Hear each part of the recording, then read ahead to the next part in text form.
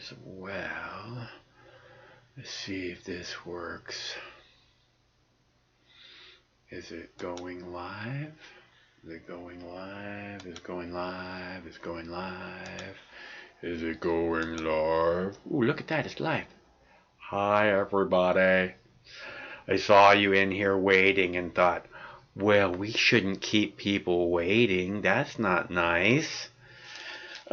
Okay, so how are you tonight? Thanks so much for tuning in. You're the people that I do this for, by the way. The ones who get here early and wait. You're my people. You're my ninjas. How are you, my little ninjas? I have a bunch of clips ready for you today. We have all the normal things that we do. We have police brutality. We have Bloomberg complete and utter failure. What the hell is this? What the hell is wrong with those people? Man, the YouTube just is horrible.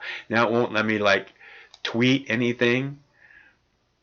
My tweeting thing won't come up. My create a post won't come up. Wow, YouTube is horrible. YouTube is horrible. Don't you know? I guess we all already know that though, huh?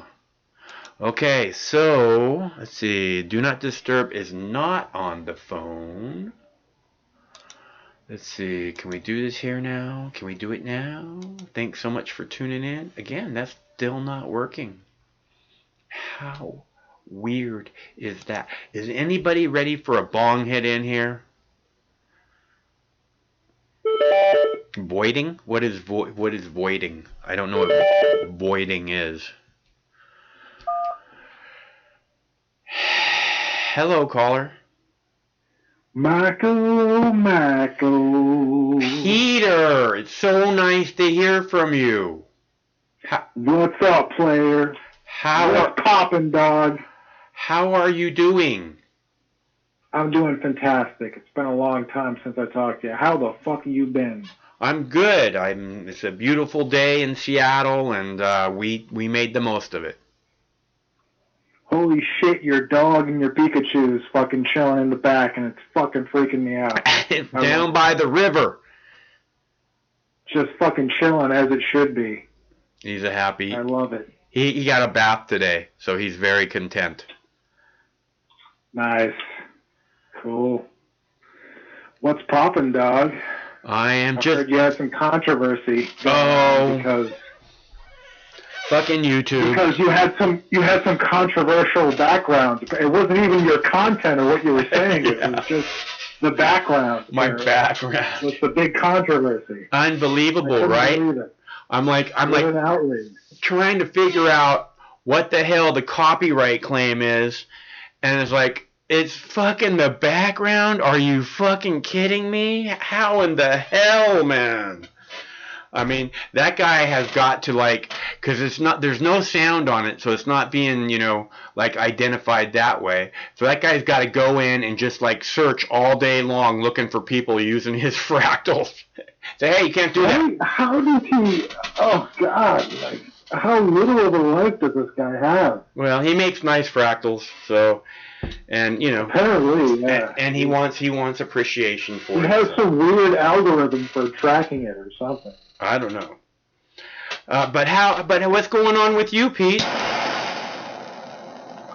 Well, not much, brother. Just hanging in there, trying to be a good boy and not drink anymore. Are you succeeding at being a good boy and not drinking? Oh yeah, I have been. Not tonight. I'm drinking tonight. But I have been being a very good boy. Still got the heart monitor strapped to my goddamn chest. Want to rip this fucking goddamn thing off. Well, it's only for another week or something, right? Yeah, a little bit longer, but my heart's fine, dude. I just was drinking too much, and no, that's pretty much all it was. I quit drinking, and everything's been back to normal. Yeah, are you still skating and exercising? I'm not not skating, it sucks because it's fucking, New England. It's, winter. yeah, dude, it sucks. Like, there's a season. Skating season's pretty much done unless you're like an indoor fucking skate park person, which I'm really not. So, but once the season's nice, I have like bike trails in my neighborhood and shit. And awesome. I love that.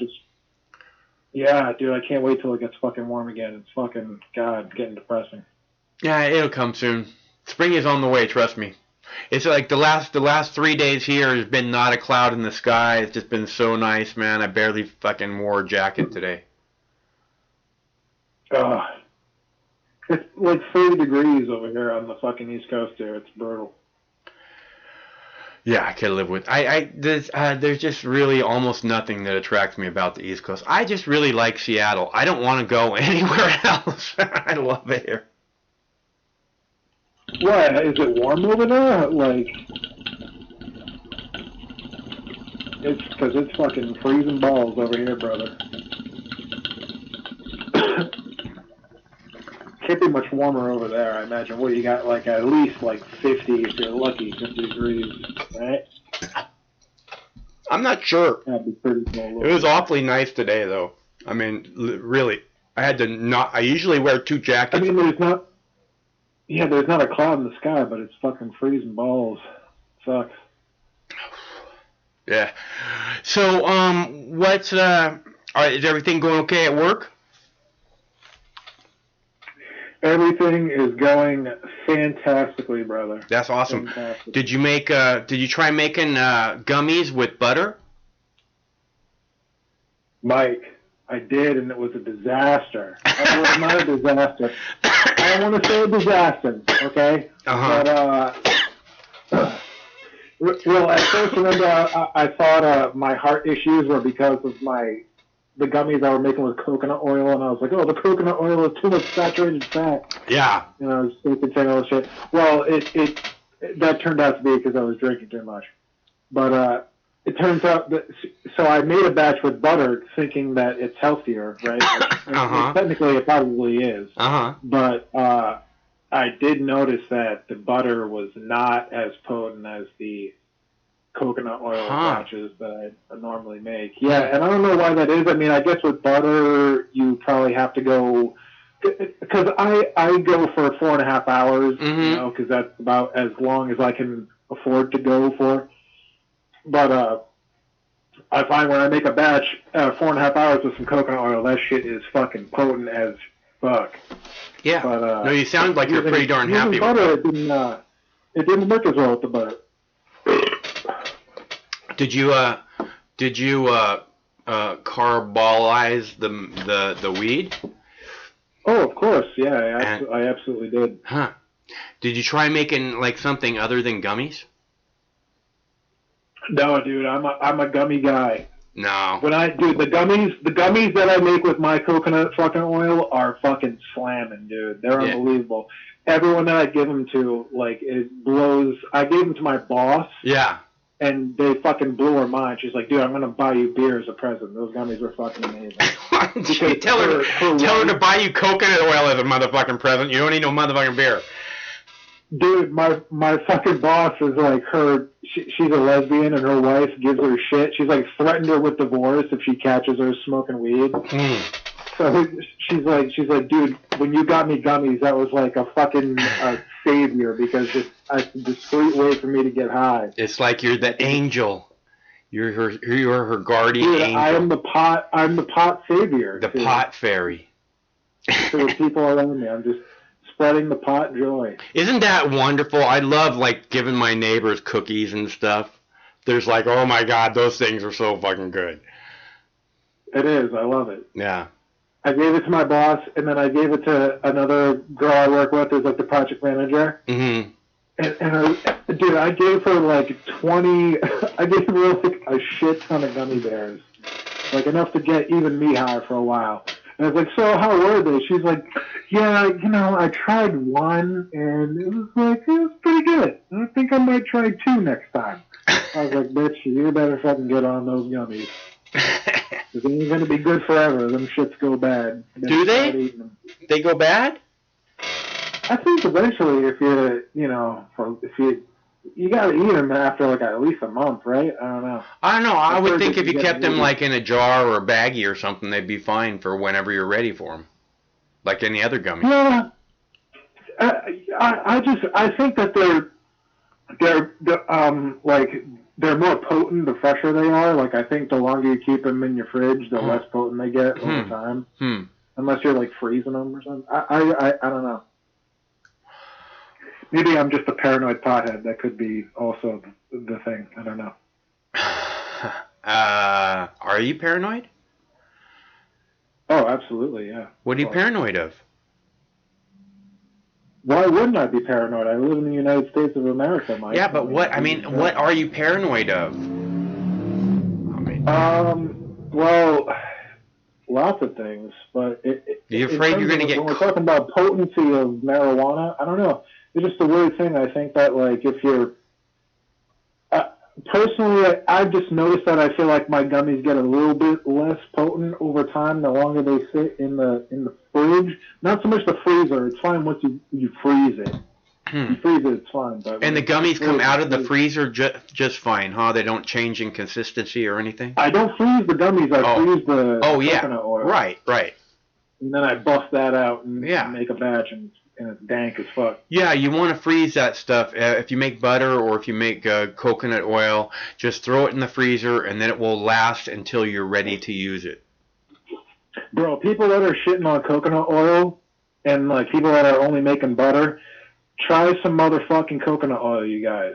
The coconut oil. Hating on it, because that shit is super fucking potent. I'm telling you, and you don't even have to cook it. You don't even have to infuse it that long. I go for 4.5 hours, and I make a batch, and that shit lasts me a long time. Coconut oil works very good. It tastes different. It has a different flavor than butter. I think. I've tried both. It has a different flavor to it. So. It does. Yeah. Go ahead. You can't, and I tried making gummies with like butter. Yeah. Like traditional butter, and it doesn't work. Well, it kind of works, but it's not quite the same. They come out way better with coconut oil. Yeah. Make some dank ass shit. Yeah, I really don't even know for sure that you can make gummies with butter. I was surprised when you said you could. You can, I did it. But it's not quite the same. They come out like the consistency is like not quite right. I don't know. Doesn't really work well with butter, but it works fantastic with coconut oil. Yeah. Beautiful. Did you make a video yet? No, I will be. Good. I tried to, like I started trying to film some shit, but I don't know. I think that this is partially why I have trouble getting the garden started, is because it's not just going and putting a seed in the dirt or whatever. It means having to set up all the lights and make sure and cameras, multiple cameras, and and then I have to grab all the video off the cameras onto the computers. Then I have to fucking edit the video, and it's just like, there's all this stuff that has to happen to make this happen. And it's already tough enough just to get a motherfucking seed and some motherfucking dirt. What's important is that you get your work done. So worry about that and not filming it. I'm just trying to do what I need to do. It's not so much do what I need to do. I'm just trying to fucking do what I say I'm gonna do, which is, I said I'm gonna come out here and do this show every day at 7 p.m. and I come out here and I do the show every day at 7 p.m. And we miss you when you're not here, Pete, so you know. Yeah, well, I try to call, and there's always someone else on the line. I gotta wait like you're fucking Howard Stern to fucking get on the goddamn line, Mike. I don't know what to tell you. I don't know. You think I should kick people off quicker if somebody else? No, I'm not saying that. I'm just saying that it's like I listen in and I'm like, oh, there's too many people on the goddamn fucking line. Yeah. It'd be nice if we had like somebody to say, "Hey, we're gonna get with you in just a minute," and and then we could somehow do that. Call screener. Yeah, it'd be nice to have that. Hey, this is Mark News. What's your name? Where are you from? Right. What's your name? What do you got to say? Well, yeah. All right, we'll put you on hold, and then Mike will get you in a minute. Yeah. And then they'd be like, dude wants to talk about growing marijuana. I'd be like, fuck yeah. We got somebody who wants to talk about marijuana. Gotta go, Pete. I mean, I don't know. It just seems like it would add a different dimension to the call taking. It would help. Chris from Texas gave his mom pop brownies. Chris, how you doing? I'd like to hear how that worked out. Have you given your mom any pop brownies or gummies? No, just my boss. Oh, why haven't you given your mom any? I did, but I think I gave them some at my very early stages. Like the first couple prototype batches that I did. Not like now where I have it down to a science. Donuts. Do you have a place where you go to get donuts, Pete? Donuts? Yeah. Not a big donut guy. Oh, not man. A big donut guy. I live in this little town that's like fucking so suburbia, and there's not a donut place here, and I fucking can't believe it, man, because it would just be like filled with people all day long, as far as I can tell. But or like a little bakery or something like that, like. I don't know. It's like, I think the thing is all the grocery stores have fake fucking donuts now, and they have you can get your cakes at all the grocery stores. I don't know. So people, I just can't believe there's not like a nice little bakery within a couple miles of my house, man. Just drive me crazy. I love bake. I thought you lived in the Seattle area. How is it? I live 10 miles from Seattle. Bro, come on. I live right next to a Portuguese bakery. Yeah. I live in Rhode Island, which is Portuguese central. Really? Real pork chops. Right on. That sounds awesome. And, yeah, they got great food. I mean, I don't know about the people so much, but their food's great. Yeah, but the girls, the girls are crazy. Yes. Yeah. Pork chops are fucking nuts, bro.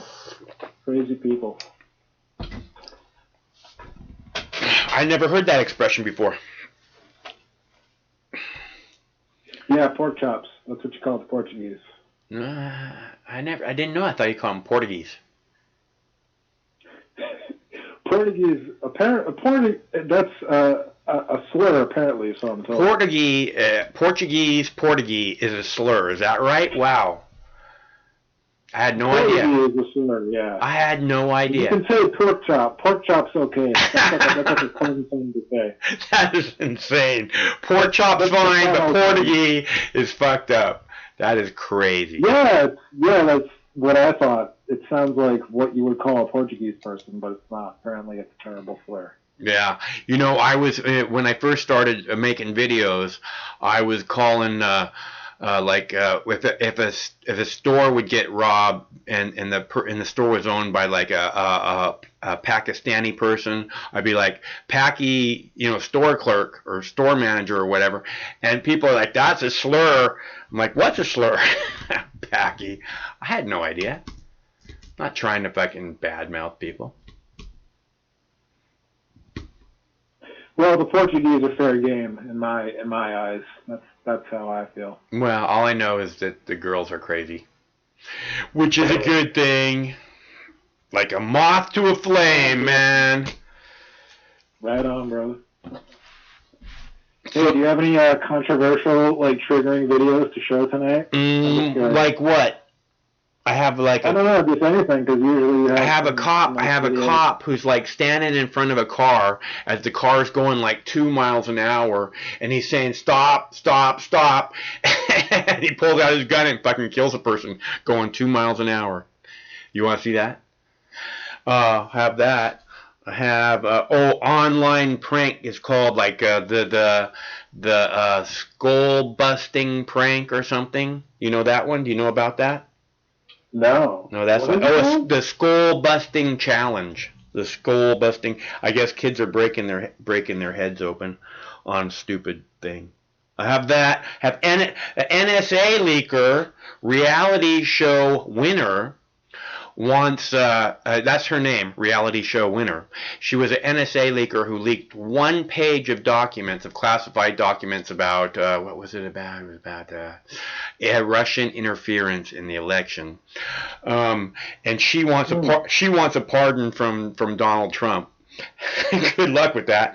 And I have a cop who was busted. Yeah, Julian Assange was supposedly just tortured. Some bullshit.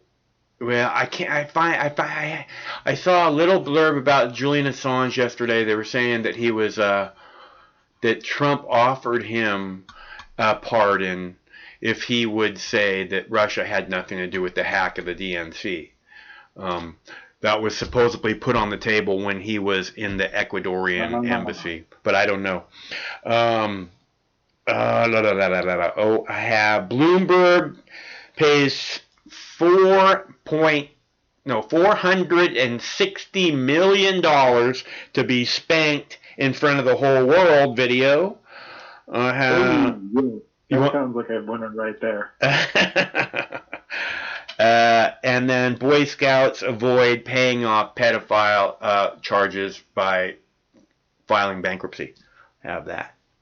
Oh, and a cop who was fucking busted for violating someone's civil rights and did 8 years in jail, wants fucking Trump to give her a pardon.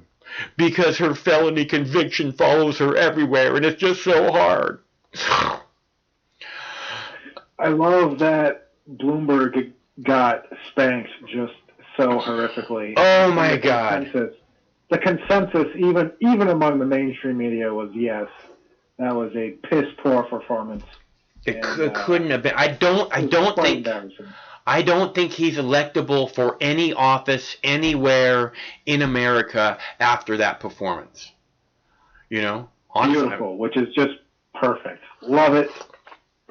I can't believe he didn't drop out. But the thing is these fucking media people, they just got him. They're blowing every bit of smoke they can up his ass to make him somehow believe that he can still make a difference in the race. You know, and as long as people are, he's just like Trump. As long as people are overinflating his ego 10 times, he's good with that room. He wants to be in that room. Yeah, the more they talk, the more they sort of, incriminate themselves and their character. And people see right through this shit. Like, it's like, and it's all the money people and the billionaires and the rich people pushing Bloomberg, and the common people see right through this shit. Like, they are just not fucking having it. And they're not fucking fooling anybody. Yeah. I don't know, and the media is just pushing this shit like they're pulling the fucking wool over everyone's eyes, and they're not fucking fooling anybody anymore. It doesn't. I mean, first it was Joe Biden. First it was Elizabeth Warren, and then people kind of came to their senses that she's already a Trump punchline. And then it was Joe Biden. Joe Biden's going to be the one who's going to rise above everybody. And then and then they fuck up the election in Iowa the best they could, and they had to give Bernie Sanders, the popular vote. But there's going to be a recount there, so we'll see what happens. It's everything they can do to try and make people. And now it's fucking Mike Bloomberg. And then before the debate, Mike Bloomberg is like just right there, neck and neck with fucking Bernie Sanders. And now they're saying, Joe Biden's 10 points ahead of Bernie Sanders in South Carolina. It's like, how can we believe any of these fucking polls? I mean, you guys have zero credibility, and you just keep going to these same people for your same phony polls that you get the answers that you want out of them. But I mean, when you look at headlines that say Joe Biden, taking the lead, and all the Joe Biden supporters in the background are like people that are like 60 or 70. Like, unenthusiastically holding up a fucking, Biden 2020 fucking sign, and they look like they're on their fucking deathbed, like they were fucking paid to be there, like they couldn't give a fuck. But then when you look at like the Bernie supporters, it's fucking the complete opposite. Like those people are fucking like, fuck yeah, Bernie. Yeah, you're like when you look at the Bernie supporters, you're like, I'd hit that, I hit that. You know what I'm saying? Those people are like foaming at the mouth, and the Joe Biden people look like they're about to fucking die. Like, I want to go home and fucking take my insulin, you know? Joe Biden, and you have to be like this crazy kind of, Hillary Clinton should have won fucking person, to believe that Joe Biden is the person that should be the next president. I mean, it's just insane. The guy has he's had the chance his whole life to make a difference for people and has done the opposite, And so why the hell would anybody want to give him another chance? I don't understand. And the establishment tried to push Biden, and he failed miserably. He's a fucking embarrassment. And they tried to push Bloomberg, and now he's the same thing. Failed miserably. and now what the fuck are they going to do? It's just they're going to keep charging. Bernie is charging through these motherfuckers. And then they must be like, what the fuck are we going to do now? Like, who the fuck are we going to throw money at now, Well, but they're going to do their best to keep that Bloomberg money flowing. They really like that flow of Bloomberg money. So, I mean, $400 million. Nobody, they can't, That's why the mainstream media isn't like, they continue to bring these polls forth where they say, well, Bloomberg still has a chance on Super Tuesday or whatever. It's just idiotic. And they keep saying, oh, well, all he's going to do is throw another $100 million at this, and that's all people will remember is his ads, not this debate, which only so many people saw, but his ads that millions and millions and millions of people will see.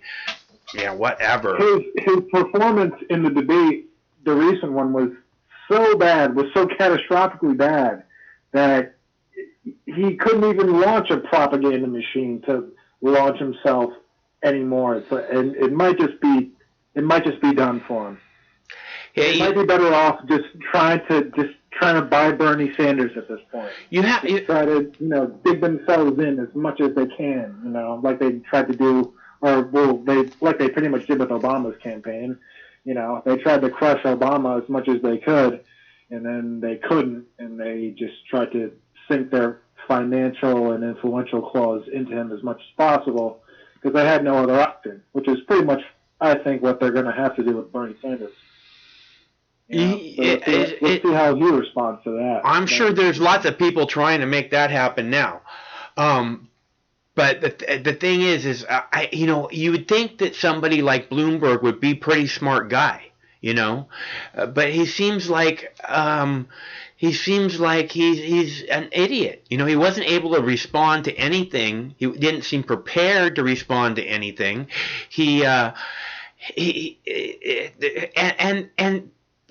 Like I said, you would think he would have just dropped out of the race, but there's these people, and they keep telling him, oh yeah, if you just spend another this, then that's all people will remember as your commercials. They won't even, so few people will have saw the debate compared to how many people will see your commercials. And, you would think a smart guy, like that, who would be able to amass such a giant fucking empire, would be able to see through the bullshit.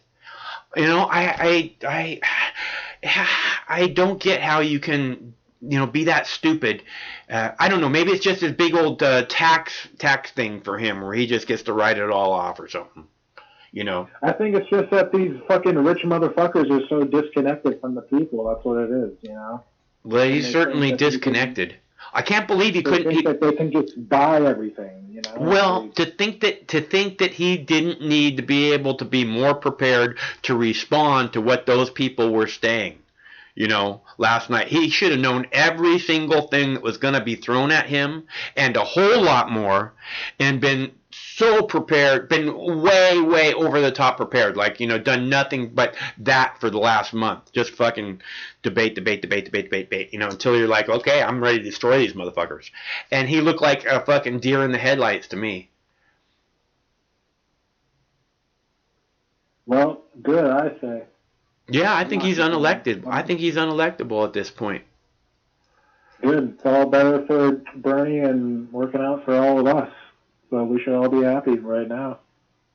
Well, looking good for the burn. Feel the burn, people. I'm really looking forward to seeing like a big poll here in the next couple days that shows Bloomberg, like Elizabeth Warren picks up 5 points from Bloomberg, and a couple points go to Buttigieg, and a couple points go, and like fucking Bernie's just standing alone, like Bernie plummets. Yeah, tomorrow's headline: Bernie plummets. Yeah.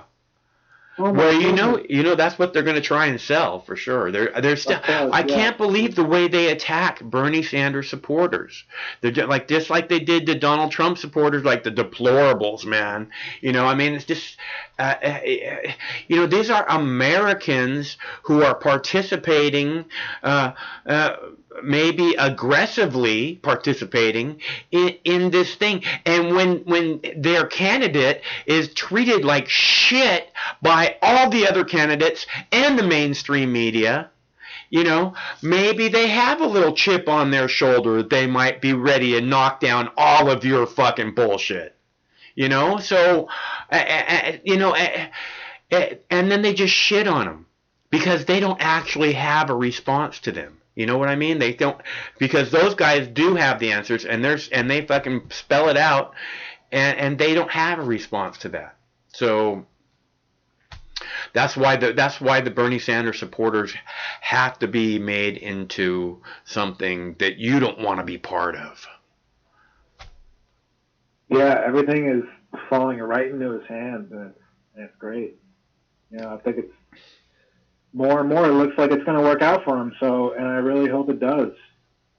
But I think the same thing is, if he does succeed, I think the same thing is going to happen to him that happened to Obama.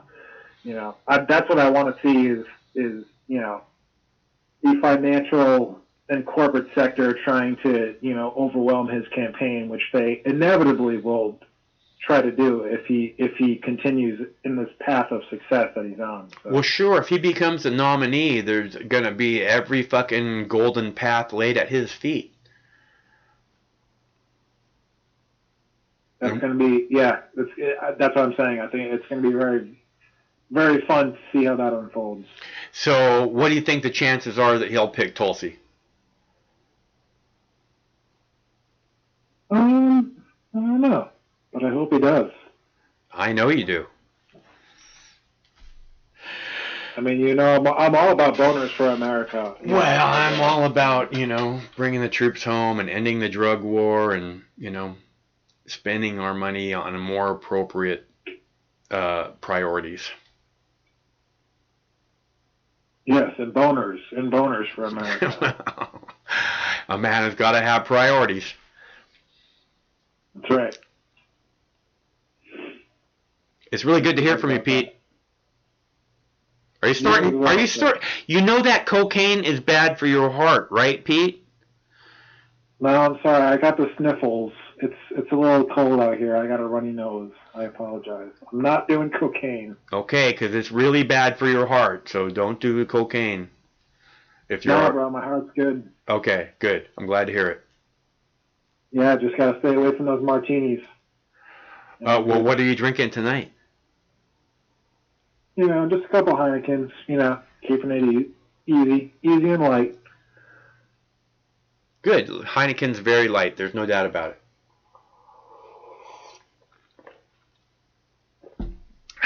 You got some rum and coke there, a little Cuba Libre, Mike? It's tea. Black tea.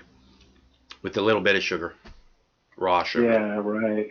Yeah, sure. You got a little rum in there? No. No. Yeah, you do. No, I do not. No one there, Santa Claus. It doesn't work for me, dude. I'm telling you, I couldn't make it through an hour show if I was drinking that glass with rum in it. I'm doing 4-hour You know, shows, so. the fucking Jack and Coke with some lime, little cute, free Cuba, right, Mike? Come on, bro. Hey, I'm What all is about it? free Cuba, but I'm not. I just can't do the alcohol, man. It's a shitty drug, Pete. You know that. Yeah, it's ruined my life. Well, not I yet, love it on the weekend. but hopefully it won't.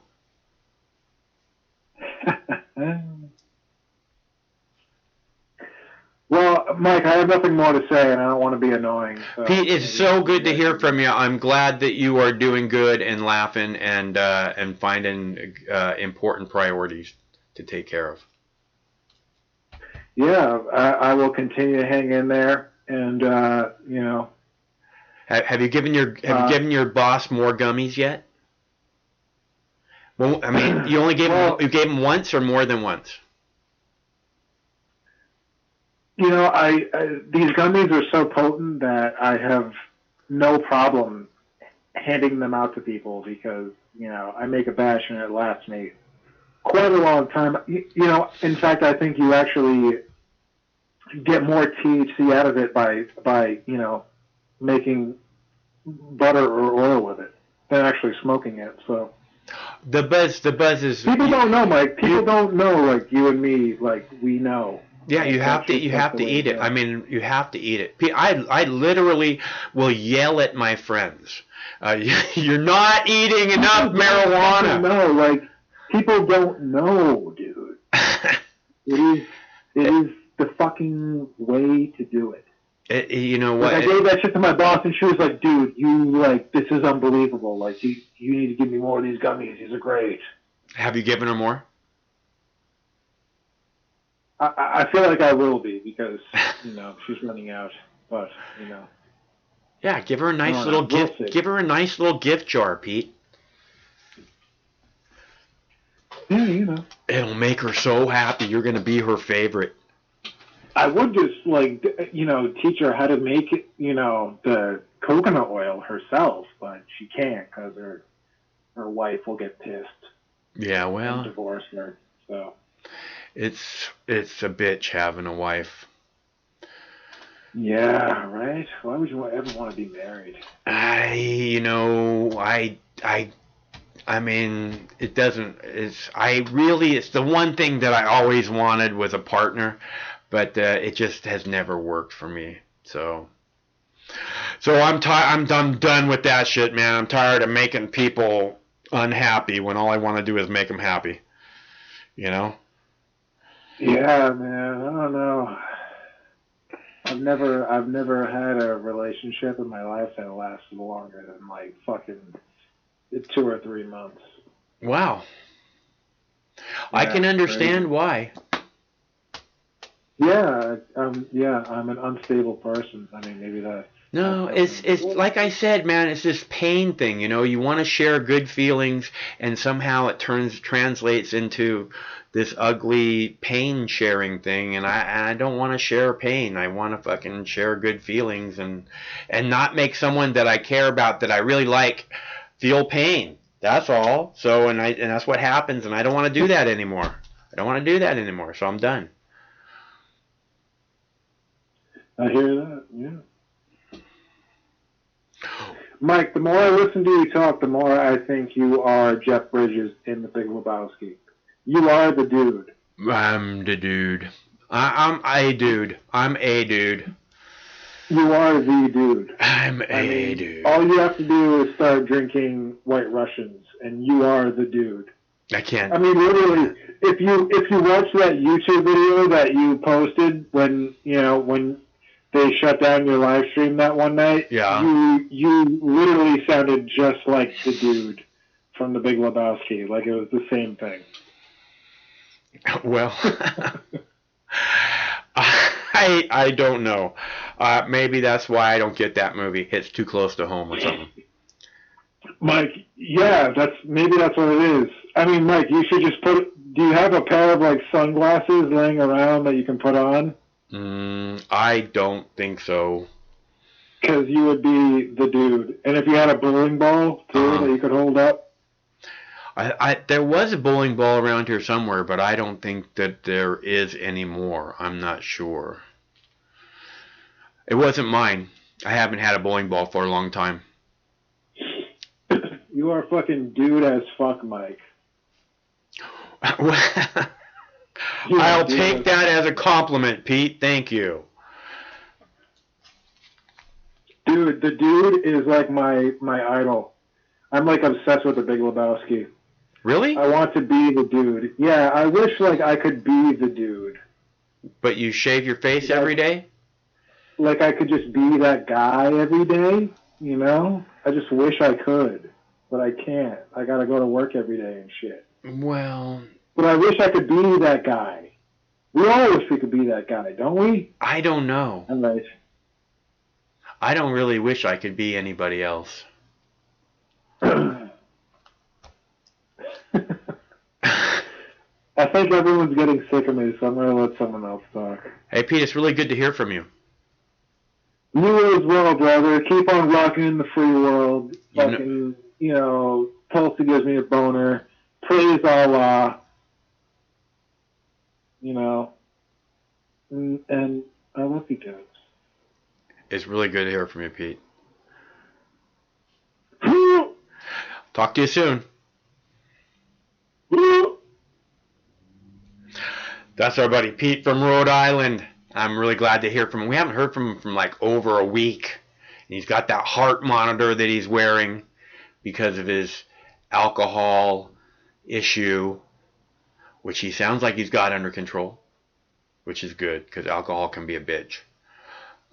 Very dangerous drug, children. Alcohol is a very, very dangerous drug. It will fuck your world. So use sparingly. Let's see. So what video was it he wanted to see? Cop wants pardon. Oh, the online prank. The skull bashing prank. Or no, the skull basher challenge. You guys, have you seen the skull basher challenge? Are you ready to see the skull basher challenge? I can play that video now. The skull basher challenge. Which one's that? Where's that at? There it is. Skull basher challenge. You want to see it? Alright. Man, it's the second time that car went by. You guys can hear that car, right? Fucking loud. I have no idea what car that is, but that sounds really tight. Alright, here we go. First clip of the night is clip number 3. The Skull Basher, online Skull Basher Challenge. One of the more disturbing trends you're going to see on TikTok is called the Skull Breaker Challenge. It's a lot like the name suggests. Watch.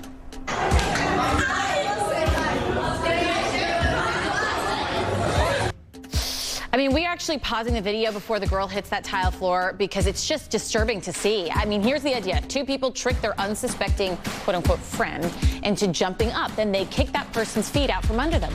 Then they land on their backs, in some cases their heads. A mom in Alabama said her 12-year-old broke his wrist when it happened to him. This challenge, it looks just like kids jumping. So you don't know it's going to happen until the aftermath. The purpose of it is for them to fall backwards. That's why they call it skull breaking.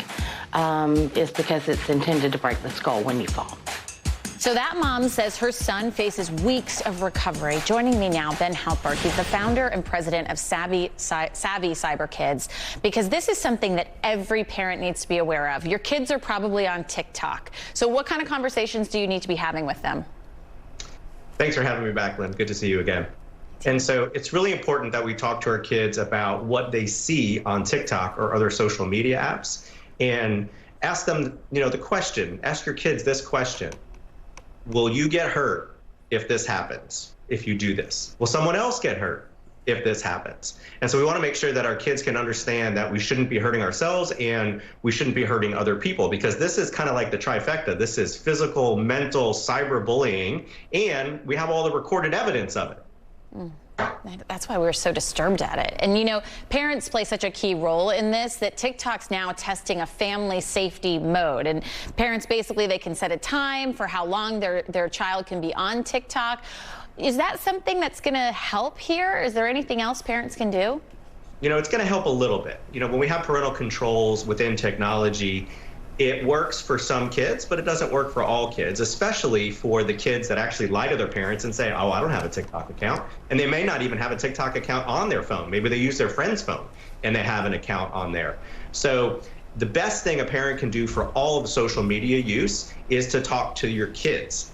Parents need to talk to their kids. And so every day on social media, every day during the week, we put out conversation starters on Savvy Cyber Kids, Facebook, Twitter, LinkedIn, and Instagram pages, so that you as a parent have something that you can start a conversation related to technology with your kids. You have to talk to them about making good decisions with their tech. That's the most important thing, Ben Halpert. Thank you so much for your great advice. As always, we appreciate it. Thanks, We're back after this.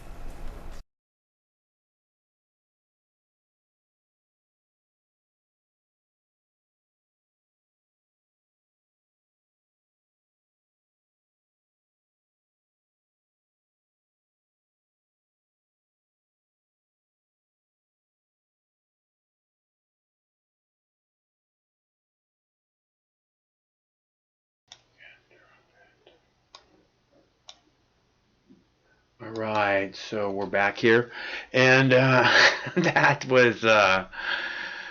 was completely retarded, right? So, but I thought it was, I thought you should see it. I don't know why people would want to do that to their friend, you know. And I feel bad for you if you have friends like that. It's like some kind of fraternity thing, you know, prank.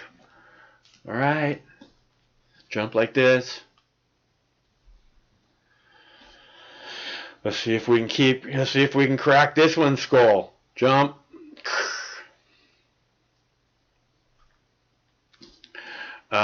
Okay, so the line's open, and it's 805-669-6397, right? 805-669-6397.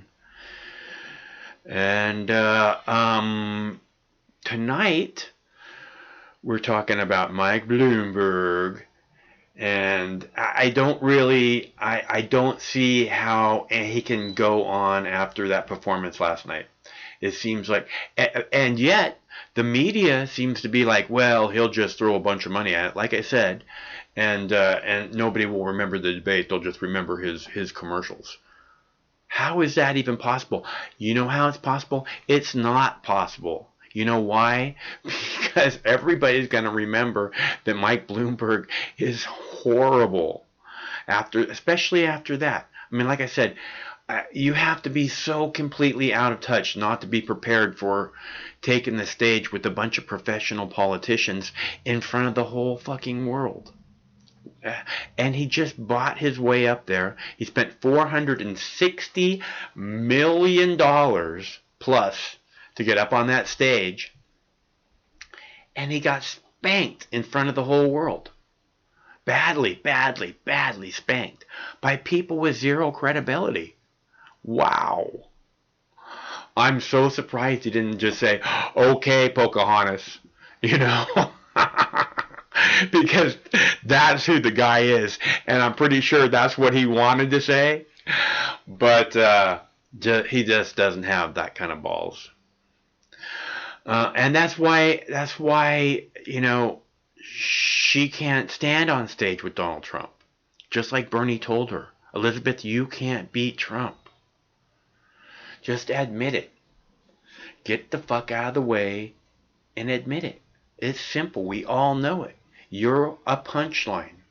And all he's going to do is say, okay, Pocahontas, and remind everybody that you have zero credibility. You know, and you used to be a Republican just like Mike Bloomberg until you decide to run for office. And then it became politically advantageous for you to be a Democrat. So, just like when you were Native American and it was politically advantageous for you to be that. So I'm going to play another clip since no one's calling. I have the clip from Tucker tonight where he was talking about how Bloomberg spent all that money just so he could get spanked in front of everybody. Which one's that? Tucker. It's clip 5. I'm going to go heat up my tea. But for now, right back. Now, here's the question. What can you buy with $460 million? Well, of course, you could buy a lot of things. You could buy a Boeing 747 if you wanted one. You could build an entire NFL stadium. You could get a pack of peanut M&Ms for every single person in this country. Or you could take all that money and use it to get humiliated by Elizabeth Warren on national television. And that's what Michael Bloomberg did last night. Maybe on some level, he enjoyed it. We don't want to speculate here, though Bloomberg wouldn't be the first rich liberal with unusual personal tastes. But either way, Warren was happy to play along. You've probably already seen the clips already, but this is one of those exchanges worth replaying again and again and again. Elizabeth Warren just spanked him like the bad little billionaire he is, vigorously. Watch. I'd like to talk about who we're running against. A billionaire who calls women fat broads and horse-faced lesbians. And no, I'm not talking about Donald Trump. I'm talking about Mayor Bloomberg. Democrats are not going to win if we have a nominee who has a history of hiding his tax returns, of harassing women, and of supporting racist policies. Democrats take a huge risk if we just substitute one arrogant billionaire for another. You wonder how often Bloomberg pays to get yelled at like that. Pretty expensive role-playing. At one point, Mistress Elizabeth even forced Bloomberg to admit he wouldn't allow estranged female employees to speak honestly about their time working for him. Watch. He has gotten some number of women, dozens, who knows, to sign non-disclosure agreements, both for sexual harassment and for gender discrimination in the workplace. So, Mr. Mayor, are you willing to release all of those women from those non-disclosure agreements so we can hear their side of the story?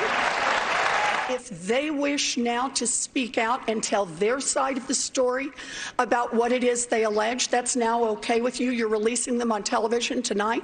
Senator, no. Holy smokes. Makes you wonder about Elizabeth Warren's husband back home. Remember when she revealed that she was the one who asked for his hand in marriage? He said yes, of course. It was an offer he couldn't refuse. In the face of a woman like that, Mike Bloomberg just crumbled. Suddenly, he didn't look like one of the world's richest men. He looked old and weak. Warren rattled him so completely, Bloomberg could barely function. He couldn't explain his own candidacy. He made apologies for his record. At one point, Bloomberg bragged about cutting New York City's crime rate in half and then almost instantly disavowed the policy that made it possible. Well, if I go back and look at my time in office, the one thing that I'm really worried about, embarrassed about, was how it turned out with stop and frisk. How bad was it?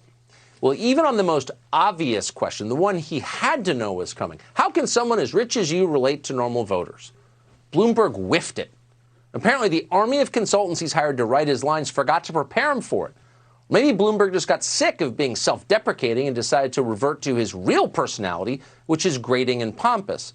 Either way, his answer sounded suspiciously like boasting, because when you're as spectacularly successful as Michael Bloomberg is, April 15th isn't like most people's April 15ths. You don't use TurboTax. Fortunately, I make a lot of money, and we do business all around the world, and we are preparing it. The number of pages will probably be thousands of pages. I can't go to TurboTax. Oh, but it didn't get better from there.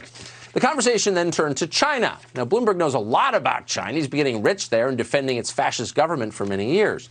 He censored his own news organization to protect that country's corrupt leadership.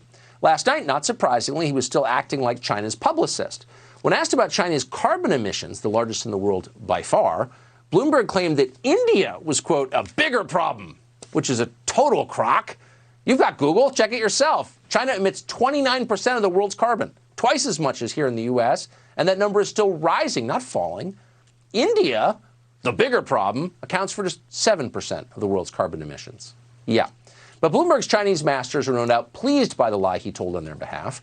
By the end of the night, Bloomberg had failed so completely, so utterly, that his odds of winning the Democratic nomination dropped by a third on the betting site predicted.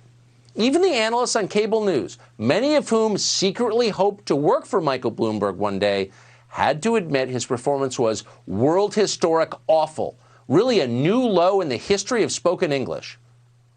Gloria Borger, what's the big headline? Bloomberg was awful. This was a disaster for Bloomberg. They tore the skin off him yesterday, last night in Las Vegas. I thought it was a very bad night for him. He's probably doubling the salaries of his staff who want to go into the spin room, because I wouldn't want to go in there and defend him after the night that he had. It was a devastating introduction to Mike Bloomberg, for Mike Bloomberg, to a lot of America. Bloomberg went in as the Titanic, billion-dollar machine Titanic. Titanic, meet iceberg Elizabeth Warren. There's no question that she could go toe-to-toe with Trump. She left Bloomberg in a puddle on that debate stage. All true, for once. Bloomberg ate it last night. But here's the question. Does it actually matter? That's what we're thinking about. And the answer is it doesn't really matter. Bloomberg hurt him, but she didn't help herself much. Not a single person watching last night wants to listen to her for the next 4 years. Gosh. Meanwhile, Bloomberg is still enormously rich, and he's still blanketing daytime television with his ads. Far more Americans will see Bloomberg's commercials than watched last night's debate. That's just the truth of it. So for all the highly entertaining moments, the debate didn't really change the race. Bernie Sanders is still the frontrunner this morning, hard as that is to believe. And if anything, Sanders is becoming less impressive as he rises in the polls. Last night, for example, Sanders lamely tried to claim that his famously aggressive online supporters, the one who are supposedly harassing opponents on Twitter, might actually be secret Russian agents trying to sow discord in the Democratic Party. Sanders said that on stage. Unfortunately, people running the debate were too dumb to notice it, so nobody asked a follow-up question, and we're all the poorer for that. Meanwhile, the various Democratic also-rans spent their evening savaging each other. Boy, did they. Amy Klobuchar, who's supposed to be Midwestern and nice, took a ball-peen hammer to Lego candidate Pete Buttigieg. Watch this. You're staking your candidacy on your Washington experience. You're on the committee that oversees border security. You're on the committee that does trade. You're literally in part of the committee that's overseeing these things. And we're not able to speak to literally the first thing about the politics of the country to ourselves. Are you trying to say that I'm dumb, or are you mocking me here, Pete? I wish everyone was as perfect as you, Pete, but let me tell you what it's like to be in the arena. I'm actually so proud of the work I've done on immigration reform. And you know what? You have not been in the arena doing that work. You've memorized a bunch of talking points and a bunch of things. Wow. So that was real. She clearly hates him. And good for her, by the way. He's awful. He's the fakest guy in the race. Not that it matters. Neither one of them is going anywhere in the end. By the end of the night, things got so fractious on stage, they couldn't even agree to unite behind the candidate who got the most votes. Think about that for a minute. These are the same people who are always lecturing you about how the Electoral College is racist, and all that matters is the popular vote. But of course, they never meant that. The only person who means it is Bernie Sanders, and the only reason he means it is because in this case, he's the only one who can benefit from that standard. At this point, it's hard to see how anybody gets the majority of Democratic primary votes, but Sanders is still likely to have the most at the end. So in a typical year, that would make Sanders the Democratic nominee, but that's not the case this year. So who wins? Who's the nominee? That's something our friends in the Democratic Party are going to have to figure out at their convention in Milwaukee 4 months from now. And good luck with that.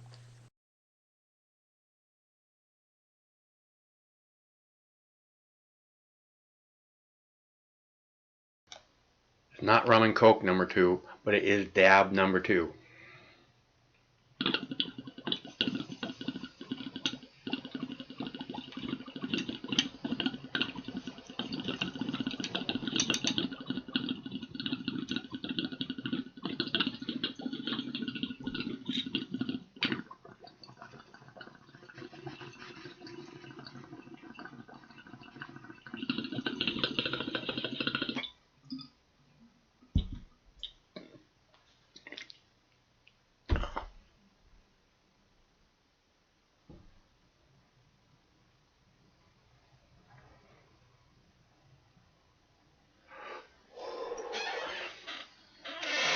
just in case anybody's keeping track. Dab number 2.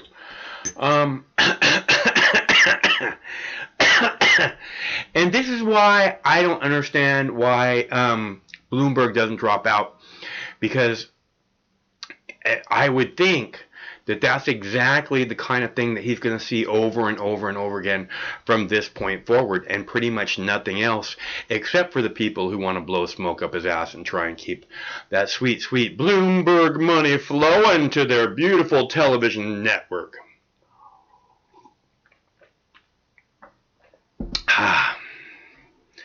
See the bowling ball over there, Pete? You see the bowling ball? Craig went and found a bowling ball. So he's saying something about he's looking for the dude. He's like, I'm going to go find the dude. Here's the bowling ball. I'll get him. So anyways, we got that. And I think, I don't know, what kind of moron tried to get Bloomberg to think that he was electable, or that he's the best way to put, if Bloomberg is an intelligent person, then he knows that he can't get elected. He knows that he can't beat Trump because it's just 2 billionaires up on the stage, and it's there's no real choice there, and Trump's going to be way more entertaining than Bloomberg, obviously, if last night was any kind of a display of what Bloomberg has to offer, right? So Trump wins hands down. So it's like this has to be another one of these Democratic ploys. Where are you going? Where are you going? What'd I tell you? I told you to stay up there. Has to be another one of these Democratic ploys that's trying to keep Bernie Sanders from getting the appropriate number of delegates, or I should say the needed number of delegates to be able to be the nominee. So, I mean, anything they can, so they bring in this guy who has enough money to maybe be able to buy a few delegates. Certainly, he's been able to buy some super delegates, according to what Chris was saying. Chris from Olympia was saying last night. And everybody wants that Bloomberg money if it's available. So they're going to do everything and say everything they can to keep it flowing. They're going to put out polls that try and make him believe somehow that he is like the not the front runner, but right up there with the other people at the top. But it's just bullshit. I mean, especially after that performance last night, he's done. So it's time to move on, Bloomberg, and see the light of day. Smell the coffee. Whatever it is that you billionaires say to each other, wake the fuck up, man. So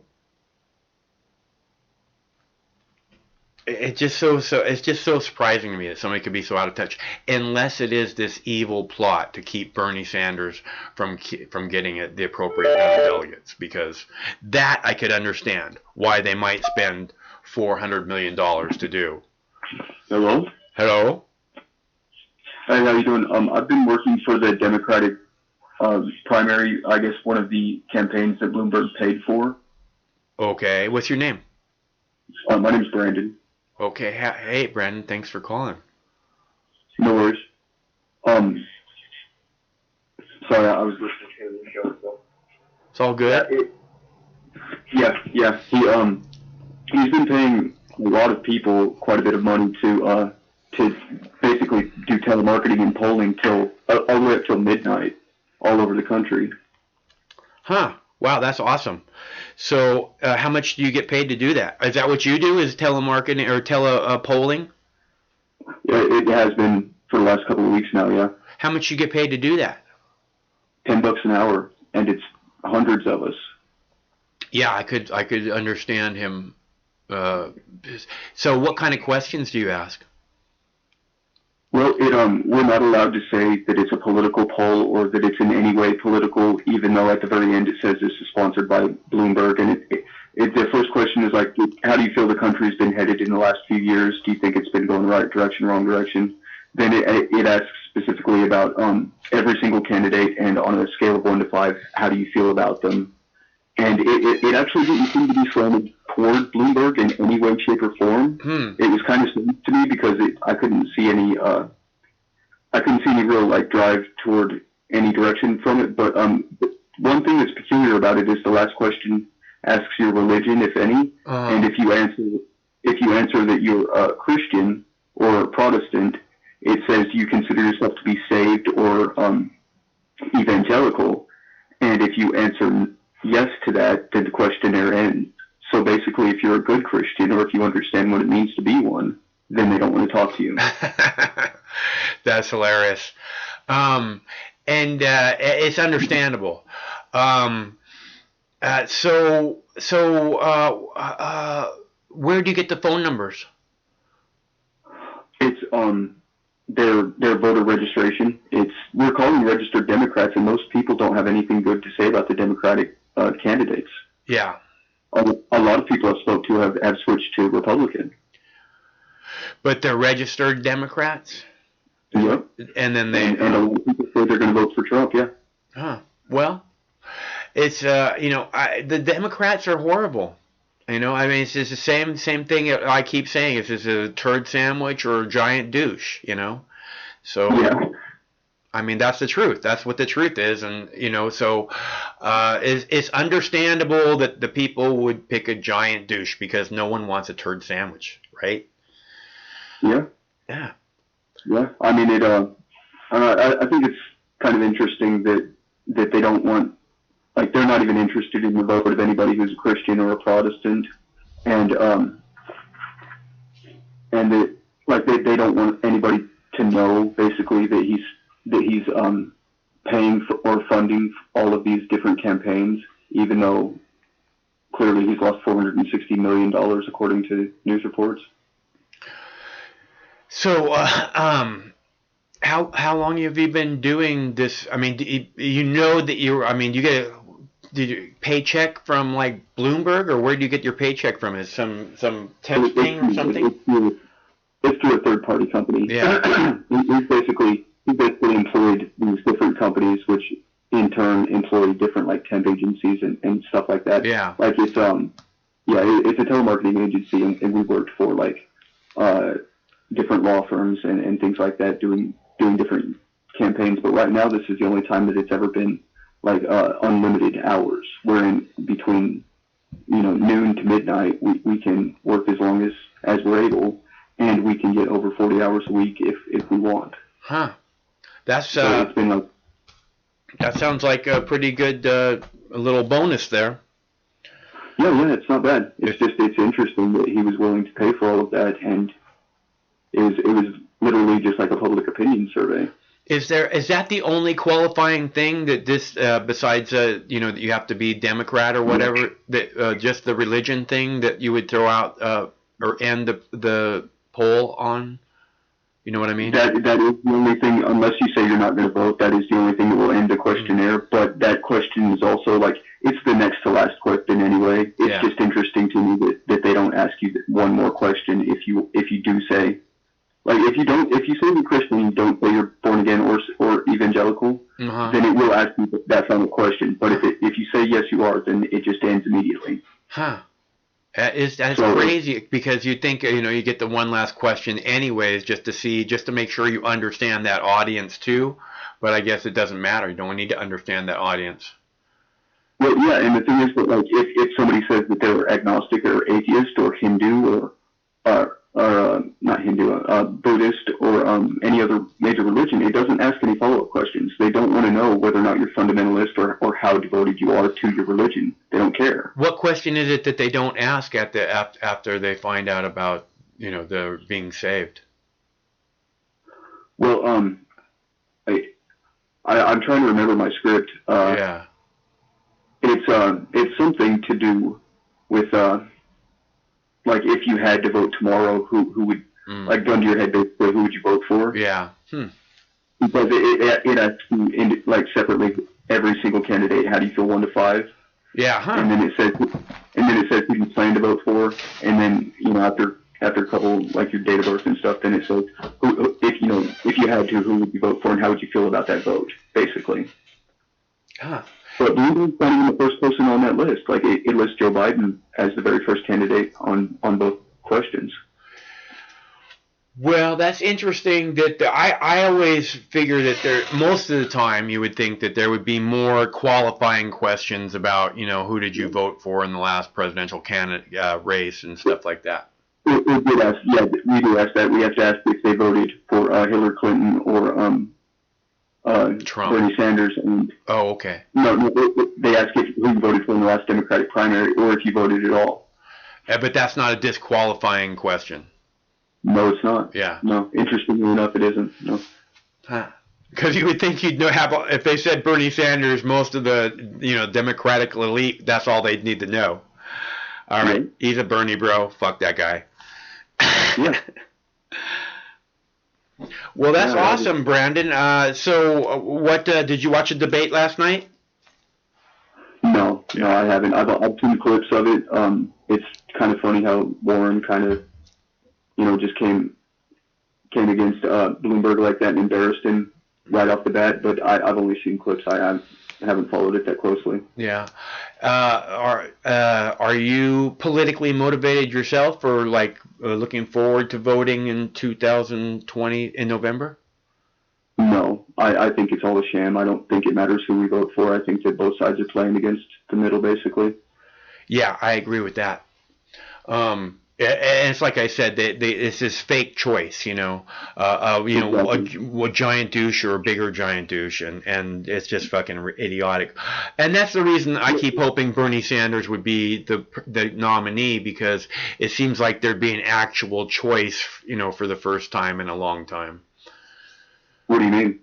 Well, Bernie Sanders is, a socialist, self-described socialist who has, from day one, always talked about and seemingly fought for the working class people, and Donald Trump is born with the golden spoon in your mouth, New York douchebag billionaire. It's a pretty big difference. And in my opinion, the truth is that if you put Amy Klobuchar on stage next to Donald Trump, there's not really that big a difference. I mean, she's not a billionaire, but she's still like a dirty cop. I mean, she's a prosecutor, and she's not, she does what prosecutors do, which is lie and fucking cheat people that are innocent out of fucking, not having a record. And that kind of people is the last people we need. And that's a lot like Donald Trump. He lies and cheats, and, so she'd be a lot like him. And I'm Bloomberg, that's just fucking idiotic. So it's like what I'm saying. I love Tulsi Gabbard, and I think Andrew Yang is also different, but everybody else would be kind of. What's that? He's very moderate for being a leftist, I guess. Yeah. I think Andrew. I'm just saying that they're different. They're not like those other people, the professional politician class, and basically I see everybody else besides Bernie Sanders, Tulsi Gabbard, Andrew Yang as we just want to keep these wars going for as long as we possibly can, and and keep that gravy train war profiteer money coming, and wouldn't it be incredibly dangerous to vote even a Democratic socialist into office? For why? Well, because he's a socialist, because he believes in equality of outcome, not equality of opportunity. I don't know that that's what he believes. Look, I know that he wants to do some things like end the drug war. He wants to, he wants to. What's that? What would that look like, though? Does that mean to decriminalize all drugs? Well, it would mean, well, there'd be a lot of regulation of harder drugs, but I think that would be, he's going to the first 100 days.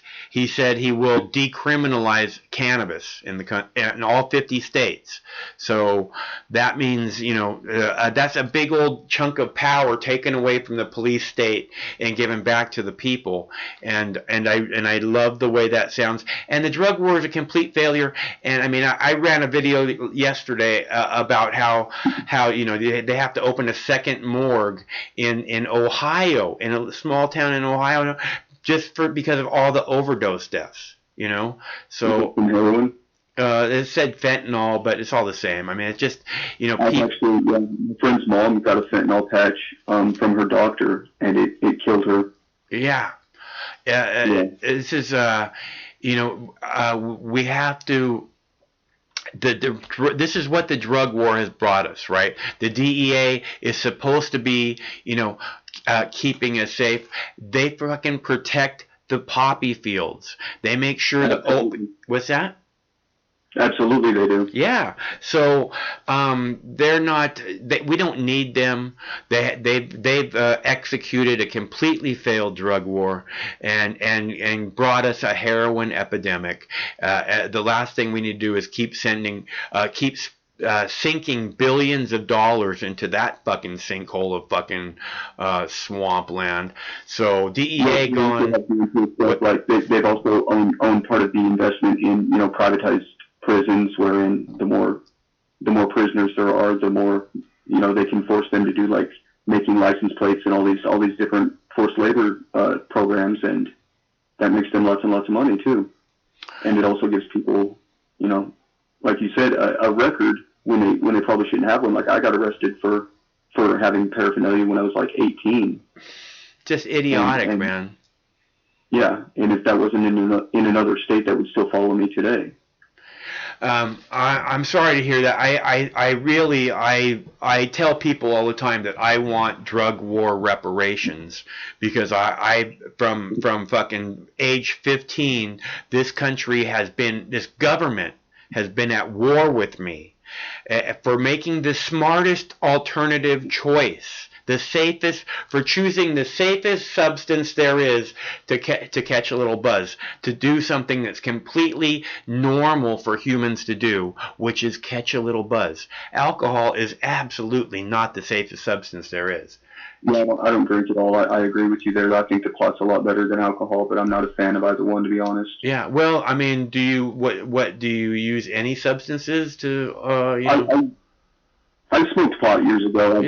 This stuff's completely different now from when I smoked it in high school. Huh. And I was going to ask you, how are they going to regulate hard drugs like heroin or like meth or? You just look. You put it at the party store, and if that's what people want, that's what people want. Because it doesn't work to fucking put it in somebody's house where fucking 12 and 14-year-olds might go. Okay, so you put it at the party store if that's what people want, because it's not stopping anybody from getting it now. At least we know that they're getting a product that's not somehow tainted and unsafe and is going to kill a bunch of people. Because fucking the truth is, for a long time, heroin addicts have lived, for years and years and years and years. They lived long time. Just like alcoholics, they live a long time, but then they whatever. But all I'm saying is, if it was safe, and the truth is, and when you look at it in Portugal, right? In Portugal, they legalized all drugs, and like heroin use went down almost immediately, like 50%. That's what I was about to bring up. I did read about that, and their economy boomed after like 11 years. Because we don't need all this police state. This police state has held down our country. It's affected. When I say drug war reparations, this drug war has hurt every single American and South American and Canadian, and it's a load of bullshit. And really everyone around the world, because we pushed the drug war. We went to the UN and we said we passed resolutions that said you cannot get any UN or funding from the aid funding from the United States if you don't outlaw all drugs, including cannabis. Okay, so, and we made that happen everywhere around the world. That's what the U.S. government demanded. So it's a load of bullshit, and it's brought us a heroin epidemic, and we deserve better. And Bernie Sanders, I mean, he literally says the so-called war on drugs. We will end the so-called, because he knows it's not a war on drugs. The drugs flow freely. They're all over the street. Anybody who wants meth, anybody who wants heroin is having no problem finding it. So that's true. It's a war on the people, the good people of America, of the United States, and the world, as I just said.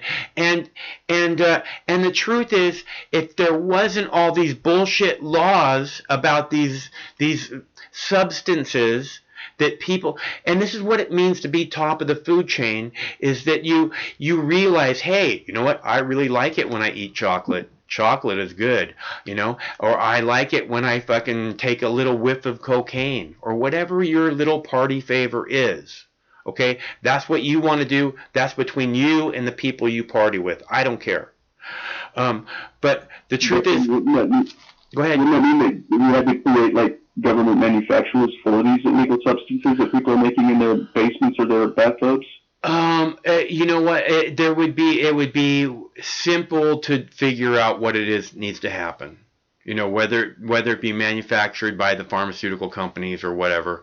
You know, it would be really simple to find out how it is we want to make that happen. Or actually, the government would tell us how they want to make it happen. So whatever, as long as people aren't going to jail for it. And here's the deal: the real factor is that you take all right. Colorado sold $1.7 billion in cannabis in 2019. Okay, yep. That money would have gone to at least some of it would have gone to violent criminals and crime gangs. Okay, so you take all that money away from violent criminals and crime gangs, and guess what? They don't have the ability to fucking be a gang anymore, because they don't have the money and the funding, and they can't buy the weapons, and on and on and on. So you take all that money out of the, you know, you just basically you end like 75% of crime. Okay, and if you end 75% of crime, how can that not be a wonderful thing? And as I was saying, you take these people who otherwise would just be law-abiding citizens, and you change them into criminals. That's the worst part. You know, as I was saying, I started smoking weed when I was 15, and I became a criminal then, by this government's eyes, by this government's standards, by this government's Justice Department. And I always had that hanging over my head, that at any moment that fucking boot can fall on my fucking neck, and that's it. You know, and it has fallen on my neck. And, you know, and it's a horrible boot. It's like you said, you got for fucking paraphernalia. Brandon, right? Yeah. Brandon. Yeah, I was in a rope truck on the way back from a job in Texas, working on an oil rig, and my boss got us pulled over, and they yanked us all out of the truck, and I got arrested I didn't get arrested, but I got charged with having a pipe in my pocket, and I was 18. In Texas. And other than that, I've never robbed anybody. I've never stolen anything. I wasn't a criminal. I was at fucking work. Right. And yeah, I agree with you completely. Yeah, no, it's. I mean, there's no reason that the government should change good law-abiding citizens into criminals. It does nothing for our society except for create a heroin epidemic. And we could handle that easily, you know, if we took all the money away from the criminals, you know, and we had all that extra money to like fund what needs to happen for the people who need help, you know. Yeah, go ahead. Have you ever heard of Chip Tatum? He gave a really, really interesting interview on it's on YouTube, and he like washed up dead a couple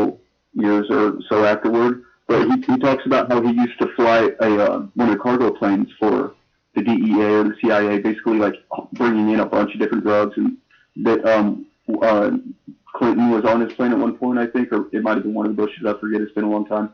But it's like it's a long interview, but it's unbelievably interesting. It's on YouTube. His name is Chip Tatum. Yeah, that sounds like there's a Tom Cruise movie called like Made in America. Is that what that movie's called, Craig? Made in America? I think that's what it's called. And it's all about running cocaine into the United States for the CIA under Clinton's watch. Yep. I think it's under Clinton's watch. In Arkansas, when Clinton was their governor, there's all kinds of stories alleging that they were flying stuff in there, and 2 boys wound up dead because they saw a shipment being dropped off or whatever. Mm-hmm. I mean, there's a whole documentary about that. American Made. American Made. That's the name of the movie. American Made. I'll have to watch that. Yeah, it's pretty good. They were talking about how they were. Tom Cruise goes and he sets up like a whole air base in Arkansas, I think. Yeah, when I think it starts off when he's governor and then he becomes president. So he's all like he was like a CIA boy before he got to the White House.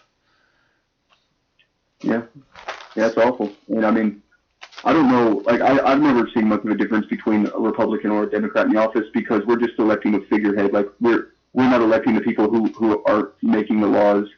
I mean, not with the presidency anyway, but, like, it's mainly the people who, are the lifelong, unelectables that basically tell him what to do, like the people who convinced him to do that bombing in Syria and all that different stuff, like the people who are, working behind the scenes and manipulating what the president does and is able to do.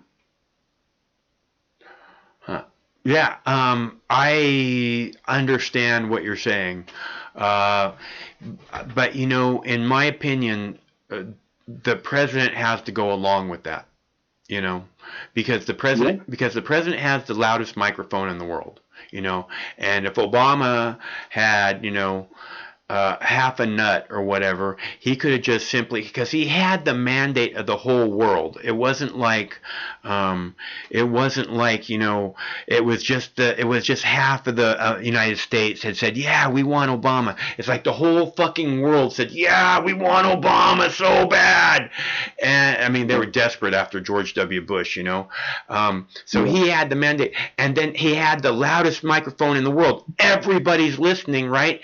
So he just had to step up to the microphone and be a man and say, the CIA has threatened to kill me and my children if I tell you that your government is lying to you about 9/11. And of course they would have fucking swept him away or whatever and killed him, but if they did, we all would have known that it was the CIA who did it, and if they, what would we do about it? What's that? What would we do about it if that happened? I mean, Ted Gunderson did that for over a decade, and he still died of arsenic poisoning. Hardly anybody even knows who he is. Well, I see. That's the thing, is everyone would know who Obama was. The whole world was watching. So I don't know what we would do, but hopefully we would say, we're done here. We have to start over, because that's where we're at right now. And that's, I think, why Bernie Sanders and Donald Trump are have been so, popular, because they're like, we don't want any of these professional politicians, although that is what Bernie Sanders is. All the professional politicians, all the other politicians say he's not one of us. So that makes him not one of them, Personally, I don't care if it's a politician. I just don't want somebody in office who's willing to sell out the country. Well, you know what I mean? Like, I'm just looking at people who are willing to betray everybody else in the country for their own benefit. I'm sick of the wars, man. I'm sick of, look, this drug war's got to end, and I don't care who the fuck we got to elect to make it happen. And Bernie Sanders says he's going to make it happen. So let's get on this thing while we have that option, because we know damn well Amy Klobuchar ain't going to make it happen.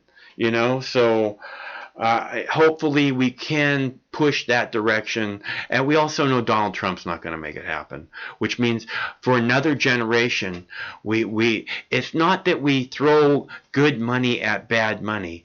It's that we ruin people's lives for doing something that 1,000 generations before them did.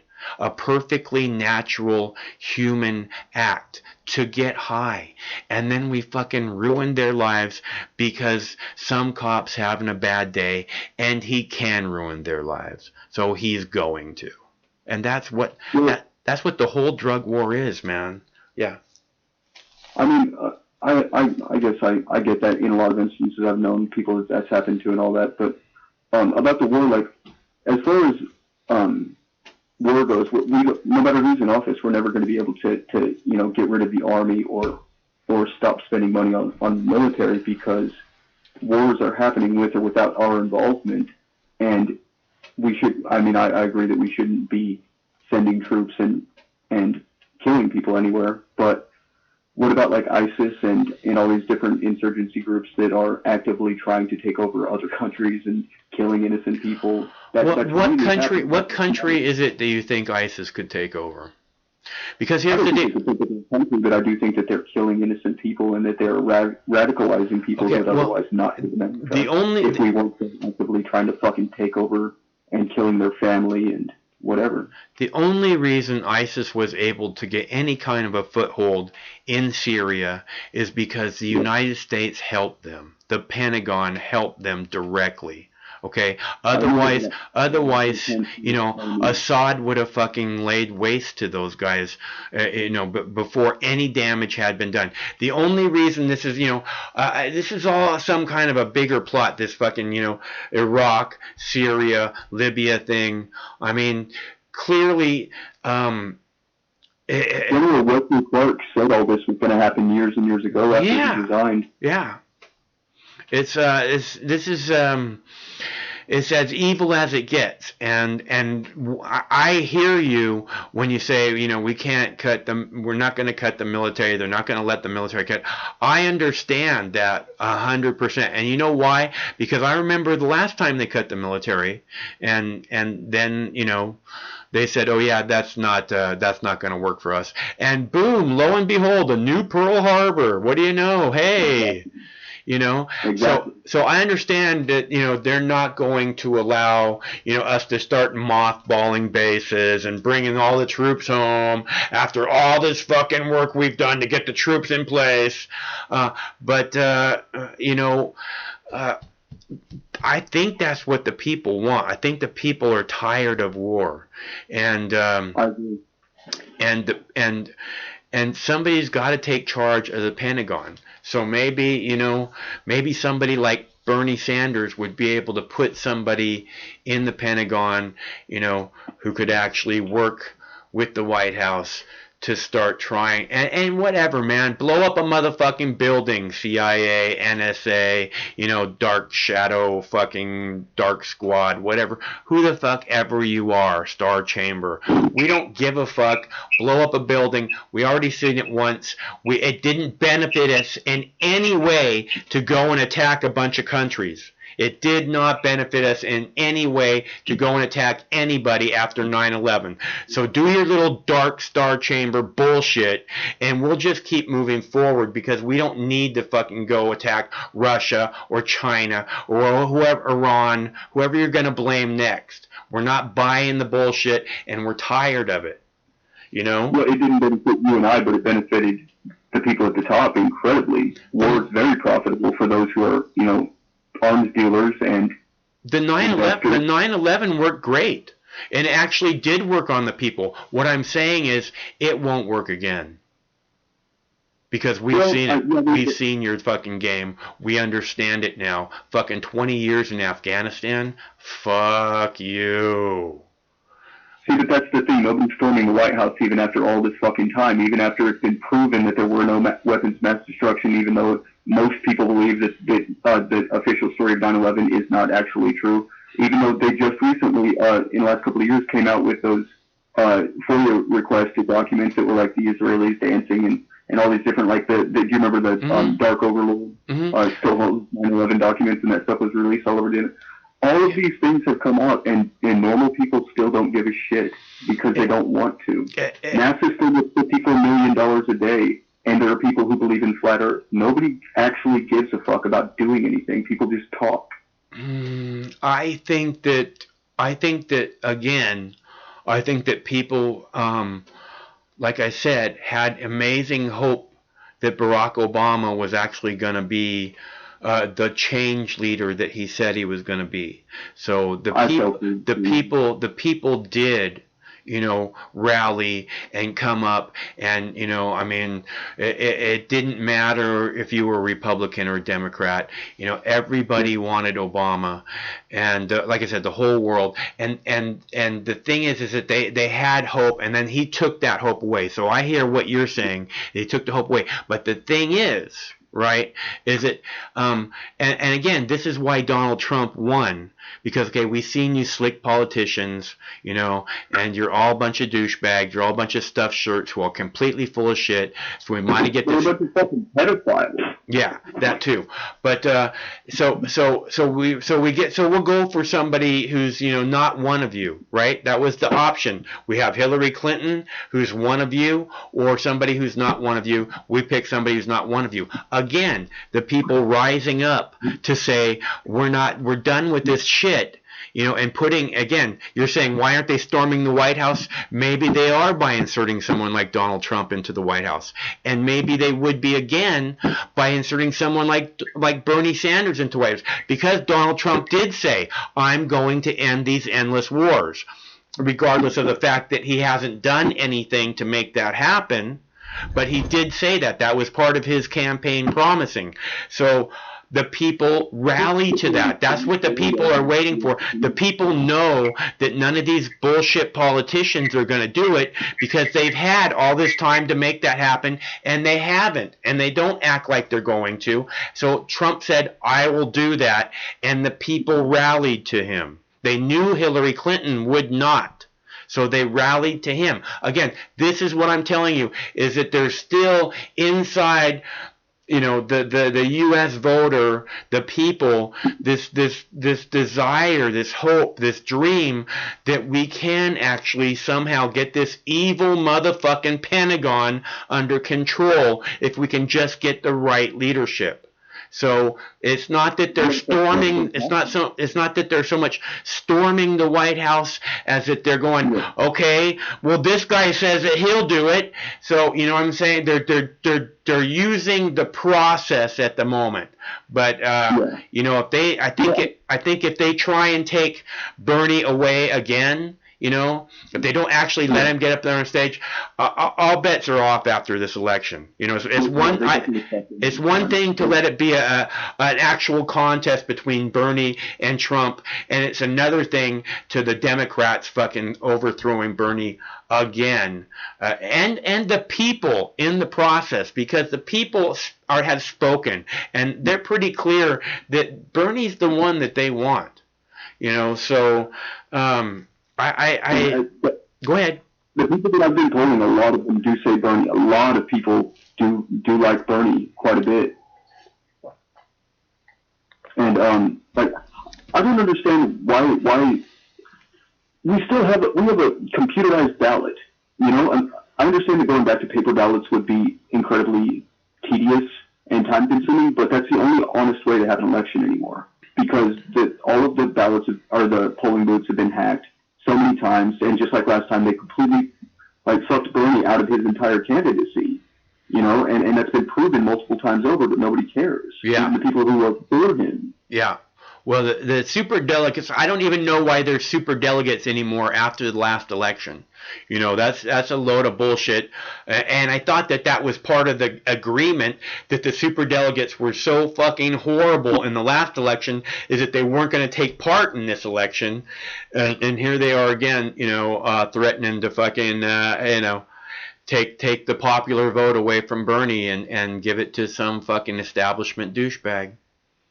Yeah, and isn't that, I don't understand how people call it an election when your votes literally don't matter. Because again, it gives the people a chance to speak, and this is what I'm saying. I don't give a fuck what the establishment does. I mean, it bothers me, and it will be the death of them if they continue to fuck with the people. I don't really give a fuck. But what I want so much is just for the people to have a choice, between billionaire and working class, fighter, So and we'll see if they're given that, because I think the people, I want to see what they do with that choice. It's basically two outsiders. Before it was Hillary Clinton, it should have been Bernie Sanders. If it was Bernie Sanders in the last election, he would have won. Maybe, yeah.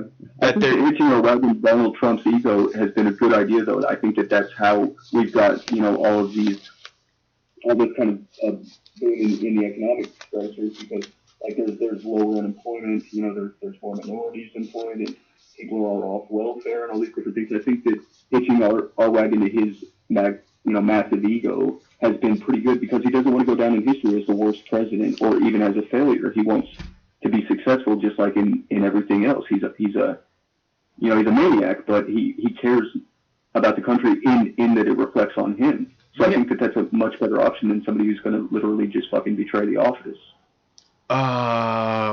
Who's going to betray the office? Well, I mean, I don't know any real things about Bernie, honestly. But I know that Hillary would have for sure. I mean, she sold all our uranium to Russia and demonized them in the same breath. It's completely understandable why Donald Trump is president right now. Completely. Yeah. I mean, Hillary Clinton is one of the most despised figures in American political history. End of story.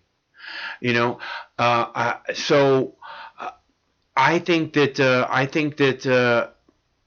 And not just that, but the Democrats alienated all these fucking voters last time. They had the chance to welcome them all in with open arms, and they're doing it again with this Bernie Bros bullshit that they're whining about, how the Bernie Sanders supporters beat up on everybody. Well, that's because maybe everybody's full of shit. If you're talking about, prostitutes and fucking, other talking heads that are working for other campaigns, I would beat up on them too. Yep, I agree. Yeah. So, and if you can't stand the heat, if the heat is too hot in the kitchen, you should find somewhere else to work. That's all. Yeah. I mean, that's kind of one thing about electing an official. It has to, first of all, be somebody who wants to rule over all of us. So it's not going to be, somebody who's humble or really grounded, I guess. Yeah, I is somebody who thirsts for power. Clearly, it's like when you look at Hillary Clinton, and it's just like, she, her whole life, her whole career, that's been her objective, is to get that fucking shiny fucking coin, and she's just so close to it now. I can taste it, and it's like it was owed to her or something, and. Yeah. You have to be able to touch bases with the people. You have to make it so that it's like you have to hear what the people are saying and talk about things that are important to the people. And that's why Bernie Sanders is really a great candidate. That's why the people rally behind Bernie Sanders, because he's in touch with them. He understands, the things that they want. The changes that they're desperate for. And, I'm not real big on politicians. I don't want to talk up anybody. I just want to give the people a real honest choice between, two, because to me, there's not a big difference between Elizabeth Warren and Donald Trump, honestly.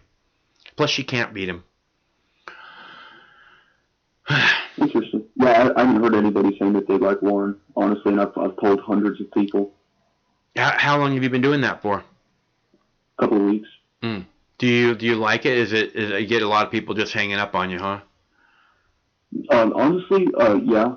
And there's a lot of robo-blocker calls where they have this little play that's supposed to keep you on the phone and keep you occupied for several minutes. Wow. But Yeah, most people, as soon as they are registered Democrats, that's why we're calling them. Most people, as soon as I ask them, as soon as they discover it's a political survey, they're just not interested. So it seems like most people have really been, they've just opted out of this entire arena. Yeah, I think it's there's a whole bunch to it, the media having helped lie us into wars and so many other fake bullshit that they just keep trying to get us to believe. They're fake polls. I mean, what, Joe Biden. So what's the news on Joe Biden? Is he popular? Honestly, no. Most people don't think that he's mentally competent enough to pull it off. Most people think that he's out of his prime. Yeah, there's something wrong with him. His brain doesn't work right. Yeah, a lot of people are saying very negative things about him. Yeah, so it's that's what I mean is there's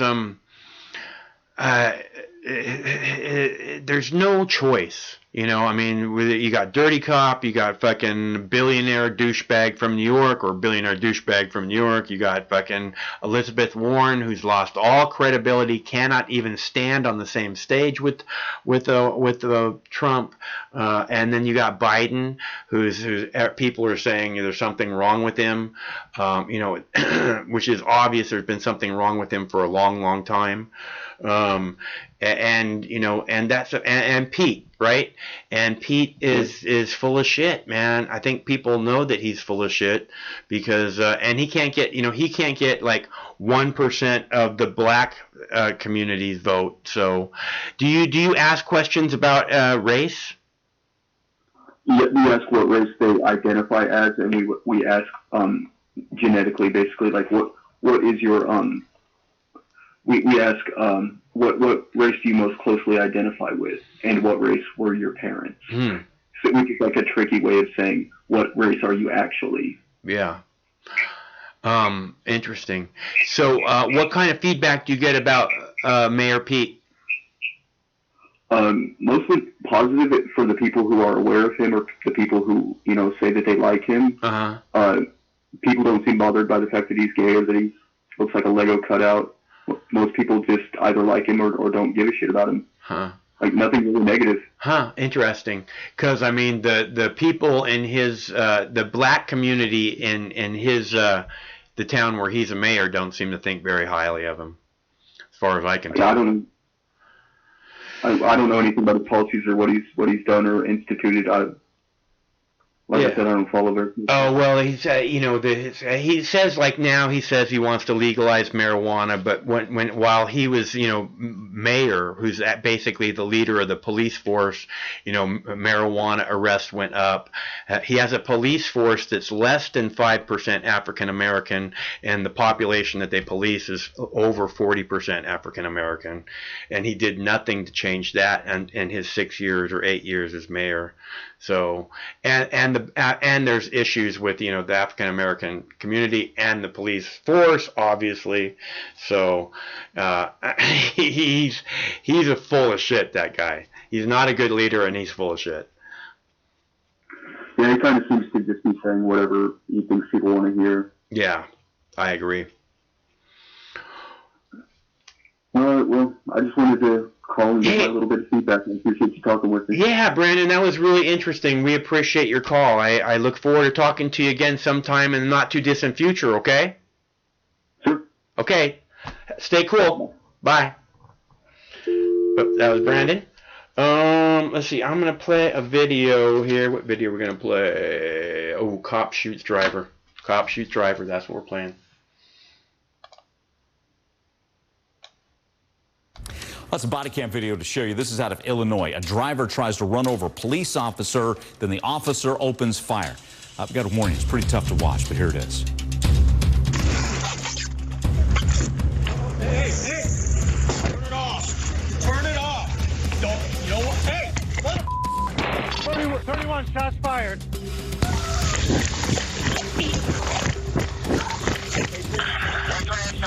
Shots fired. I'm going back to my car. Get on the ground! On the ground! And here is another angle from the officer who fired the shots. Turn it off. Don't, you know what? Hey!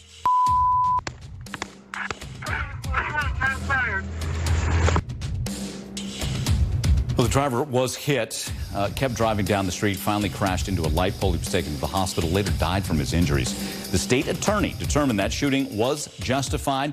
Police were called to the house. This was on Super Bowl Sunday. It was a year ago, video just being released. They were called there for an unknown problem. When they got there, the suspect tried to drive off. There was also a female passenger in that car. She was taken to the hospital with minor injuries. The suspect had marijuana in his system, blood alcohol content of 0.18. Let's bring in our expert, retired NYPD Lieutenant Darren Porcher, and a criminal justice expert. You see that video. Give me your thoughts on the officer's actions. Well, Mike, there are two schools of thought here. One, from a departmental guidelines perspective, this would have been deemed as inappropriate because most police departments have a directive that states that you can't use deadly physical force against a vehicle unless that vehicle is using additional deadly physical force other than the vehicle. Because what happens is if you shoot the occupants in a vehicle, the car continues to move forward. However, legally, the criminal justice system would deem this as a good shooting, as the state attorney general has introduced. So from a departmental perspective, the shooting wasn't good, but from a legal perspective, the shooting was fine. Got it. And how much does it play in that there's a passenger or somebody else in this car as well? Well, the person that's the passenger, so to speak, is, of course, they're in the lane of danger. But more importantly, the driver, and oftentimes I've seen these things happen so many times over again, whereas the driver gets shot and the inertia or the vehicle continues to move forward and it continues upon that destructive path. Therefore, shooting the driver has never been the most credible component in trying to stop a moving vehicle. And unfortunately, Mike, as you mentioned, the driver, the passenger is in harm's way as well. Yeah, absolutely. Darren, as always, thanks for your expertise. We'll check back with Darren here in just a little bit. All right, a man is trapped in a burning car.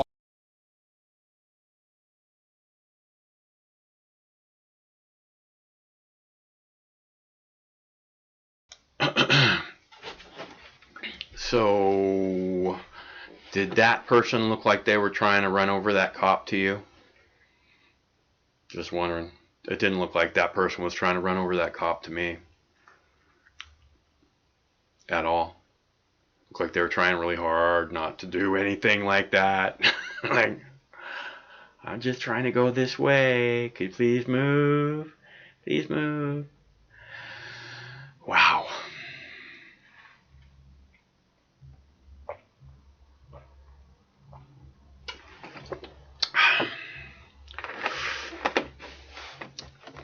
Okay, so it was interesting talking to Brandon about the polling and everything, right? I mean, that was a interesting perspective of knowing that Bloomberg is funding all this polling to find out where the pulse of the people really is, and apparently nobody cares for him. So why does he stay in the race, right? I mean, nobody wants him. He knows he can't be elected. So why is he spending hundreds of millions of dollars in just a few months' time? You think he's like got cancer or something? And he's like, or I don't know. Hard to say.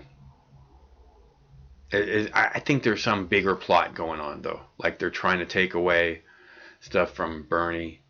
Like I said, they're trying to keep the delegates, Bernie, from being able to reach the appropriate amount of delegates.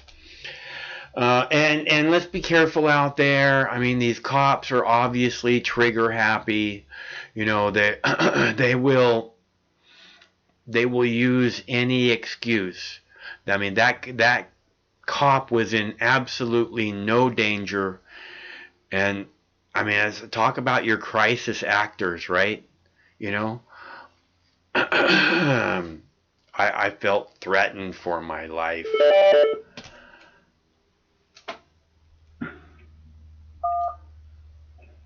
Hello, caller. Mike. Yes. It's Joe. How are you? Hey, Joe. I'm doing good. How are you? Oh man, I'm doing fine. Man, I'll tell you what. You know what? You guys had a really good discussion that last little blip of the entire evening. You know, with what was his name? Brandon. Brandon, yeah. I thought that was interesting too. Yeah. I thought that was pretty interesting. Yeah, it's good to hear his angle. But yeah, you know, I think where we're at though is like after this, you know, this last debate we had, it seems like Bloomberg, you know, this country's at a crossroads, and Bloomberg's money's not going to work. No, it's not. He looked like an idiot, man. He looked like a totally unprepared douchebag billionaire idiot who thinks he can buy the election, and I think everybody saw it. Yeah, $500 million. You know, that's a lot of money. It's a shock to the system. And, you know, but this is kind of like the trial of where we're at as people who are really supporting Bernie. Liz Warren really helped out the case last night from my angle. And or the night before, whatever it was.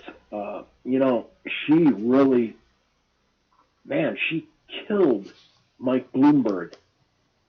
And, you know, I was pissed at her for, you know, kind of just in the Bernie camp and like this, like her really turning her back against progressive causes is a bit offensive. But last night, she really, I don't know if she's a useful idiot or if she's really helping out the cause. She might be helping out the cause, but I don't know. She really played an important part. You know what I mean? I'm really glad that she was the one that went after Bloomberg as opposed to like Amy Klobuchar, because Amy Klobuchar again is a dirty cop, but she's not really you know like I don't know, liberal or you know like in any way progressive, you know. So she's not.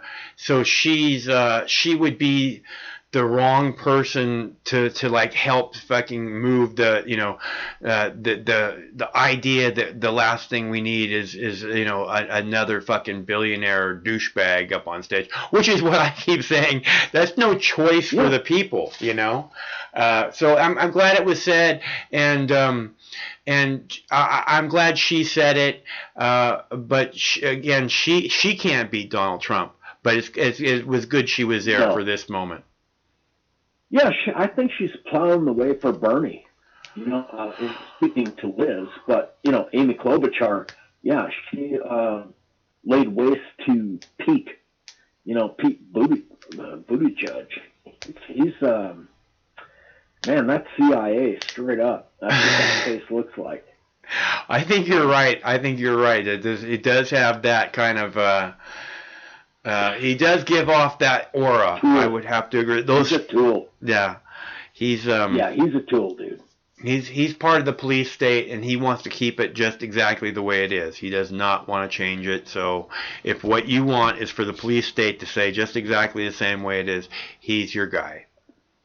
I voted for Barack Obama twice.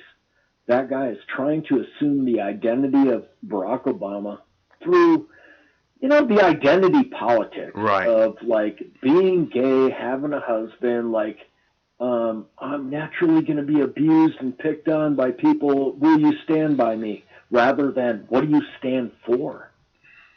Are you going to stand for that? Man, I'll tell you what, people are getting smoked in this economy. Yeah. Are you going to stand for people who are getting smoked when it comes to their education of trying to keep up to this weird economy? The one they never let you in, you know? The under Obama, like I said, I voted for him twice, but under him, 2011 to 2018, lost 3 million jobs, outsourced, 2/3 of them, manufacturing. Yeah, not a joke, man. Not a joke. Obama was a huge disappointment. I mean, for everyone. For myself, I've said, he's the biggest political disappointment of my lifetime. And I think a lot of people. Isn't he transformative though, Mike? I don't think so. I think that wait. Unless he was transforming the police state into a paramilitary organization. No. Personally, I'm saying it like he changed my politics. I will never vote for a guy like that again. Huh. And transformative in the way of no, I'm going straight up like Bernie Sanders. I'm not dicking around anymore. I voted for Jill Stein last time. I'd do it again because you know what? 5 out of the 6 candidates voted for the system that will allow them to have super delegates and not the populace, not the people, not the Democratic Party, not the tools of, just the core workings of what a Democrat says it is, what it should be, about populist vote. It's going to be some backroom deal, the same one that they won with Hillary Clinton in the, it wasn't just about Russia. The Democratic Party was taken to court. And man, oh man, it's in an ugly state. Yeah, but they're desperate. The very reason that Bernie Sanders couldn't run as an independent. He didn't have the infrastructure. Mike, I'm not sitting here trying to bang an old dead dog. Yeah. You and I have argued about this already. I know how you feel. You know how I feel. I'm not trying to start that shit up again. I'm just trying to be real. That's what Bernie Sanders is facing. But it's what we are facing as a culture. This is a duopoly. It's not some European model to where we have the luxury of multiple states where we can dissolve parliament and say, yeah, we're reformulating, fuck that, whatever person that you didn't like politically. They couldn't do shit, so we're dissolving parliament. We don't have that option. And that's, that's basically my argument. It would be awesome if they could dissolve Congress and we had to we could just go and re-vote for everybody. That would be friggin' awesome, dude. Dude, that's spot on. But with that being said, you kind of look at these clowns and it's the illusion of when you see what a shitbag Pete Buttigieg is, or even a Joe Biden. Amy Klobuchar. Joe Biden's horrible, these man. These centrists, they're horrible. They don't realize how out of touch they are and how much of sellouts they are to the American dream, though the American dream is a total myth.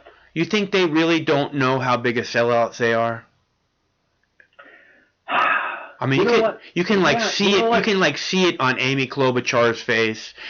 I think that's part of the reason why that Joe Biden has the mental issues he has when you lie all the time. You know what I mean? And you project yourself to be something that you're not.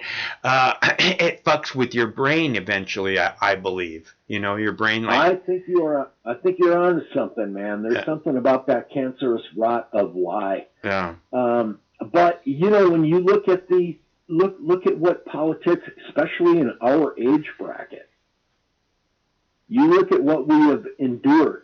We've endured shitty politics for a long time, and when you grow up under neoliberal politics, and I think definitely the Republicans of our era, like when we were kids, Mike.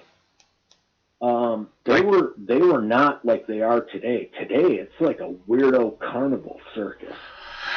Well, we're under Donald Trump. Everything's super, super weirdo. George Bush, though. You and I were for George Bush. George Bush, the thing that happened under George Bush, right? I mean, under George Bush, the 9/11 happened, and then like people don't remember, but right after 9/11, people were asking questions and saying a lot of this doesn't make sense, and we need to have investigations.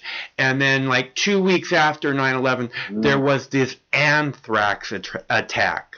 And anthrax, military-grade anthrax, something that's impossible for normal people to handle. Military-grade anthrax was sent to members of Congress and members of the media.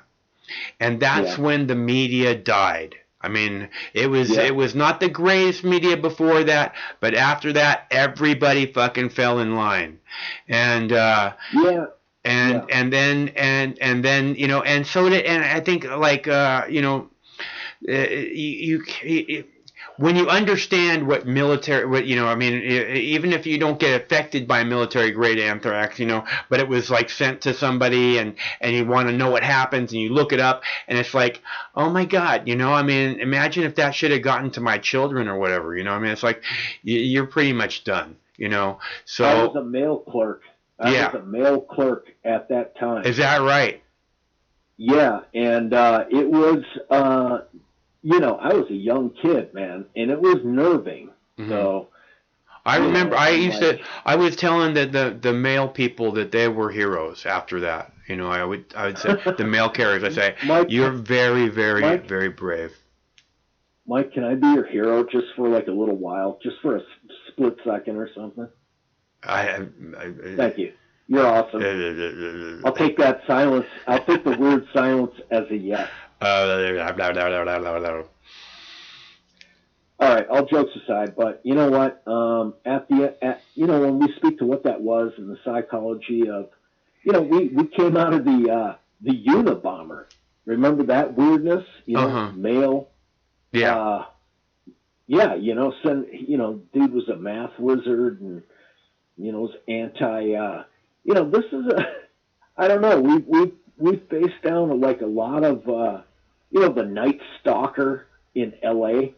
We always get these like periodical people that come into the scheme of things that keep you scared, keep you on your toes, keep you, wondering like, God, I hope it doesn't come for me. But at the end of the day, it's such fake news, and it's where Donald Trump gets credibility. Is that Donald Trump? I disagree with every solution he ever came up for solving the problem. Not Donald Trump. The problem is the system that we have before us, to where a guy like Donald Trump waltzes in there. Some weak guy like fucking Michael Bloomberg, who is worse than that guy. Oh, God, Trump would shit all over that guy's, like, anything that guy ever thought about, Trump would be shitting on. The thing is, after watching him last night, in my opinion, he is completely unelectable for any position in the United States ever again. Because weak sauce. He didn't look like the guy's got all the money in the world. He just spent hundreds of millions of dollars so he could get on the debate stage, and he's not prepared at all. He's just like a deer in the fucking headlights. That's a dude who's been surrounded by a bunch of butt boys. Yep. Yes, man. That are, just totally serving his every little fucking, yes, Mike. Whatever you say, Mike. Yeah, you're great, Mike. That's the best idea you ever had, dude. Yeah. But at the end of the day, when he was like, and these are like, I'm not saying that, like, Trump is the king troll. Like, if you show up against king troll Trump, and a lot of people, that's what they're into, because, like, they're not into I think you're right. I think you're really onto something there, man. I agree. Yeah. People like that he fucking sticks his finger up everybody's nose, right in everybody's eye. Government. What's that? They hate government. You don't even have to be good at government. You can go there and suck dick, dude. Yeah. And they do.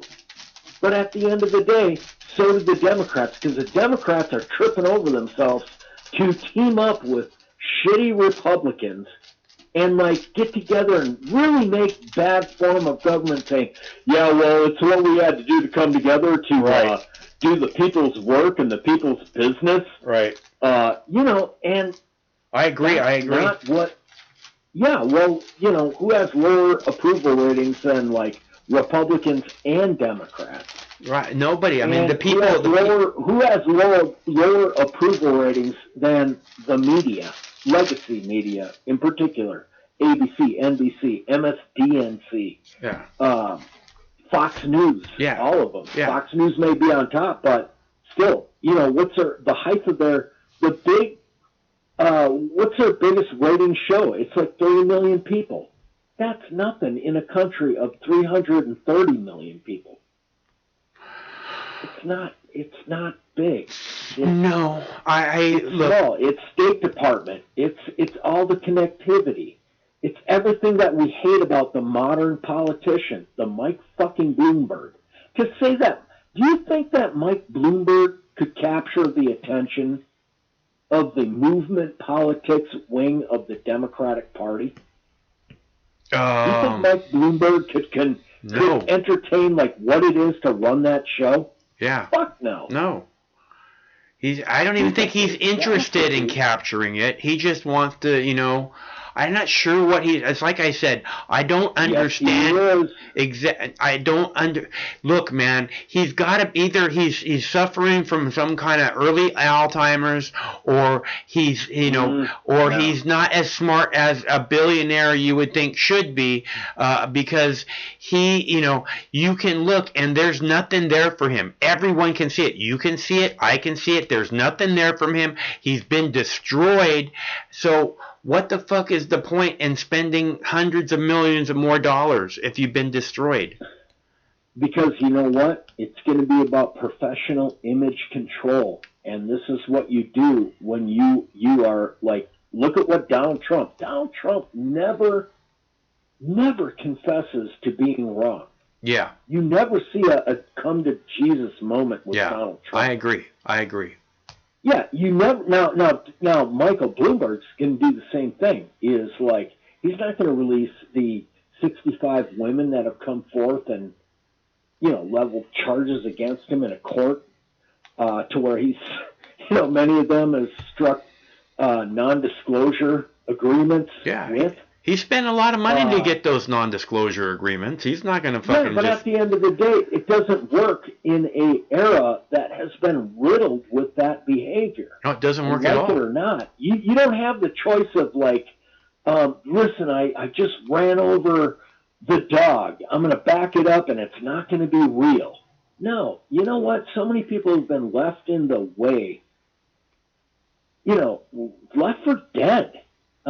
People have been left for dead by the healthcare system.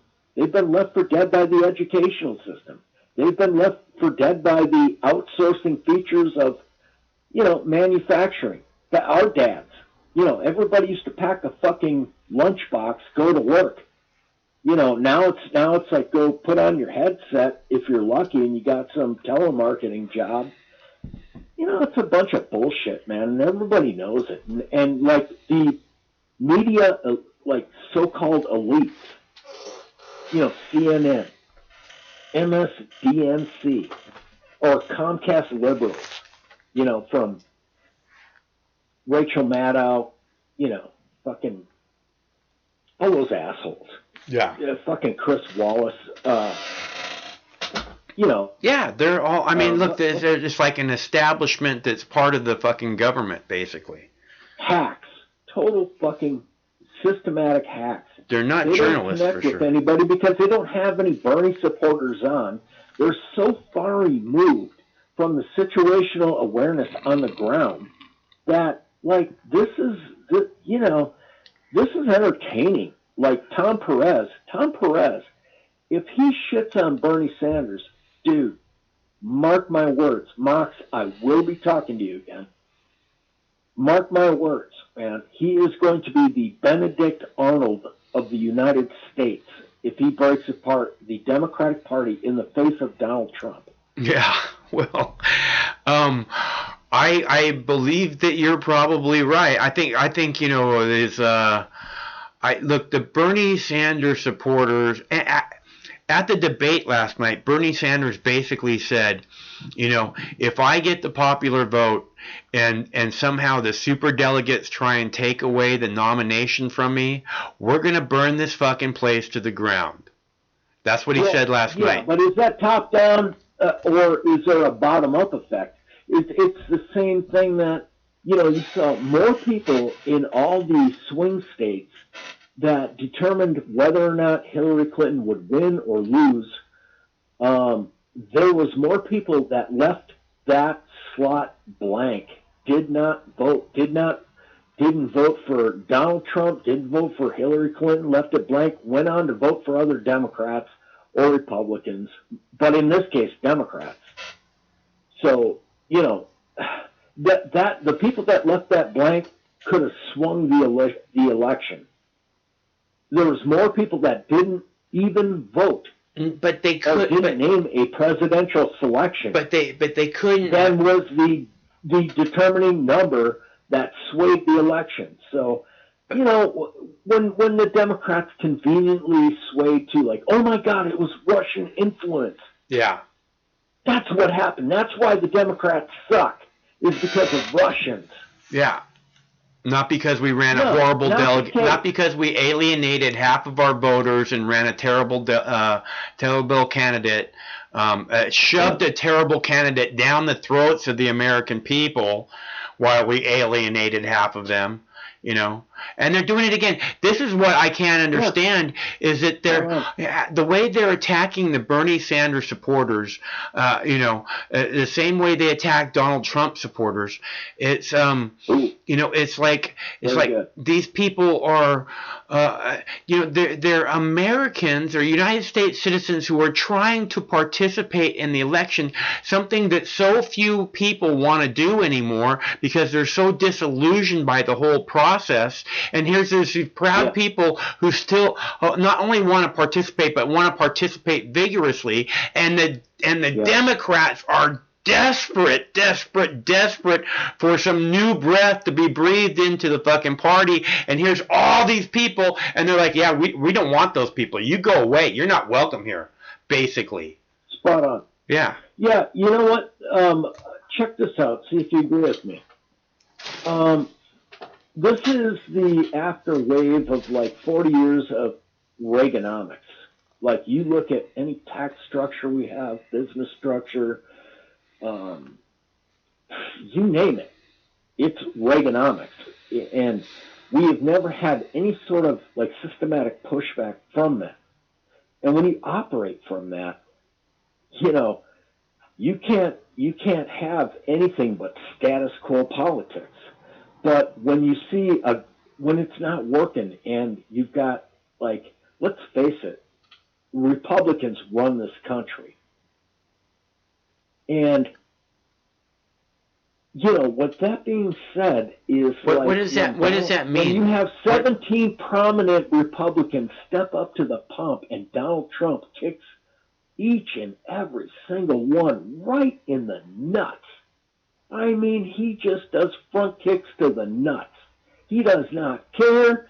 He's not pulling punches. And you know what? That is what they built. They built the Frankenstein they couldn't handle. Well, yeah, they put a bunch of people with glass jaws up there, and he went from one to the next, taking them out. So. But everybody knows now, and see if you agree with me here. Everybody knows Donald Trump is sucking dick, dude, because he didn't do anything about student debt. He didn't do anything about health care. He didn't do anything about, like, crashing, like, if you think this economy isn't built off of Barack Obama and his shitty, like, 95% of all profits from Wall Street went to the top 1% under Barack Obama. Yeah. It's no different right now. Yeah. And, on the day that Donald Trump was running up against Hillary Clinton, there's a very important poll that takes place on that day, and it's right track, wrong track. Do you think your country is on the right track? That would be a vote for Hillary Clinton.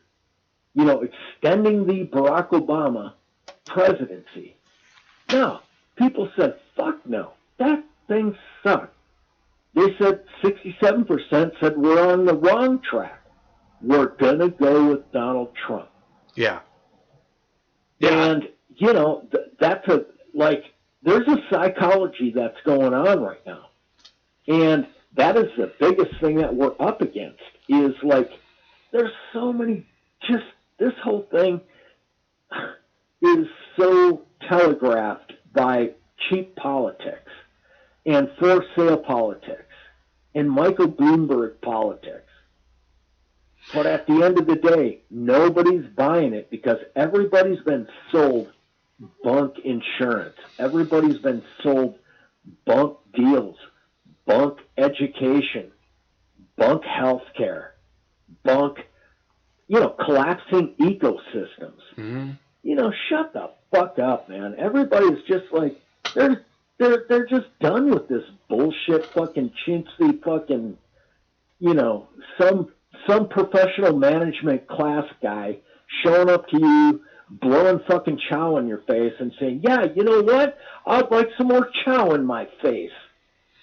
Nobody's doing this shit anymore because everybody's been sucking dick, and including people in your age bracket, my age bracket, we're in the same age bracket. They have sucked. They have been fucking zombie skinwalkers, man. Their politics has been fucking horrible. Capitalism is dead. Republicans don't know it's dead. They preach about it, but they don't even know what it is. They're sucking dick on duty, dude. And everybody knows it. I think that the government's horrible, and it needs to be burnt to the motherfucking ground, and that includes the military, and that we have to get control of it. We have an out of control fucking Pentagon who can't get enough war, and Donald Trump can't give them enough money. So that's a fucking really, really bad combination. So, we have to look for a different direction, and because he's never going to reel them in. Yeah. You're a newsman. You're a newsman, Mike. Did you ever hear that the New York Times, it was a poll that they did, and they agreed with you. 40% of the New York Times reader said burn the fucking system down.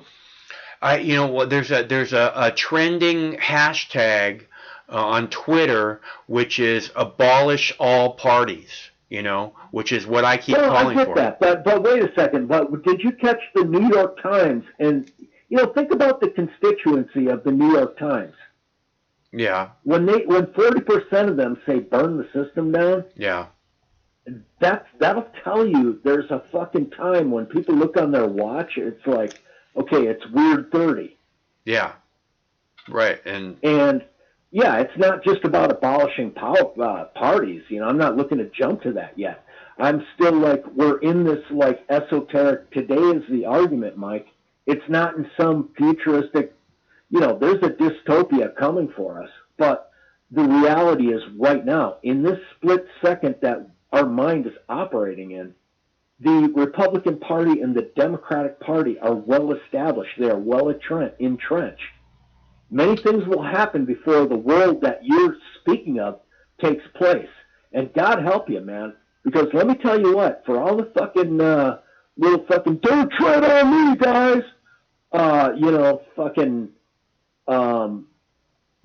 These guys, I raised my own, I'm a homesteader. Yeah. Good for you. But who comes for your shit is desperate people. And when you're so, like, isolated and you don't think community versus, like, I'm an island, I'm to myself. You're not. You're fucking fodder. You're the first guy that's going to get taken out. When you don't speak to community, this is where this shit is happening. And a lot of people are really, that's what a Bernie movement is. That is what it is representing. Is, you know, people are really coming at it from a community standpoint, and it's not weird. It's not bizarre. It's really what you want. Yeah, the only way that we're going to fix the things that need to be fixed is if we can all come together and agree that this needs to be fixed right now. Because you know, otherwise it's never going to happen.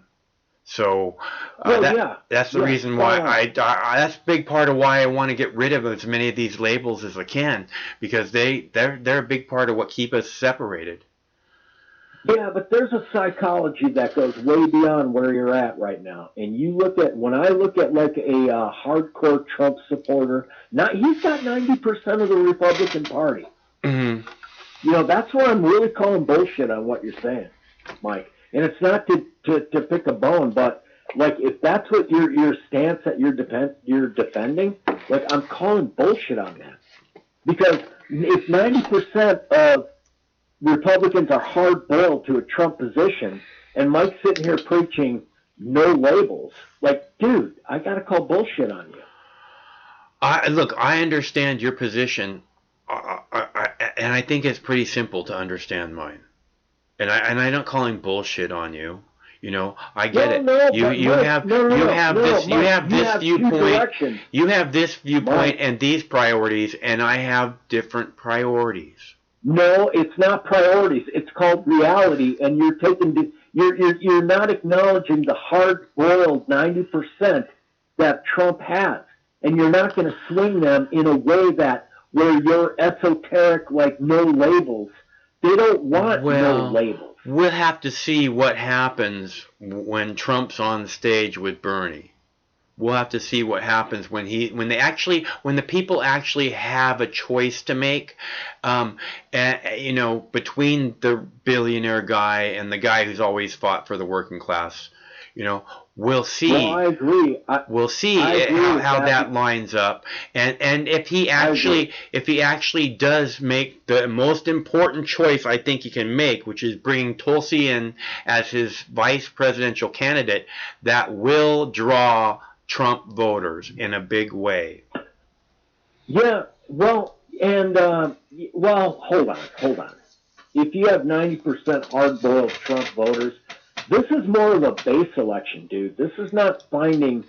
You got to consolidate your Democratic base if you're going to go up against Trump's 90%. The 10% sway factor of disaffected Trump voters isn't going to win you over. In fact, what you get when you, bring in a ex-Trump voter is, if they're not like to movement Bernie politics, that's a pain in your fucking dick, dude. You don't want that fucking asshole hanging out in your camp. He's the guy who doesn't get it. He's the guy who'll hold you back. He's the guy who will drag up politics of yesterday where he used to be Elvis, and today he's a fucking washed up dirtbag. Okay, listen. Nobody wants. This is the deal. If a big part of the reason is that Donald Trump got in the White House, besides the fact that the Democrats ignored the will of the voters and tried to ram the most horrible candidate they possibly could against Donald Trump, besides that, if another huge part of the reason he got in there was because he's going to end the endless wars as he promised, you know, and then you have Bernie Sanders and Tulsi Gabbard, and we all know Tulsi's fucking serious when she talks about ending the wars and bringing the troops home. You know, I think that, you know, you have a real choice and a real option, because we know Trump's not going to do it. He had a chance to do it. He's not going to do it, you know. What is it you want to do? How many more generations does the American public want to continue the failed drug war, which has brought us an opioid epidemic? You know, how many more because Trump's not going to change that. And if you don't, and if you give him the opportunity, he's going to stack the fucking Supreme Court with judges who will do their best to fight the fucking end of the drug war also. So yeah. You know what? I hear you. I was just going to say the point, though, in terms of, like, just for, like, winning over where we're at in this. You know, I'm with you on Tulsi Gabbard. It's a great thing. But what you go up against, if you don't have hardcore support for Bernie Sanders and you bring on Tulsi Gabbard, who has been, like, viewed as, like, though I love her, she is awesome, you have the status quo Democrats that you're going to have to swing. She's anti-DNC. It is going to be an issue, but in terms of, like, the overall goodness, I hear you. Right. Again, it's this outsider. It's the outsider factor. It's the outsider factor, dude. Just like Donald Trump, just like Bernie Sanders. That's who Tulsi is. It'd be two outsiders, and they're like, and we're not with them. So if you're looking for something new, here it is. Here's your chance for something new, not just a fucking, carnival show, Yeah.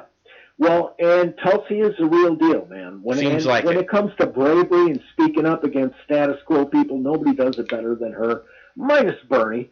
Even Bernie's a little weak in areas that I wish he would be a little more coarse. And I agree.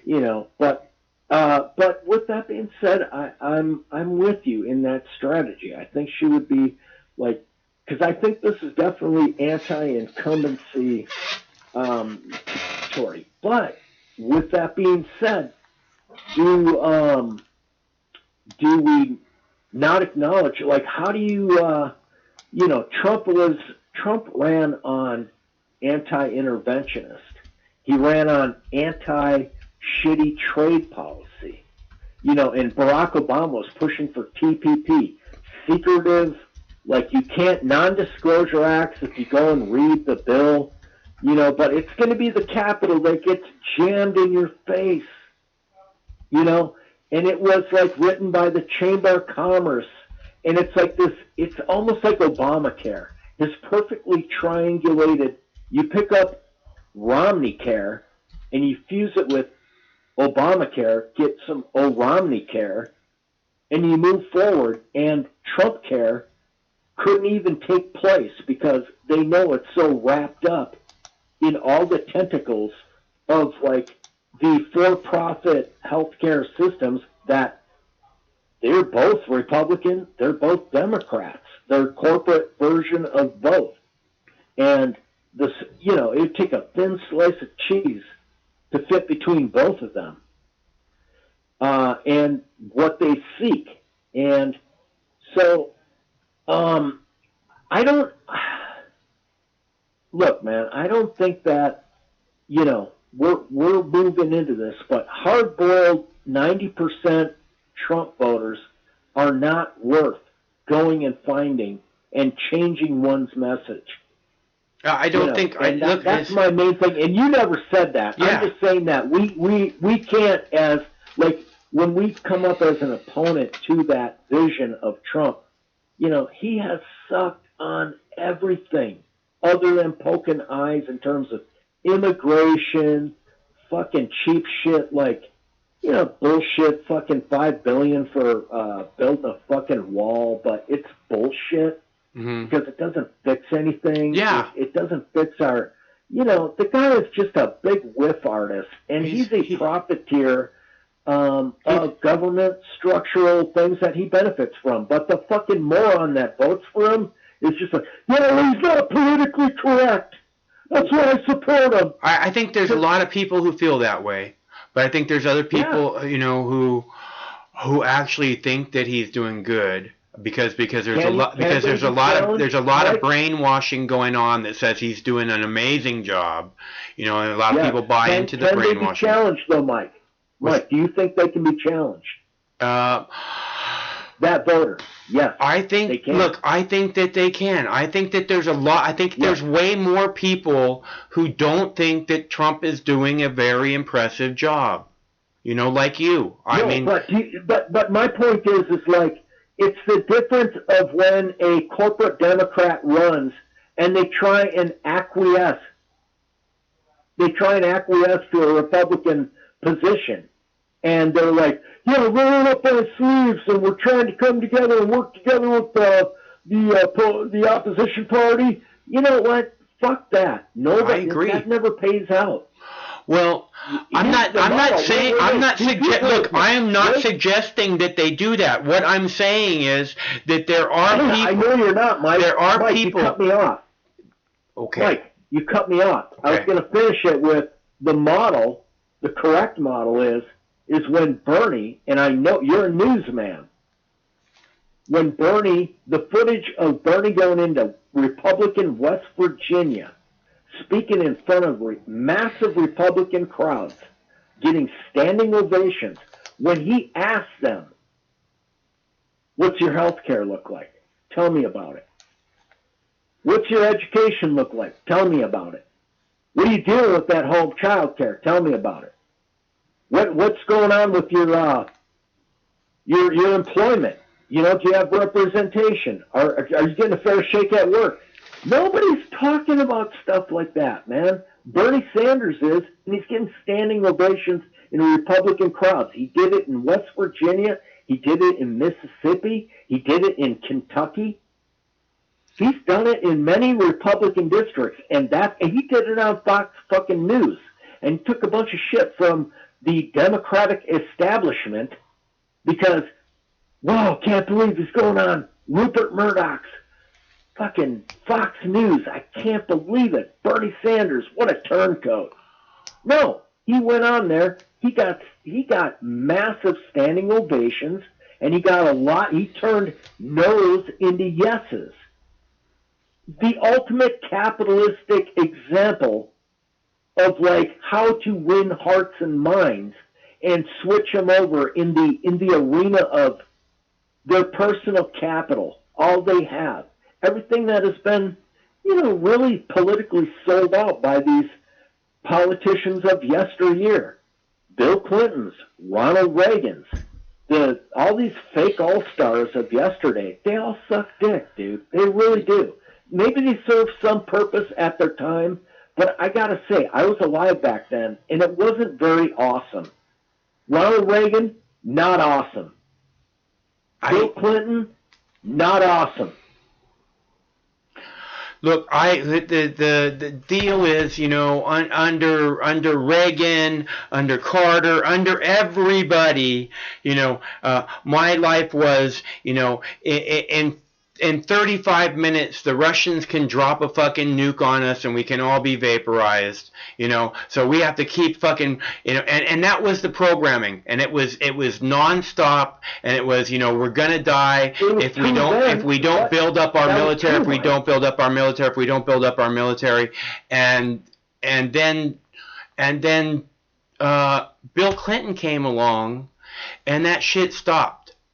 Okay, there was they started to fucking shut down bases, and they started to reel back the military budget a little bit, so that was really important to me, because in my whole life, up until then, there was always this nuclear device waiting to drop on my head, and then all of a sudden he came in, and it seemed like it wasn't there anymore.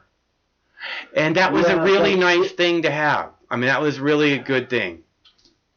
Well, yeah, when who came? When Bill Clinton came into office. I mean, not when he came into office, but after a few years. Bill Clinton. Yeah.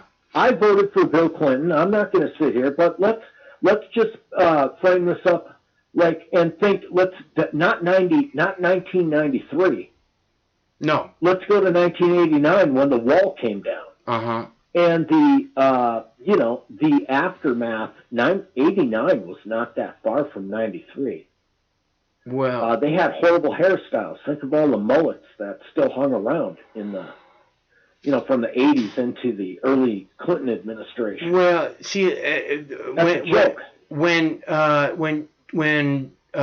George H.W. Bush became president, they started war with Iraq, you know, and it looked like that was going to be really bad. So it was just always this fucking war thing. And I'm telling you, when Clinton came along, it seemed like that changed in a big way. You know, and then of course, right after Clinton got out of office, there was 9/11, so we had to ramp the military back up because we can't have all these cuts going into place. Sequester this, sequester that. I don't think so. You know. Yeah. So. But just Clinton's whole deal. I mean, let's face it. He was, the triangulator in chief, and where he triangulated against the Democratic base, he strengthened the Republican Party. I think the case can easily be made that, corporate Democrats can bring you a Donald Trump. You know what? It's this Donald Trump is, again, it's this outsider thing, man. So, he was this person. Everybody else was the fucking status quo, and he was the outsider, okay? So now we know that he's the status quo, and Bernie Sanders is the outsider, and that looks like, and again, it's not that I want to see Bernie Sanders win, it's that I want to see how the people respond to having an actual choice for a change. Because I know he would have won in 2016. I don't know that he will now. But it would be really good to see him. To see the people have a chance. Do you think it'd be due to the more Democrats that are running in the primary with him? Do what? What do to it versus right? I don't understand the question. Well, you're saying that 2016 was more of a Bernie time, but this 2020 is different. Is that what you said? Well, the reason I'm saying is because, like what you're saying, is that the Trump supporters, he's got 90% that aren't going to switch. So he's going to have to do everything right, which is going to be very fucking tricky to do. They got bad numbers, dude. They got bad numbers. Well, the numbers, they had, bad numbers in 2016 too, didn't they? No. Yes, they did. I'm speaking from something. See if you agree with me. 44.5 million registered Democrats versus 29 million registered Republicans. Well, that's good. That's what I'm talking about. I mean, that's interesting numbers for sure. Well, yeah, you can look it up right now, and that's what it's going to reflect. People who don't vote are the biggest sector. Independents are even bigger than both those parties. But yet, the tail wags the dog. And that's why I'm always pushing back when you say no labels. I get that. We're not there yet. Yeah. That's the thing that worries. And you can't, I don't think you can go to sleep on that. I don't think you can take that walk yet while Donald Trump is in office. I don't think you can take that walk yet when this type of democratic politics, which is the only saving feature that's going to ever post up opposition to a true Donald Trump presidency. This thing is mangled. That dude is mangling shit left and right. Yeah.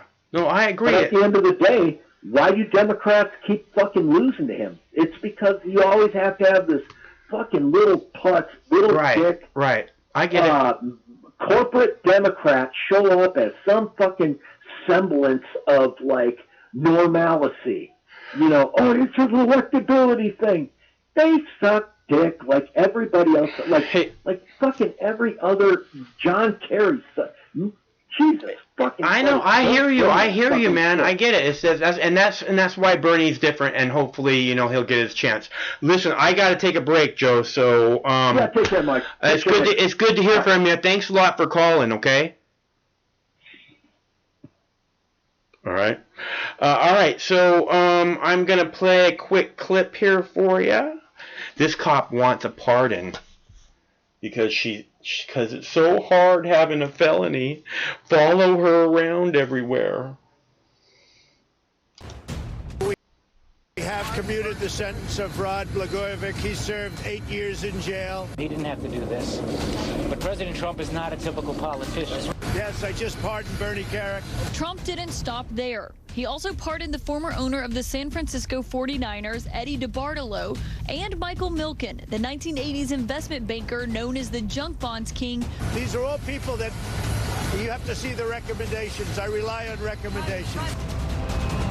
So President Trump granted a slew of pardons this week, and my next guest says she deserves one as well. Stephanie Moore, she was a young police officer in 1995.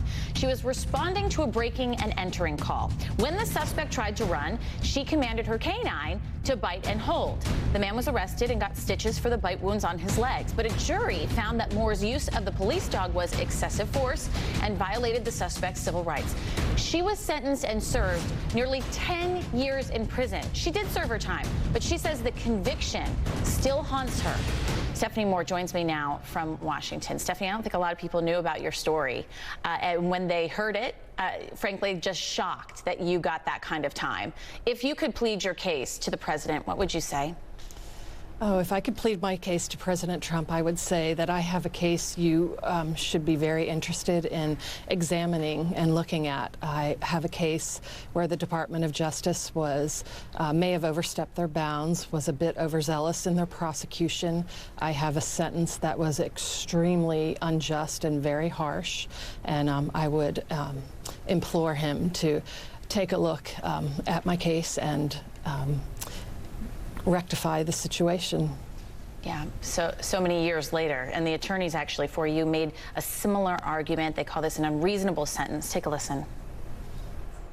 We believe very firmly that she was wrongfully convicted, that she was charged to pursue a political end that the Justice Department at the time needed to pursue against Prince George's County, and she became a scapegoat. Separate from all those feelings, this has continued to be a black cloud over your life. Tell us how. Well, I have a felony conviction that I carry with me everywhere I go now. It invades my life both personally and professionally. I served my entire 10-year sentence. I maintained my innocence throughout the whole process. I testified on my own behalf. I went through not just one, but 2 trials. In my first trial, I was acquitted of one charge by a jury and hung 11-1 in favor of acquittal of the remaining charge. And in an unheard of movement or action, the Department of Justice elected to retry me. My training officer, who was also charged alongside me, he ended up being acquitted. I was the only one convicted. My felony conviction follows me in my personal and professional life. Shortly after my release, my stepdaughter was going on her senior class trip to Australia, New Zealand, and Fiji, and I was going to accompany her father on that trip. It was a once-in-a-lifetime trip for our family, and I was not able to go because Australia would not issue me a visa because of my felony conviction. In my professional life, I have missed out on promotions and advancements in positions I was competing for because of my felony conviction. I can't vote in federal elections. I feel very much like a disenfranchised citizen in that regard. I would love to have the opportunity to vote and make a difference. When my sentence ended, the impact that the conviction had on my life and my family's life, it didn't end there. Speaking of your family, your son was just 2 years old when you went to prison. I can't even imagine that. One thing you won't get back, even with a pardon, is that time with your child. Most definitely. He was 2 years old when I was convicted, 3 years old when I went to prison. I missed every one of his firsts. I missed him losing his first tooth. I missed his first day of school. I missed school assemblies and sporting events and birthdays. And I can never get that time back. I was very fortunate that I had a very supportive family, friends, and support system where I was able to maintain my connection with my son. But so much of my life was stolen from me. Yes, Stephanie. The other thing that really strikes me about this is that your plea to President Trump really depends on whether he hears it. Do you think he knows your story? If he doesn't, I appreciate this opportunity right now to be on with you and to be able to try to reach him, and I implore all my friends and my family or anyone who might have a connection to President Trump to mention my case. It would just be a nice ending to a long and difficult saga for me. Stephanie Moore, thank you for being on and sharing this story. We are hopeful that it is heard. Take care. Thank you so much for having me. And here's the simple truth. President Trump recently granted clemency or a pardon to several high-profile criminals recently, notably Rod Blagojevich. He was convicted of trying to sell a Senate seat in Illinois, which the former governor still denies. We want to express our most profound and everlasting gratitude to President Trump. How do you properly thank someone who's given you back the freedom that was stolen from you? Also, Bernie Kerik. He pled guilty to tax fraud and lying to White House officials. Still behind bars are countless inmates seeking the mercy of this president. And one of them, you have been very vocal about sharing her story. It's one that many news organizations are not talking about.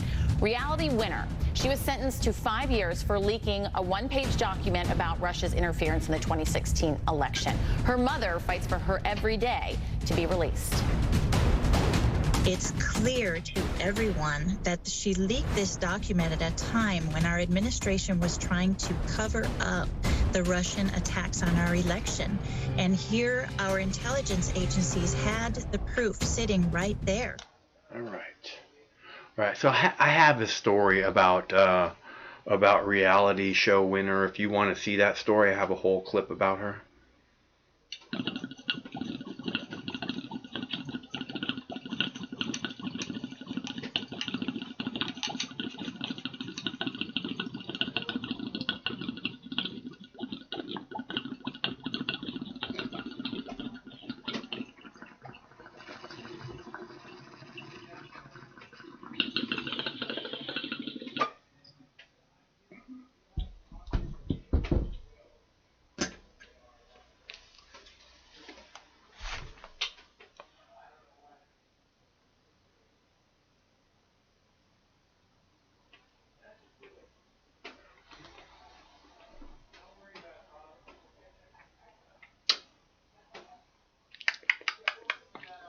Woo! Okay, that was a good one.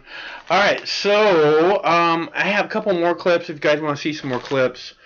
But I thought that cop, again, the phone's working if you want to call 805-669-6397. Clearly the phone is working.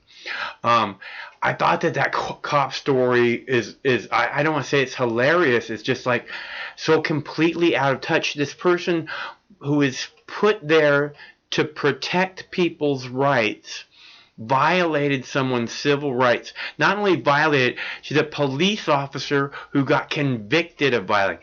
Police officers don't get convicted of anything, right? So you had to really be a horrible douchebag, want to hurt somebody bad, and even then they get away with it.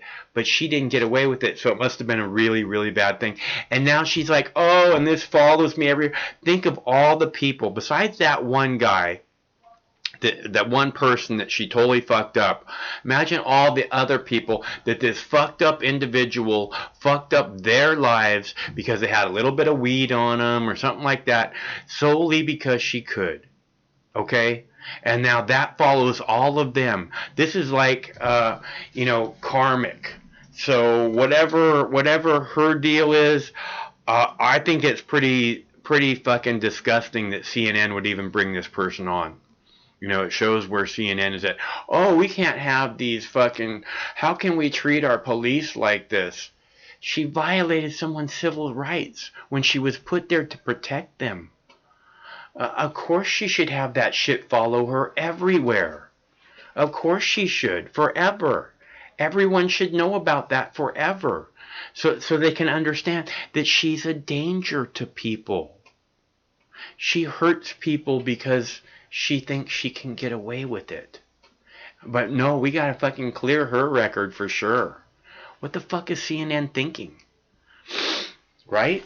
Right? Can you guys hear me? Is this thing on? All right, so we are working on 2.5 hours here. 2.5 hours? 3 hours. Working on 3 hours. So if anybody wants to call, again, the number is 805-669-6397. You are fucking with me. 805 Mox News. And you're welcome to call anytime. Otherwise, I can be more than happy to play another clip. I don't think that people are idiots, okay? I don't think that they're idiots. I don't think that Earth equals 99% idiots. I think people have been programmed, you know, I mean, from the time they're little. I talk about this again and again. This is just another label that you want to attach to all these people, 99% of people, but they've been programmed. I talk about how they've been trying to put me into a square peg since I was at least 5 years old, if not before that. I'm pretty sure before that. And I've worked really hard to resist that because I don't want to be a square peg. You know, but it's not an easy road. So most people will give in to being a square peg. It's not that they're idiots. It's that they're square pegs. They're the useful clog that they were designed and programmed to be. And you have to cut them slack for that and just be glad that that's not who you are. Okay? Because it's not easy to fight the programming. Right? You know, it starts at such an early age, and it comes at us from every direction. You know, all the media, absolutely every bit of it, not just the news. Okay, your sitcoms, your hospital dramas, your soap operas, you know, your informative talk shows, they're all programmed to. They're all designed to program you to be certain whatever consumers, breeders, you know, idiocracy members. You know, it's not that they're idiots. It's just that this is the simpler path than having to fight the programming, because fighting the programming in many, many ways does not pay, as we're, you know, becoming a good part of a good, worthy, productive part of the machine can pay very well. Ask any news reader. You know what I'm saying? Do you hear me now? D-Man hits the nail.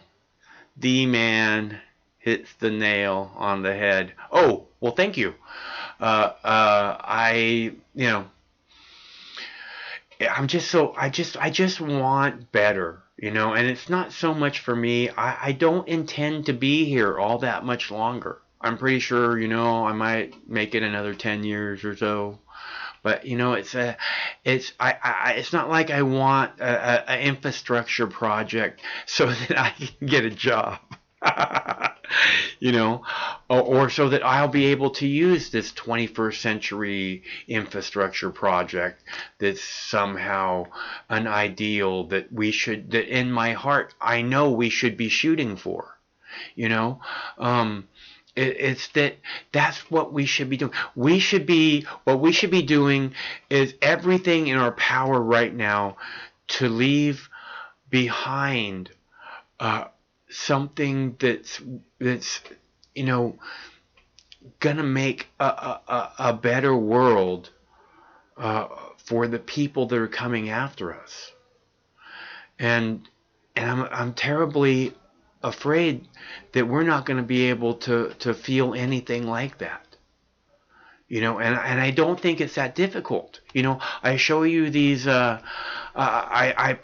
posted a video a couple days ago of a woman who has a cerebral palsy, and she's all twisted up in a chair, in a wheelchair, and I posted a story about her, how she got married and you know, has this life, and that she invented this way of communicating with people, And now it's like basically on every cell phone everywhere.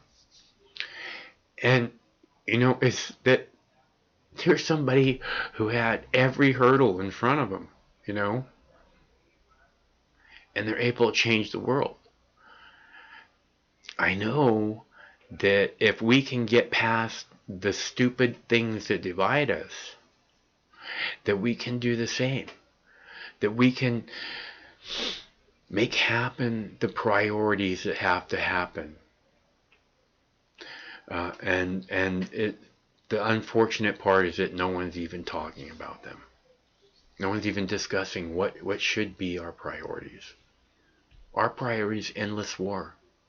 Endless war profiteering for the rich. That's our priority. That's what it's going to be for the foreseeable future. And there's not a fucking thing you can do about it. That's the way. I mean, that's basically what the last caller was saying, and I understand that point, it's not like we're going to snap our fingers and get rid of the military-industrial complex and all its fucking dollar-hungry appetite. What's up, caller? Hey, Mike, how are you doing tonight? I am good. How are you, Chris? It's good to hear from you. Thank you. I'm doing well. Another beautiful day in the Pacific Northwest. It was warm and sunny and starting to feel like spring, even though it's just the third week of February. Pretty amazing. This is hold on just a sec, Chris. This is the blueberry with some blueberry mixed with Gorilla Glue. And it's from the outdoor garden from the backyard. Go ahead, Chris. I of course wanted to share a little bit of satire with you, and in reaction to Bloomberg's demise or his embarrassing performance at the debate a day or two ago. But this was from The Onion, and their headline today was, "I'll rule you peasants with an iron fist," says Bloomberg to standing ovation during the Democratic National Committee debate. And they say, Michael Bloomberg was met with a standing ovation during the Democratic debate Wednesday as he promised to rule you peasants with an iron fist. "Kneel before me and tremble, you pietous wretches, for I am your new sovereign ruler, and my will is infallible," said Bloomberg, cutting into his rival's speaking time as his pledge to vanquish my enemies and reward my supplicants was met with thunderous applause by thousands of assembled audience members. "You peons, you mean as little to me as a clump of dirt to a mighty mountain, and I'll step on your necks of every last one of you on my quest for greater and greater power. Gaze upon your new God and fear my capricious wrath." At press time, the audience had broken out into chants of "Bloomberg, Bloomberg," as armed guards emerged from the exits to indiscriminately beat them back with batons. That was from The Onion. I don't know what's in his fucking head. It's like I was saying earlier, is you would think that he must be a really smart, sharp guy. You would think, right, to be able to amass such an empire, you would think he must be, but it's like, and unless there's some plan that we're not seeing, how can you not see that that you're going to go nowhere with your presidential campaign? He's not very popular, but he's completely betting on this strategy that he's going to be able to convince these 438 unpledged delegates on the second round to go with buying the election. Really? You think he believes that wholeheartedly, huh? I think that's the only strategy that he has. Huh. So yeah, I would imagine he believes that strategy. But there was a fact check. I know there's all of these fact checking organizations, but people can do their own fact checking. And this poster over at Moon of Alabama did some fact checking about Michael Bloomberg's wealth. And during the debate, Sanders made a comment. He said this. He said, Mike Bloomberg owns more wealth than the bottom 125 million Americans, said Sanders. That's wrong. That's immoral. That should not be the case when we have 500,000 people sleeping on the street, kids who can't afford to go to college, and we have 45 million people dealing with student debt, end quote. But the amount of disparity that Bernie Sanders announced was likely overstated. The reality is actually worse.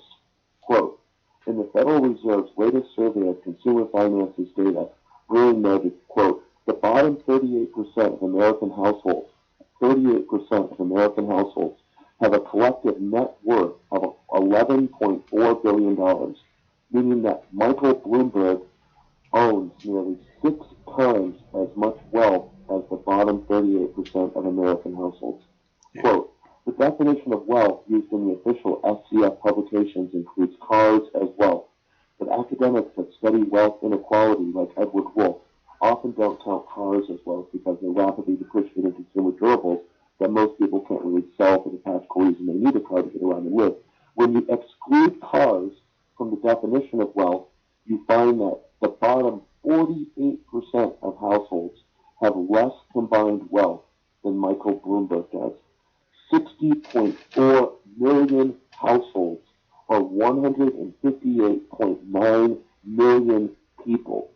That's how wealthy the guy is.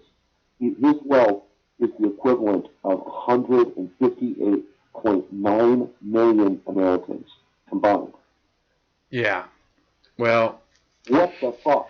I mean, he's not going to win. I know what you're saying. It's not popular. It's good. I understand it. But what I'm saying is how offensive, as far as I'm concerned, just as a little peon in America, how offensive for the Democratic Party to even give this person an opportunity to run in their primaries. What the fuck? What message are they sending to Americans?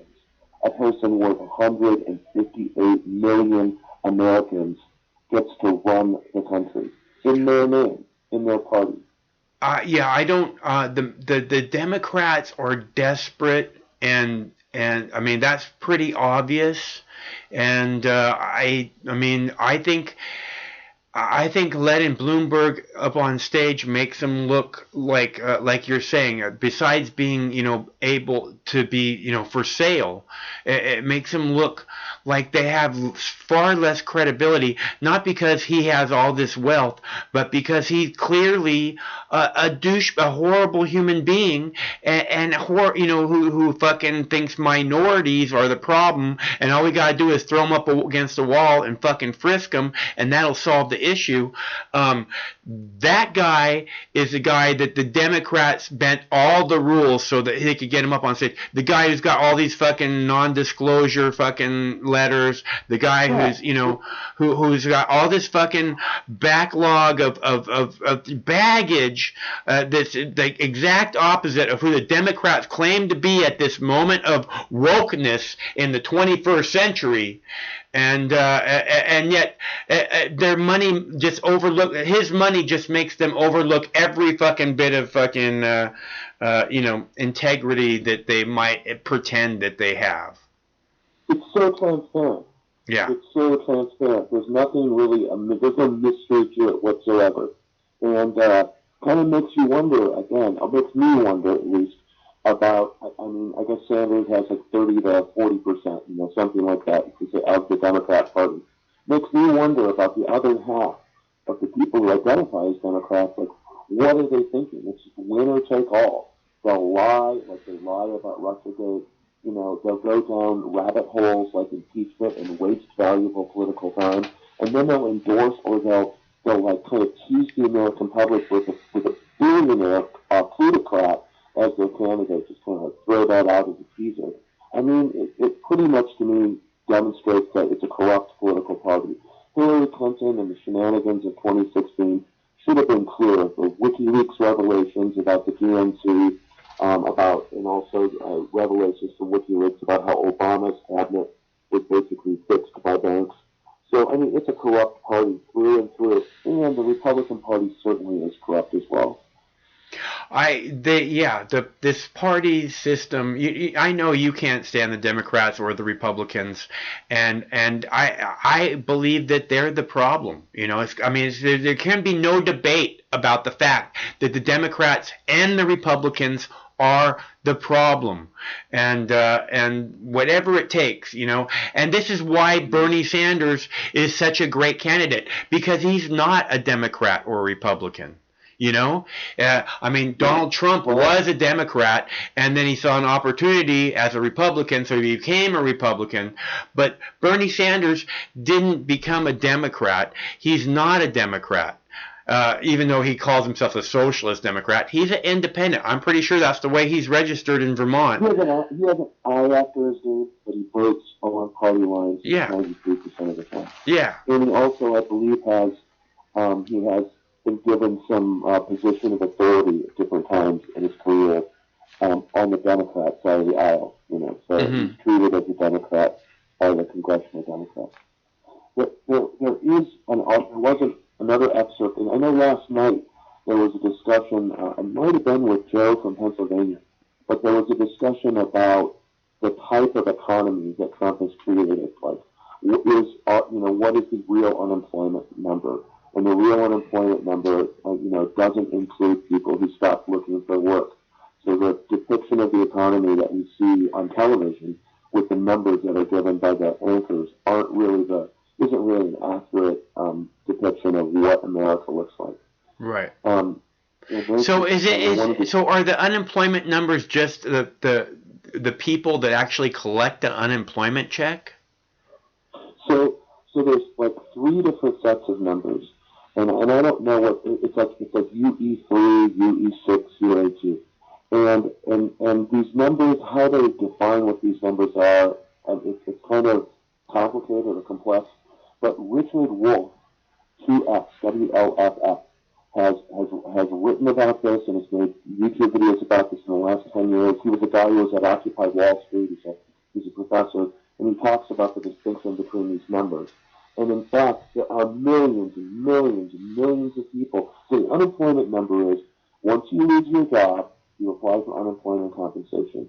If you receive unemployment compensation, you receive it for a set amount of time.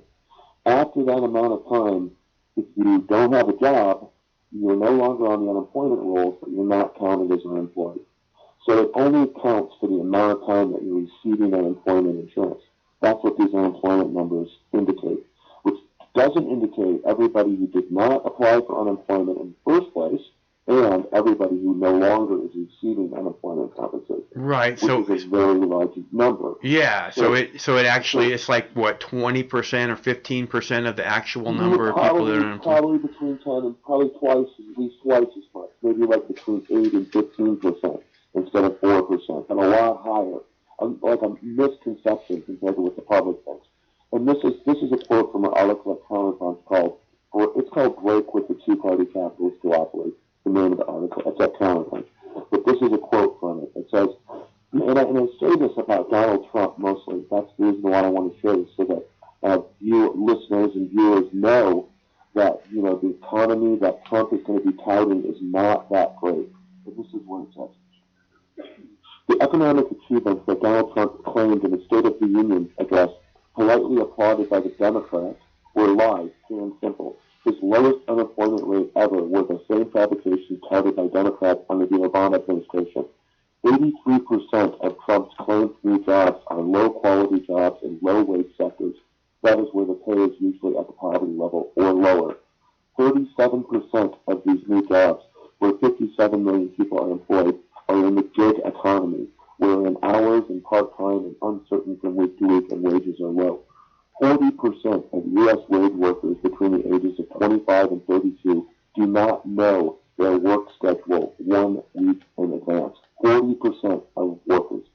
Low-wage workers are increasingly forced to work less than 30 hours per week to allow employers to escape paying various required benefits like health insurance.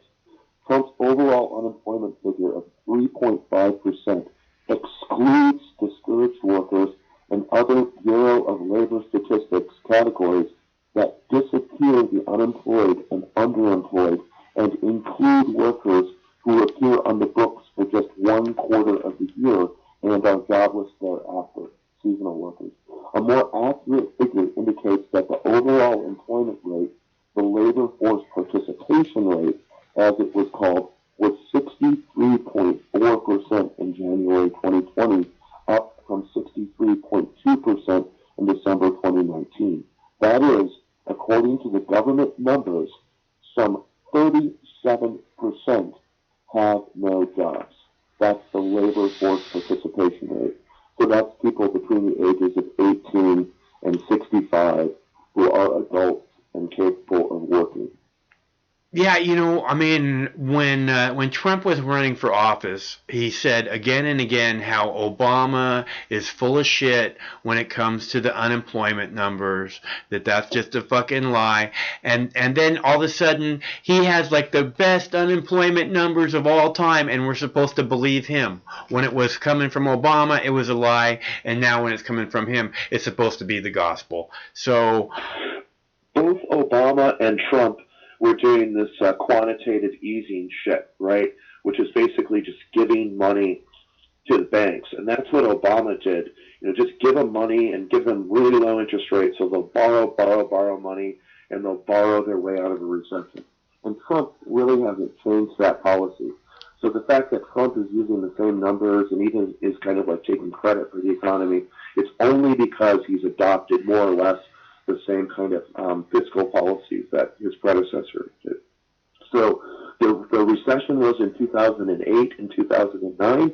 That's been 12 years, like 11 years of growth.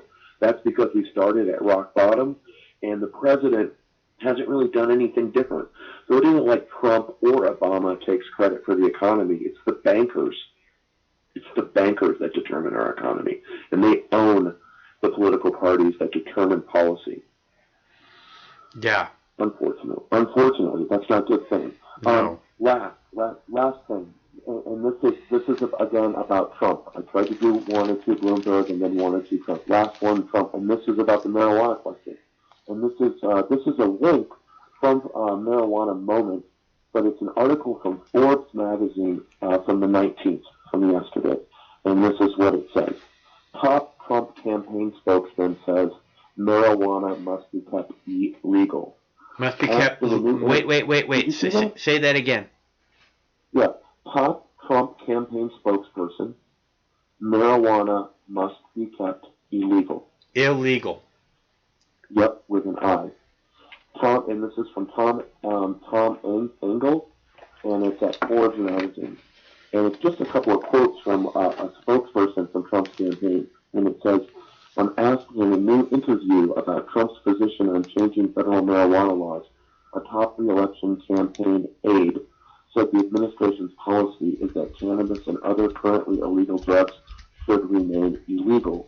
Quote, I think what the president is looking at this from a standpoint of a parent, of a young person, to make sure that we keep our kids away from drugs. Mark Lauder, Director of Strategic Communications for the Trump 2020 effort, said in an interview with Las Vegas CBS affiliate. They need to be kept illegal, he said. That is the federal policy. He acknowledged that a growing number of states are moving to legalize cannabis. Quote, Mr. Lauder said, I think the president has been very clear on his views on marijuana at the federal level. I know many states have taken a different path. During his first campaign and throughout his time in the White House, Trump has consistently voiced support for states' rights to sexual and marijuana laws. When asked about the issue, he said that we're going to see what's going on. And then the article goes on and it talks about Jeff Sessions. So that was just a comment. This is another thing that Lauder said. If he changes remember the what was it called? The Holder memo, right? Yeah. That was the memo that said that states were allowed, that as far as Obama's Attorney General was concerned, states could determine their own policy and the administration wouldn't interfere, right? I think that's the Holder rule. Quote, if he changes that, obviously that would be something I wouldn't want to get out in front of him on that. Lauder, who previously served as special assistant to the president in the White House and worked for Vice President Pence when he was Indiana governor, said of Trump's position in the new interview published on Wednesday. Later in the discussion with the Las Vegas station, Lauder talked about acts of clemency Trump had issued to a handful of people. Anyway, it goes on. It does at the end of the article mention that Mayor Bloomberg and Joe Biden are the two candidates, the popular candidates out there that oppose legalizing cannabis right now on the Democratic side. So all of the other Democrats running on that stage, except for Joe Biden and Michael Bloomberg, have kind of expressed some kind of support for federal legalization of marijuana and decriminalization of drugs. Yeah, but you can't believe them. I mean, Amy Klobuchar doesn't think marijuana should be illegal. It should be legal, you know. And in the primaries, the candidates in the primaries are notorious for shifting to the right, shifting to the center as the general election approaches. So you will see the most progressive ideas and the most radical ideas presented early in the primaries. And then as they go through the process and they gather support, they will shed those ideas to try and appeal to the center. At least that's traditionally what's happened in American politics. That's what I've seen happen over and over again. I mean, there's, that's certainly what Obama did wholeheartedly. You know, there's no way anybody. Throughout the Obama administration, I kept having to hear this fucking most liberal president in history over and over again, and it's just like the biggest, most giant lie I could possibly imagine. I think they sabotaged John Edwards. I mean, he kind of self-sabotaged his campaign, but I think there might have been a little bit of extra help sabotaging John Edwards, and he had some kind of progressive ideas for some of these kind of like discouraged white, in particular, workers across the middle of the country. He appealed to those people, and I think some of those like Edwards supporters may have, in the end of the day, went over to Trump, and Obama, I don't think, won them all over necessarily. I think that the Edwards supporters were really let down and probably, didn't know what to do and probably went all different directions. You're right. So probably did. Yeah. But Hillary Clinton called a lot of America just deplorable people right off the top, and that's probably not a good way to run a national campaign addressing whatever the 48% of Americans that have as much money as Michael Bloomberg. I wonder if she would ever call Michael Bloomberg deplorable. Hashtag Me Too, hashtag resistance. The guy's a misogynist. Clearly he's sexist, right? He's clearly a racist of sorts. And that all said and done, she will not call Michael Bloomberg a deplorable person. Isn't that funny? It's not funny. It's I mean, they're just disgusting. I mean, she's as disgusting as any human being that ever walked the face of the planet. And this is the problem with the Democratic Party, is that Mike Bloomberg's just like that, same thing, and they're like, oh yeah, get on stage, buddy. We need disgusting people up there. We're missing Hillary, and they will do everything they can to try and cheat Bernie Sanders. It's just, and it's so clear when you look at the media and how terrified they are by Bernie Sanders. They're just desperate to get anything they can to try and block this guy from getting there, and Bloomberg has to be a big part of that strategy. Well, I think he is a part of that strategy, for certain. So those were, I didn't really have any other stories. Those were the 3 or 4 things I wanted to share. A couple of Bloomberg and a couple of Trump. But just so people know that the economy is not humming along. I mean, your own personal circumstances aren't everybody's circumstances. And Michael Bloomberg is the definition of a plutocrat, the 9th richest person in America, the 12th richest human being on planet Earth. Just food for thought. And I'll listen to the rest of the callers. So thank you again for your show, and it's good to see, or glad to see that you're still able to be on the live stream. From my cold dead hands, bro.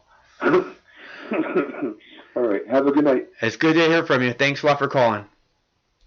That's our buddy Chris from Olympia. And he always is a wonderful addition to the show. So I am always glad he calls. And all the callers are an excellent addition to the show. And it's I've always said it's you guys that really make Mox News worthwhile. Right? It's you guys that give Mox News the flavor. It's you guys that really make Mox News interesting because you've always had so much more to say. There's this story, this little bit of this is what happened today, and Mox thinks that we should see it, so we might want to check it out. But then you guys always have, you guys always add so much more flavor to just this little video that I did, and with the live shows, it's awesome.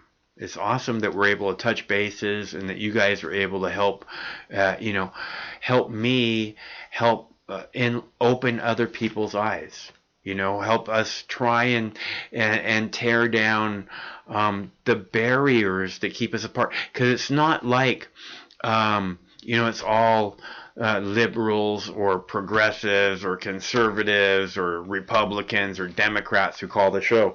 Everybody calls the show, and I don't try and cut off anybody short, and nor do I want to. I really I want your voice. It's what makes this an awesome project. So thanks to all the callers. I have more videos if you'd like another video. The Do Not Disturb is not on the phone, so you can call anytime. 805-669-6397. 805-669-63. See that person. I don't know what that person's deal is. They keep calling, and it rings once, and then they hang up. Hello, caller. Hey, Mike, it's Ash. Hey, Ash, how you doing, bro? I'm the mysterious one fucking with you for the last hour, man. Are you the one hanging up? Is that what you're saying? Yeah, I keep trying to get through my damn... Anyway, at least I'm on. Yeah, how's it going? Oh, pretty good. Hang on a second. Let me get my headset off my head. All right. So I got some things here, watching the show for the last few hours. That one caller, that was talking about Arkansas and everything, I've been taking some notes here. Right on, about Clinton with the Arkansas CIA thing and all that. Right. There have been over 50 kids that were killed because they found those damn airstrips out in the woods, dude. Legit. Yeah. I believe it. I think that this government is evil, and every day they don't hesitate. They're really not hiding it. And I just don't know how the American people can stand all this evil being done in their name, I know, and that's the thing is that we don't stand for it. That's the really fucked up part, but it's like things don't change. Like, when you look at Trump, like so many callers that brought this up, like, God knows how long, about how it's like, so many people look at Trump and they kind of get it, but they don't fully get it. Like, we have to understand, like, Trump is the same damn thing as Michael Bloomberg, although he might not be as rich. We're looking at the same thing here. We're looking at a corporate fascist oligarch. We're looking at somebody who is using their wealth and their power to just accumulate more of it, and that's the bottom line. But, as that one caller was talking about, I mean, it gets deeper than all this stuff. When it comes to like you were talking about Star Chamber, Black Cube, all this shit. Obama fucking created ISIS. This is the thing that we got to remember about these people. If you have a government that is creating, and we created Al Qaeda too. Right. That's the really fucked up thing, to defeat the evil empire. The one that Bernie Sanders is supposedly going to create with the gulags and the firing squads and all that. And as a former, so-called centrist, I mean, I can attest to the point that these people are liars and sellouts. That's why I left the shit. I mean, you know that, man. I mean, I worked for, the Wicked Witch. I mean, these people, I mean, when they talk about Trump, I was just talking a few hours ago about this.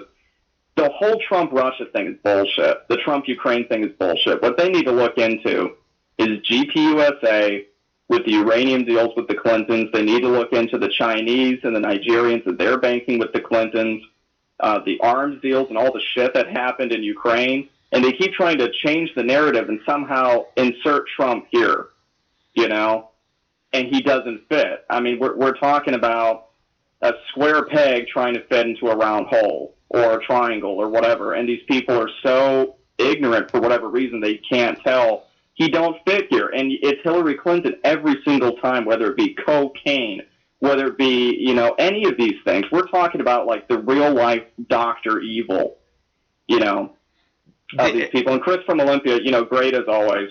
Yeah, I agree. He always has a lot to add to the show. So we're really lucky to have him. We are, you know, another thing was he talked about, I think it was last week, he was talking about the movie Parasite, winning all those awards. And, you know, that just goes back to the whole, the movie industry as a whole in this country. Just the ratings of these films, whether it be Cats or whether it be the new Star Wars movie, all these things, get woke, go broke, as they say. Or, you know, I mean, that's the reality. That's just what's happening to these people, and it's about time. There's a whole world out there of filmmakers.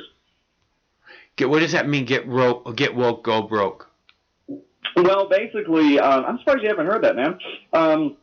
Okay, so what they're trying to do is they're trying to push an agenda, whatever it be. Now, a lot of people from the so-called, you know, dark web or things like that look at the situation. They say, like Tim Pool is an example. He has a whole series of videos about get woke, go broke.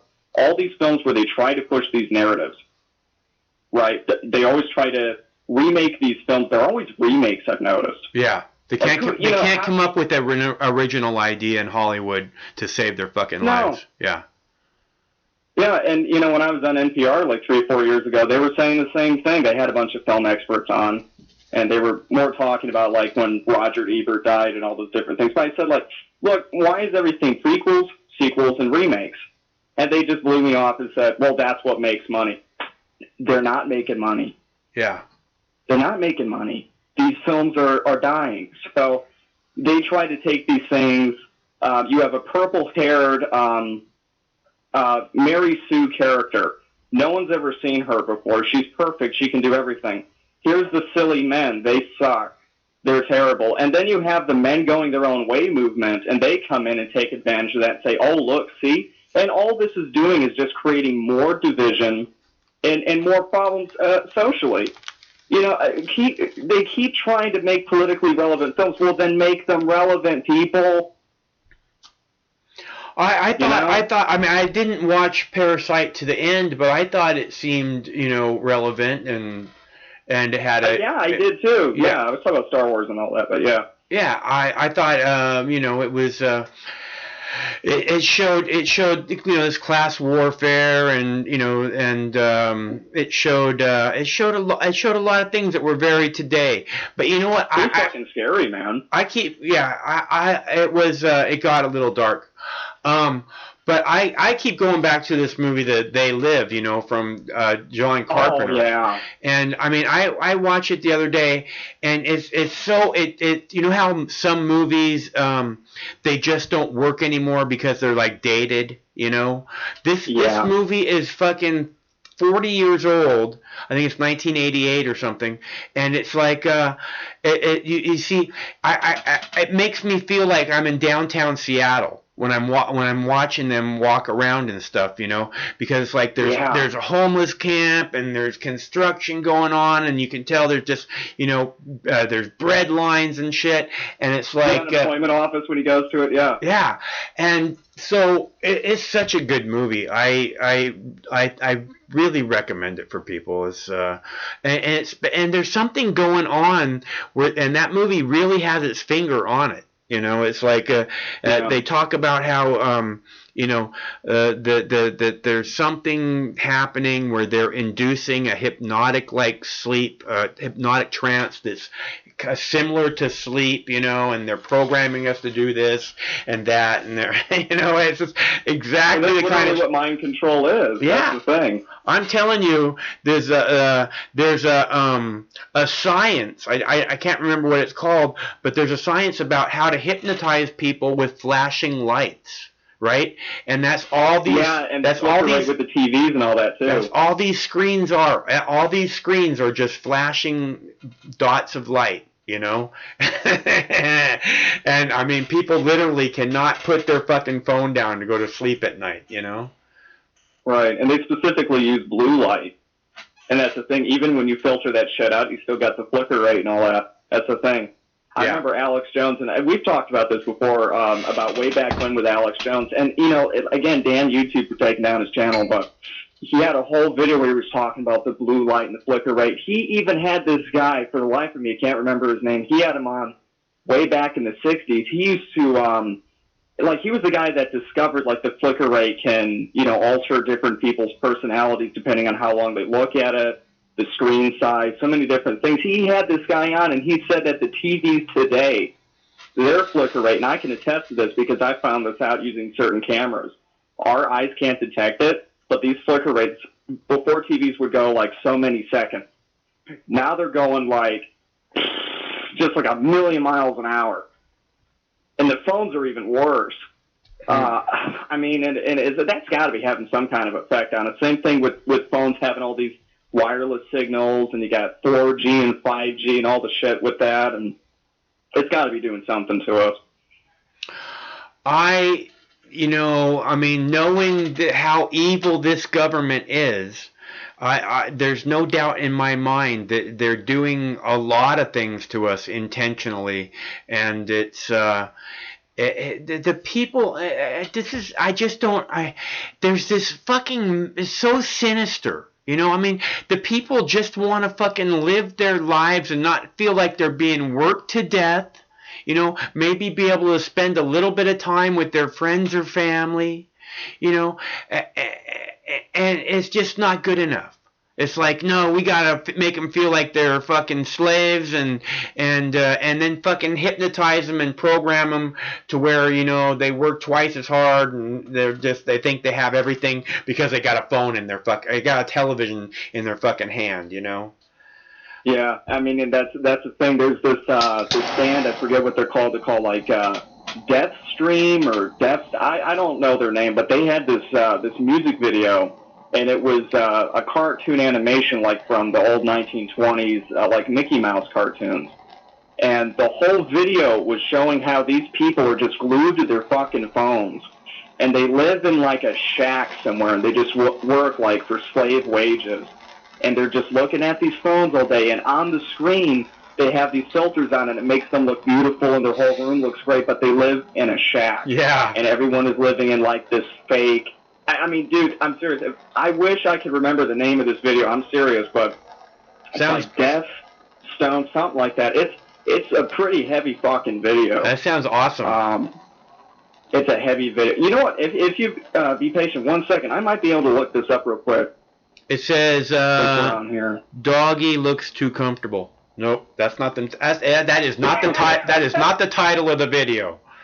That dog is very, very comfortable. Young Crowley, let me see. I'm going to look this up before we get off here. I'm going to be talking to you while we're going to be doing this, man. We're going to find this here.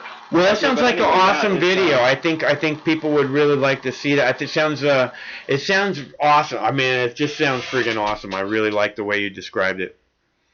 Yeah, let me look this up. Hang on a sec. Let me see. I got a bunch of playlists here. But yeah, I mean, you know, these people at the end of the day, they're satanic. They want to control our fucking lives. And that's what these people want to do. Bottom line, at the end of the day, when we look at all these different things going on all over the world, this is what we have. We have a bunch of people that don't want us to be healthy. That's why they ban weed. They introduce crack cocaine to get fucking money because Congress won't allocate it. Then they take the shit and they go out and they start all these wars in Central America called the Dirty Wars. It's like, how long are we going to be putting up with this shit? I mean, you go from Reagan all the way up to now, and it's like I was saying earlier, we were talking about this, I don't know how many times, brother, about Obama. Yeah. And the whole world has put all their trust on that guy.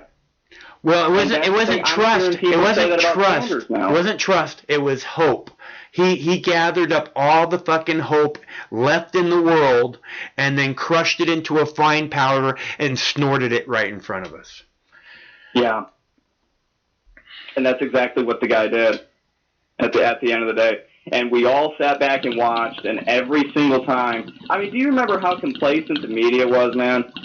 And how it's like they absolutely refused to criticize anything President Obama did. Oh, here we go. This is, hang on a second. We're getting closer. I'm going to find the name of the song now. I just found the name of the band. Yeah, I'm going to look this up here. Yeah, here it is. It's called The System is Falling. It's Ghostemane. Ghost Maine. It's The System is Falling. And I recommend anybody out there to watch this video. I showed my mom and my sister this. They were like, holy shit. They did a really good performance in Lollapalooza too, but yeah, The System is Falling by Ghost Maine, however you say that. That's pretty, yeah, I will take a look at that later. That sounds pretty, it sounds like an awesome video. I'd love to watch it. Yeah. Yeah, the animation style and everything, they make it look just like an old Mickey Mouse cartoon. And I love cartoons. Is that post a link in the chat, if that's okay? What's that? Is that okay? Yeah, sure. It's a YouTube video? Yeah. Yeah, that's fine. All right, here we go. All right, there we go. Yeah, anyway, so, yeah, I encourage everyone to check that video out. There's starting to be more music artists out there that are making videos about basically the dystopian shit that we're starting to enter. I want to see a video about frickin' RFID chips and the fucking fluoride in the water. I want to see that next. You know, I mean, we've been going through this shit for how many years, and just now people are waking up and realizing this stuff? You know, I doubt it. It's just, it depends on what they allow. Because that's like Immortal Technique. Again, Alex Jones, he interviewed him, and he said that. He said that the music industry, if you write about certain subjects, they will not allow the song to be even recorded. Yeah, well, yeah, so, that's why he has his own label. I mean, because I mean, yeah. I have a music playlist on the front of the Smox News channel, and at the very top of it is Immortal Technique, Tell the Truth. Love that really? Song. Yeah. I'm surprised I haven't seen that before. Shit, man. You haven't seen Tell the Truth by Immortal Technique? No, I've seen that. I just didn't know that. That I had that. I have a playlist. Yeah, it's at the very bottom of the front page. Okay. For sure, man. But yeah, so another thing I want to talk to you about, we were talking about weed last time, you know, and you've gotten into that tonight too a little bit. So before we get off here, I want to tell you a story about a very interesting contrast of legal weed that's taxed versus illegal weed. Then you got the fucking dark underbelly and all that bullshit. So I'm not going to say last names, not going to give too personal information, but okay, so I had a neighbor. Her name was Alyssa, and she worked at a restaurant here as a server. She was a waitress, made, you know, slave wages. So what she started doing is she started selling weed. Then she started growing weed in her house. And with that money, this was before Illinois became legal, she was taking that money and she got a frickin' master's degree. With the money that she got from growing the weed and selling it, she was able to pay for her education with that. And now that weed is legal, she now owns a frickin' store where she sells CBD products. It's all organic, all this stuff. She makes all this.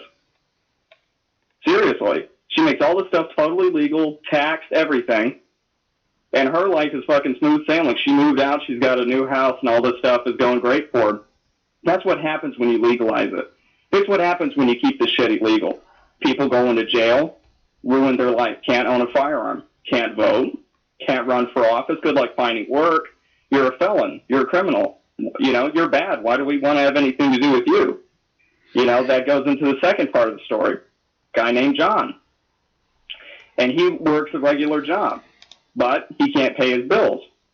So he starts selling weed. Suddenly he's able to pay for his bills. It becomes legal. See what I'm saying? He doesn't have to work at that regular job anymore. He moves into that field.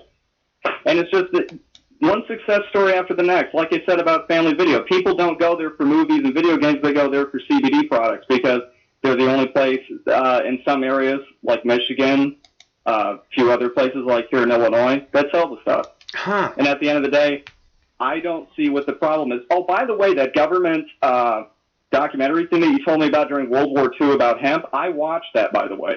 Great. Thank you. Great video, huh? That was great shit, man. And it's just crazy because it's like, can you imagine what would happen if that shit never became illegal? We live in a totally different world. Why, it just pisses me off to no end. It's like they want us to be asleep, and they want us to not think for ourselves and not question this shit. And we are in that trance state, like what we were talking about earlier. You know, you go through all these things, the drug war, so-called war, all this shit. And here we are today, and the people look around, and it's like, well, I guess it isn't so bad. Yeah, because when you are fighting what is perceived to be an ultimate evil, you will lie and do anything in your power to keep your people away from whatever that is, which is the truth. And that's what every authoritarian country throughout history has done. They perceive the truth as the ultimate evil. Exactly. That's what I believe, because at the end of the day, you know, if you want to look at it religiously speaking, Satan is what? The deceiver. All right? What does the government do? Deceives. Satan is the destroyer. What does the government do? Destroys. That's what democide is. It's death by government. That's the leading cause of death in human history. So it all goes back to the same thing at the end of the day. And then you look at these people behind closed doors with all the satanic shit and the pedophilia and all these things. It starts to make sense. And, you know, regardless of people, you know, out there believe in a God or not, and, you know, regardless of what religion somebody is, that's what these people in control believe at the end of the day. They believe that there is some... I'm sorry. They believe what? They believe that there is some sort of extra-dimensional force or energy. And what makes this thing happy is pain and suffering. That's why they sacrifice people. Huh. Now, getting a little bit... I'm not saying they all believe in this, but I'm telling you Hillary Clinton does. I'm telling you that right now from all the shit she's done, and, you know, some of these other people, like, you know, because Epstein was a honeypot, but he fell into his own trap. These people, they want to destroy things that are beautiful. They want to destroy things that are any type of, like, happiness or anything that people have. They don't fucking want the shit. Because when you look at it dimensionally speaking, but now we're getting into some crazy shit here. If you don't want me to go into it, I won't go into it. But when you look at it dimensionally speaking, and physicists have talked about this, that there's higher and lower dimensions. You know, I don't know if you've ever tried DMT or anything like that, but I've taken a lot of acid. Well, good enough. Yeah, I've taken like 2,000 hits of acid or something. At one time or in your life? In my life. Oh, okay. Damn, man. But yeah, you see what I'm talking about. But yeah, it's like, you know, when you look at the higher and lower dimensions, you know, whether you want to call them clockwork elves, you want to call them aliens, whatever you want to call them, there are entities that are metaphysical, they're non-physical entities that live in other dimensions. Some are good, some are bad, some are a mix. Isn't good and bad kind of subjective thing, or do you think it is subjective, but what I mean by that is one will give you, quote, power, right, which is perceived, because they feed off the ego. They tell these people, and I'm going to get into some shit right here. They tell these people at the end of the day, I will give you, quote, power, right, which is an office, right, in a city somewhere. But that's what they think is power, is a government position. Mm-hmm. I will give you this power. And what you have to do for me is you have to start X, Y, and Z. And they do that. Then we have Libya. Then we have Syria. Then we have crack cocaine. Then we have, you know, the war on drugs. We have all this suffering, all these people going to prison, all these people losing their lives, their homes being destroyed. Makes this shit feel fucking good. Right? All for some asshole to be in an office somewhere at the end of the day. Yeah. Then when you look at, like, ISIS, right? Chopping people's heads off, slave markets, all the rest of it. They had a plan to literally blow up the Mosul Dam, which, if destroyed, would have killed 2 million fucking people. These people were machine gunning people in Paris, killed hundreds of people. These people are fucking, they're part of the destroyer. There was a woman, and I'm not a Mormon or anything, but Glenn Beck was the only person to have her on. This chick was taken to the United States. The FBI managed to get her out of Syria a few years ago.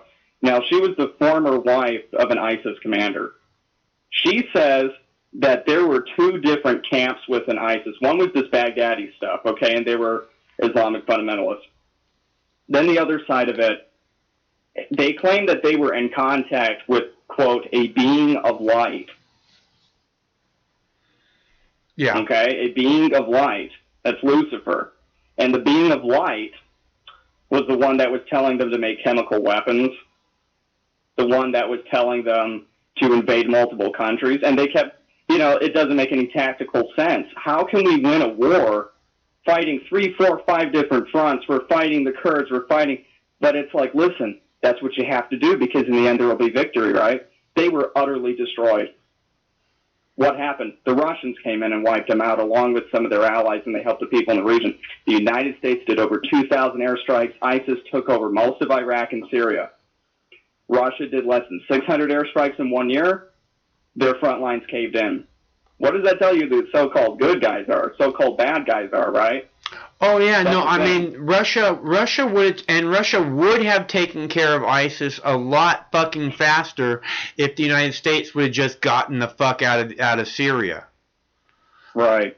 I mean, it would have just been a done deal, and all this shit would be over for Syria. But they don't want it to be over. They want it in a fucking mess, and they want it to continue as long as possible, for whatever fucked up reason. To feed their dark masters, apparently, according to you. Well, I mean, I don't know how you feel about that, but I mean, I see these things. I see these things happen on a much smaller scale, where the individuals feed their dark masters in very personal ways, and so and that's what clicks in my head, is that person just fed his dark master. Right, no, I agree with you, yeah. Yeah. So I understand what you're saying. I don't know that necessarily all the outside influences, other dimensional type influence, are necessarily... No, not all of it, but we're talking about like the Clinton level. We're talking about like top U.S. government level. Sure. Yeah. There's the ones that want to, like you're saying, that somehow feed off of pain and suffering, and then there's ones who are actually, I think possibly, if there are ones, and understanding the yin and the yang, there would be ones there that would feed off of helping, civilizations or species like our own maybe be able to survive and actually flourish by moving forward as a stronger, society or whatever. I mean, that's really by positive and negative forces earlier. Right. That's really what we need is, I mean, I keep hoping there's some kind of a District 9 type event, where they're just like a massive fucking UFO appears over the White House, right? Just fucking sits right on top of that fucker and just doesn't say a word for a month, Yeah.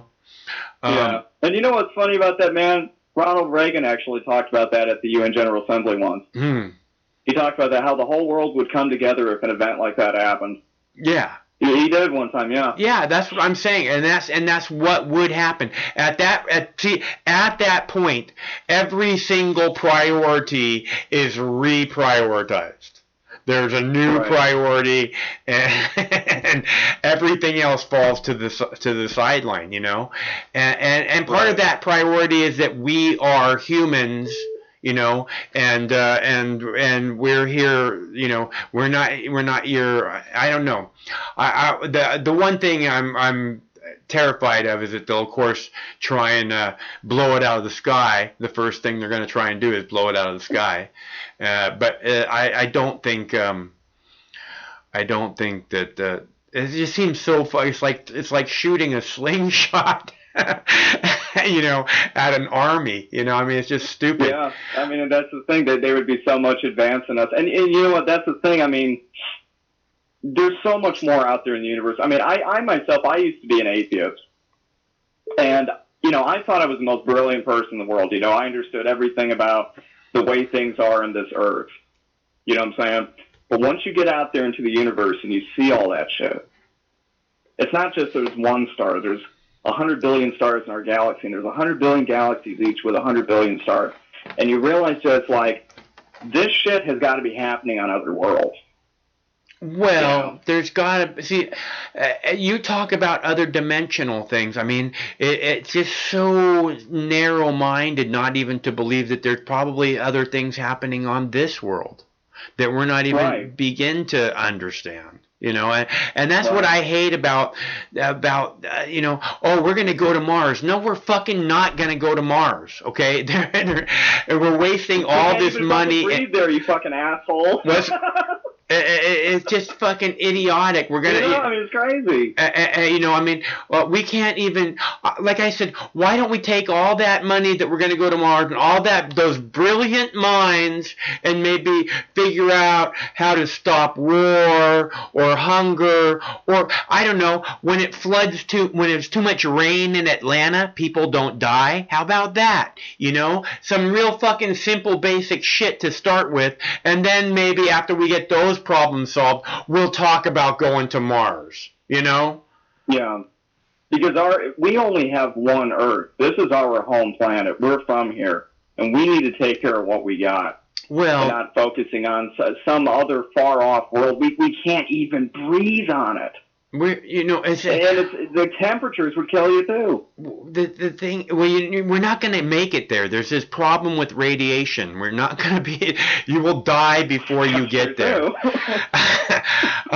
which nobody talks about. So, but no, yes, it's not just that we're, you know, we're the protectors. You know, it's like there's all these movies about superheroes, and people fantasize about, man, if I could be a superhero. You know what I mean?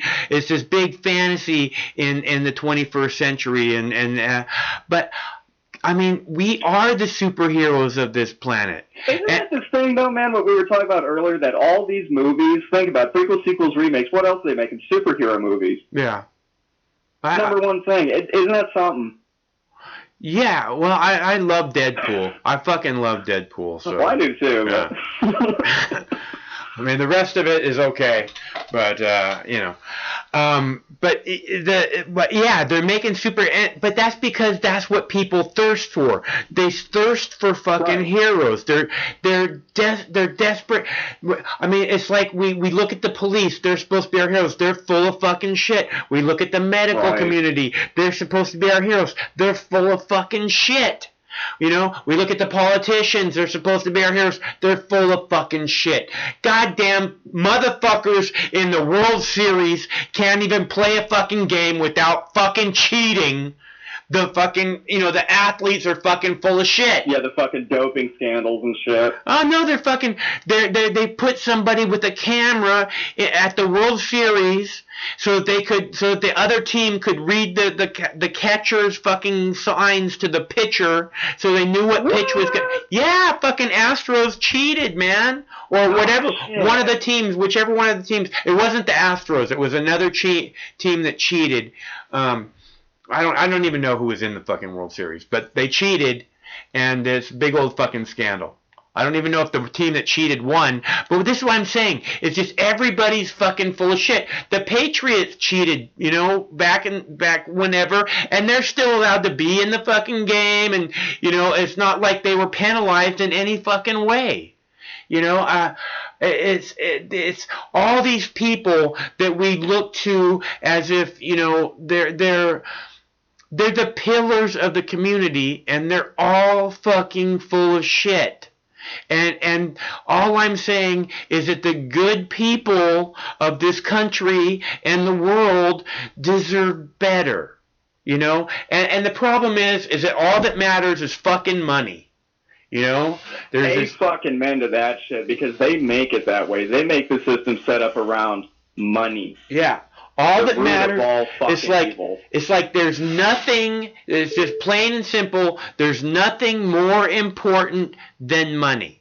That's all there is to it, and that's the reason why. Like I said, I've said in the past, this is the reason that we don't get to have Puget Sound orcas for the next generation, because it would cost Bill Gates and Jeff Bezos too much fucking money. So Yeah. And that's the question, what they were saying to Bernie Sanders the other day about it being, quote, immoral about people having $1 billion. Well, here's the thing. My fellow zillionaires, the peasants, have their pitchforks. Yeah, that was an article written way back in 2013, 14, whatever it was. And even Bill Gates, like you mentioned, guess what? He read that fucking article, scared the shit out of him. Look, that was on NPR. This is the people. If we can just get beyond the stupid labels, the people have all the motherfucking power. I mean, but the problem is that we're all separated and divided, and we don't even realize that we're all in the same goddamn boat. It's fucking so stupid. We're all in the same boat, right. and that boat is taking on water real fucking fast, and they all act like, oh well, our boat's over here and I don't see any water. Open your motherfucking eyes. You're not in a different boat. I mean, and so it's all because of this labels and the division and the lesser of two evils. Oh well, he's not one of those guys. Yeah. So I mean, it's just not good enough anymore. Lesser of two evils isn't going to cut it. It's still evil.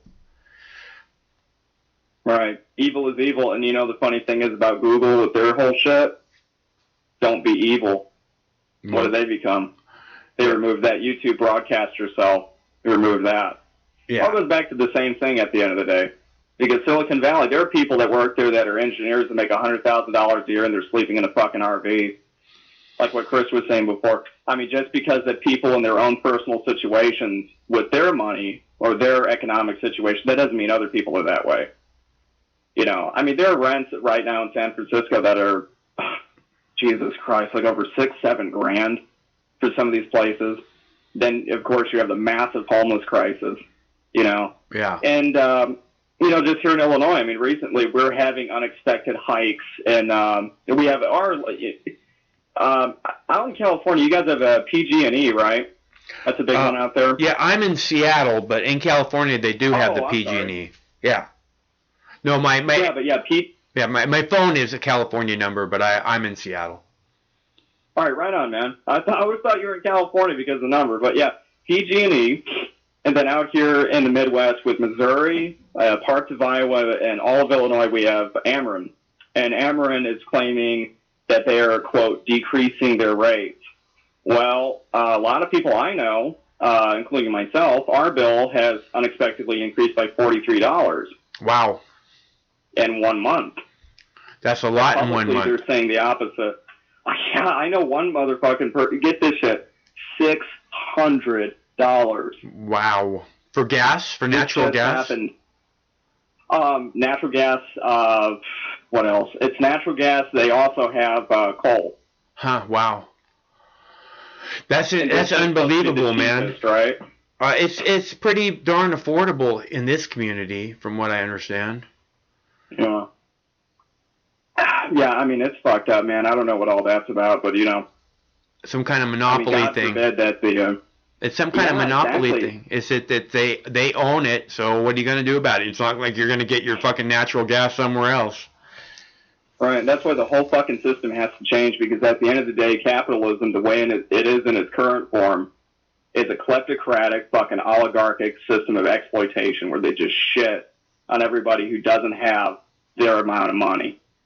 That's the bottom line of it. Bloomberg is the embodiment of this shit. It seems like that's almost like the objective of capitalism is for you yourself to be able to get to that point where you can shit on everybody who doesn't have the money. It's like, and one day you will. And one day you will. Here's that carrot. You keep going for it one day. You work so hard, I know you'll get there one day. Yeah, and that's what these guys say. They say, well, you know what? Poor people You just need to work harder. I mean, you know, my dad came here from such and such with $100, and look at where we are. We have so many billions of dollars, and now, you know, I own your fucking land, and you pay rent to me, and I own your fucking this and that and the third, and, you know, whatever. And what do you know? I'm running for president now, too. And I'm spending $500 million on ads, and I'm giving money to all these other people who happen to be delegates. You know what I'm saying? And that's where we're at right now. Is these people are coming out and they're saying, look, I got the money and I'm running for president. I got the power. That's what these people are doing, you know. That's what they care about. They care about the money. That's all they care about.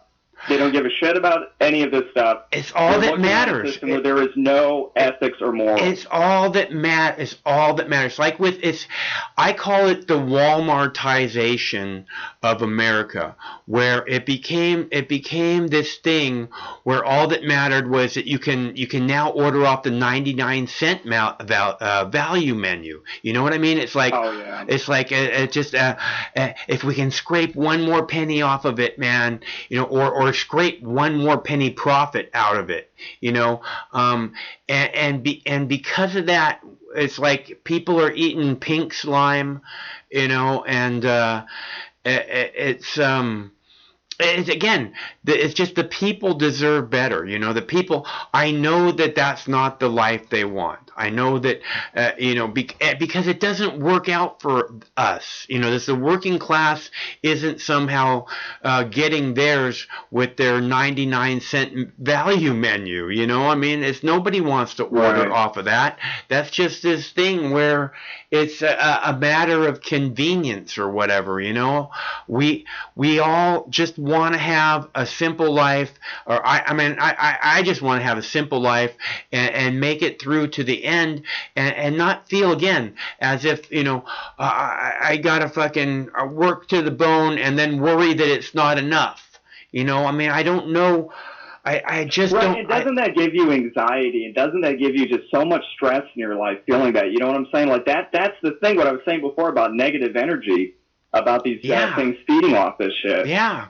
And it's just, and it's not just like, you know, one person has it. It just affects everyone. It spreads. It's contagious. You know, this energy, they call energy because it moves and it has, you know, it absorbs things. It goes into stuff. So understand that this negativity, it's like, I don't really have that. I mean, I come out here, I talk about the blue sky, no, not a cloud in the sky, and, you know, blah, blah, blah. But, you know, it's, and you know, like with the coronavirus, you know, I'm like, don't be afraid, just wait 2 weeks, you know. And again, we waited 2 weeks and you look around and there's really nothing happening. Okay, we don't have some mad fucking crazy coronavirus thing happening, you know. So just chill, you know. It's all this fear programming. It's this paranoia, you know. All day long I've been walking around and the songs in my head. It's you know, paranoia strikes deep into your lives, it will creep. Starts when you're always afraid. Man, step out of line, the man come and take you away. You know, and that's where it starts. Is this thing where we can't just be humans. Join 1 second. Hey, stop. What's that sound? Everybody look what's going down. This is it, man. Yeah. This is it. We can't just live our lives as adults and, you know, oh, yeah, I'm going to go get high. I'm going to go party with these people. I'm going to go have a nice time. No, it's like if you go and party with those people, you're a criminal. You're a lowlife. It's all this fucking bullshit labels and you're not good enough. And the poverty, it's like this separations, like you're saying, you know, we want there's this programming to get the American dream, and oh my God, just never ends. So, and meanwhile, all this fucking heinous evil is being done in the name of good, you know, law-abiding Americans who just want to have their life and do a good job, work hard and get theirs, and, you know, and take care of their families, and it's just all this fucking evil being done in our name. The road to hell is paved with good intentions, right? I I don't know. I mean, that's the saying, right? I mean, isn't that what they say? It's right, like, but I don't see good intentions. I I don't see the good intentions by the government. That's the thing. You know, I mean, right, but that's the thing. That's what they want us to believe, though. Like, you know, if we just bomb Libya, you know, there'll be a thriving democracy. There won't be slavery reinstituted there.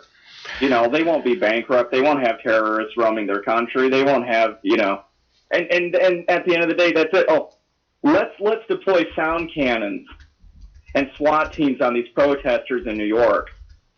Michael Bloomberg. I mean, they're occupying the city. I mean, these people they're bad. They might even be terrorists, Mike. I have to go in there, you know, I mean, I'm the mayor, you know. I have to deploy sound cannons, you know. I have to beat them up. And I have to remove them because, you know, they're occupying the park. And that park belongs to the city, even though these people are residents. It doesn't belong to them. You know, I mean, that's the way of thinking from these fucking people. It just blows my mind. It's like, that's these guys. Again. I mean, I've said, you know, when it comes to this, you know, they treat the protesters like a terrorist threat. You know, the protesters who, in the proud American tradition, go into the street to stand up against an over-intrusive, incredibly violent police state government, to demand the change that they were promised. And as proud Americans, in the proud American tradition, and Obama and the Obama Department of Homeland Security labels these proud Americans potential terrorist threat. Okay? Right. And then they sent in their fucking steel-toed, jackbooted thugs to fucking bloody their heads, and they did it without hesitation. Fucking little girls. Simultaneously in multiple cities all throughout the country. Yeah. And all boom one time. And that's what they think of you and your land of the free. So we're clear. You're nothing but a potential terrorist. And that's the most you will ever amount to in the eyes of these people. All right. Land of the thief, home of the slave. You know, divide and conquer. And that's what they want to do. That's why they're into these labels. Because it's identity. Because they want to put us in these separate camps. It's and they want us all to fight amongst each other. Yeah, it's because the labels work so well. The people love the labels. They can't. It's not just they want to attach them to other people. They love attaching them to themselves too. You know, and it's very strange. I mean, right. We're seeing that. I mean, sadly, we've seen that with the gay community. Well, that's the thing how the media likes to use these labels on people. Well, you know, you're an African-American trans woman. You're an Asian-American, you know, gay man. You're what? All these labels and shit. I don't know anybody, the LGBTQ community, and again, that's a label, but I don't know anybody who is in that community who is constantly identifying with these labels. They're kick-ass people. A lot of them are very progressive. They don't support this fucking government. They want weed legal. You know, and then you turn on CNN and you hear the shit, oh, well, the gay community, they fucking love Mike Bloomberg. Give me a fucking break. Nobody loves Mike Bloomberg.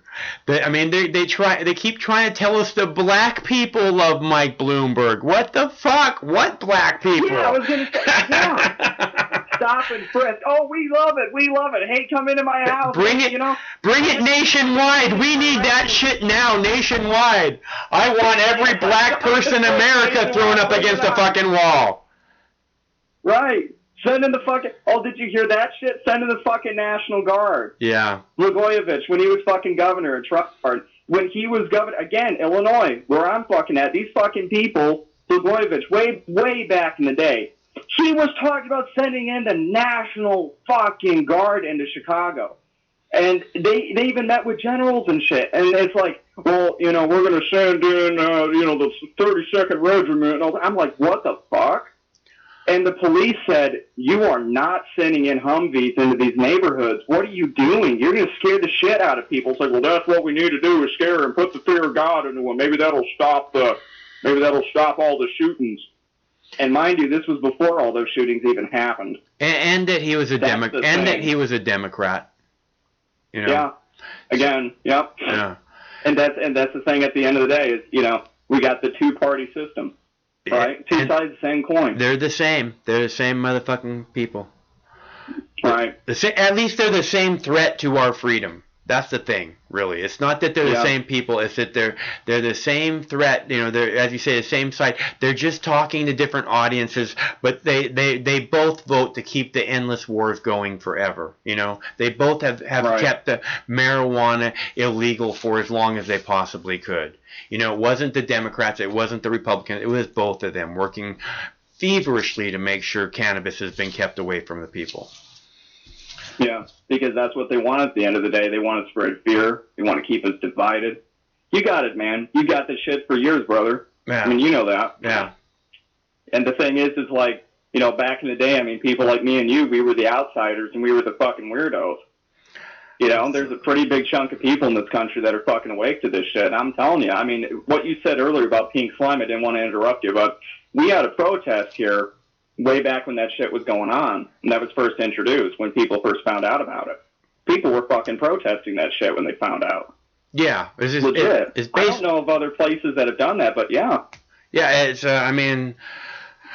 it's this, and this is what I'm saying is they doing everything to like placate and act as if you have this wonderful whatever you have your TV in your palm of your hand. I mean, it's everything they can to like again hypnotize the people. Keep them in this trance, and it seems to be working pretty well. But the real reason I think that it works is because it's snapping out of the trance is not it's not that it's not easy to do or it's really hard to do. It's that it's once you snap out of it, it's so much less comfortable than the trance. It's like, this shit's fucked up. This shit's fucked up. It's like... and again, it goes back to the red pill and the blue pill with the Matrix. Right. I was going to... literally fucking real life. Right. I was going to say back to the They Live movie where, the one guy has seen the aliens and he has glasses and you just have to put the glasses on to see the aliens. And the other guy's like, get the fuck away from me. I'm not putting those glasses on. I don't want to see that shit. I got a family, man.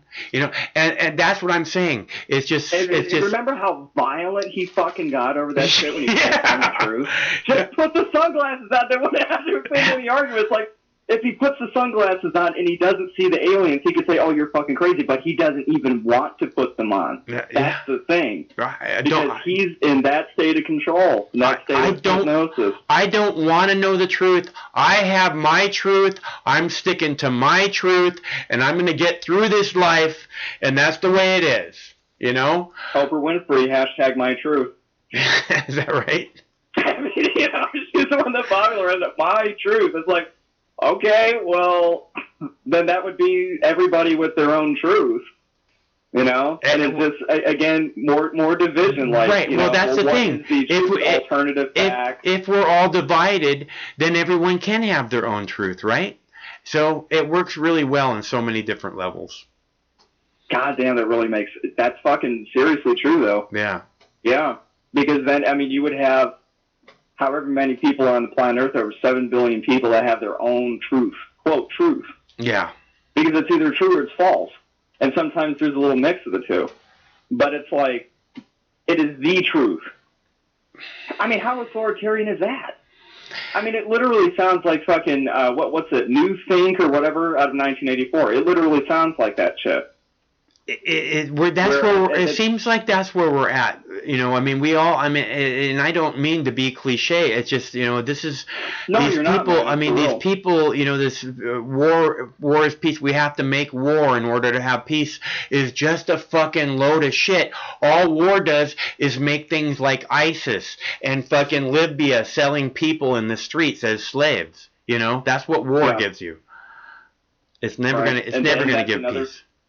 Go ahead. No, and that's the thing is, like, when you look at North Korea, and that went in, and that was a legitimate war, so-called, to go in there to stop North Korea from invading the South. It was an act of aggression according to the UN Charter. And when I say we, I mean the United States, the royal we, You know, so when the United States went in there with these other countries, instead of just pushing the North out of the South, we wanted to take the whole country. That's not what the resolution said. So the Chinese counterattacked, and they went back and forth between the North and the South. So what did the U.S. do? They went into the North and they carpet bombed the motherfucker. Completely wiped out their infrastructure, wiped whole cities off the map. Yeah. And then we look back and we wonder why did it take them 30 years to rebuild? Well, maybe because the only country trading with them is China and the Soviet Union. Yeah. Maybe the reason why is because you wiped out all their road networks and blew up all their dams and wiped out all their industry. Yeah. And put all these fucking sanctions on it to where they can't trade with anybody else in the world. Yeah. And it radicalizes them to the point where they are now referred to as the Hermit Kingdom. Because they have to be. And that's the sad thing. I'm not saying the North Korean government is, you know, but I mean, it's understandable from their perspective because North Korea used to not always be the way it is today under Kim Jong-un. Yeah. I mean, they used to be, they were a communist country. They were a country that used to be more involved in the world than they are today. I mean, I just found this out recently. North Korea apparently was involved in a lot of projects in Africa. Completely unaware of this in the 70s. They were involved in Mozambique. They were involved in Ethiopia. After Rhodesia changed and became Zimbabwe, they were involved in there as well. I know the Cubans were too, and that's another thing about Cuba. Cuba is another country like North Korea that's being choked off. Yeah. And Cuba was heavily involved in helping Angola, you know, fighting against basically a very evil war, which we don't hear very much about, that escalated to the point where that country was on the verge of total destruction. Cuba came in and literally saved that country. And all we did was put even more sanctions on and try to assassinate Castro again, which, you know, never worked. Yeah. Yeah, I feel bad for what, you know, again, this is, I just don't understand. I mean, the people of this country are not evil, and yet this government is almost like they couldn't do more evil if they tried, and they try every day. They just can't do more, you know? So I want better for our people. That's all. I really, really do. And we got to find some way to move beyond these labels, because the only way we're ever going to get better is to fucking actually summons the power that we do have as the people. Right. And we don't have to fight. We just have to say, no, fuck you. And what I mean by that is we just have to sit down, basically. If the working class people of America sat down for a week, you know, the whole world's gonna fucking stop and look. So right, and that's the funny thing is back in the 60s we used to have sit-ins and walkouts and protests and all that against the Vietnam War and other things, and look at how much attention that got. Today you don't really see that because the people, like what we were talking about before, they become very complacent. And the irony of all this shit, Barack Obama even said this in his first term. He said that complacency will lead to the death of democracy because people will not want to take part in it. And ironically, under his administration, we've seen that. Well, it wasn't until Trump scared the shit out of a lot of people because of, you know, false narratives and other things. People woke the fuck up. Now, regardless of what people think of the Women's March, 13 million people protested. Right, but under Obama, you know, in every city across the United States and around the world, people protested. They went in. They didn't just protest. They didn't just have a little march down Washington D.C. lane. They fucking went into. They went into the streets and they fucking stayed there for months. You know, I mean, some of those camps lasted over a year. You know, so I mean, and that was all because they wanted the change they were promised. And in the proud tradition of the American people, they went into the streets and they stayed there to make their point, to make their voices heard, and they were labeled potential terrorists. The first thing the fucking media did was label them public defecators and public fornicators. and drug and they said, oh, that's the whole group, and drug users. Whatever. People are getting laid. It's a party, man. Fuck off. You know, who cares? You know, that's not the point.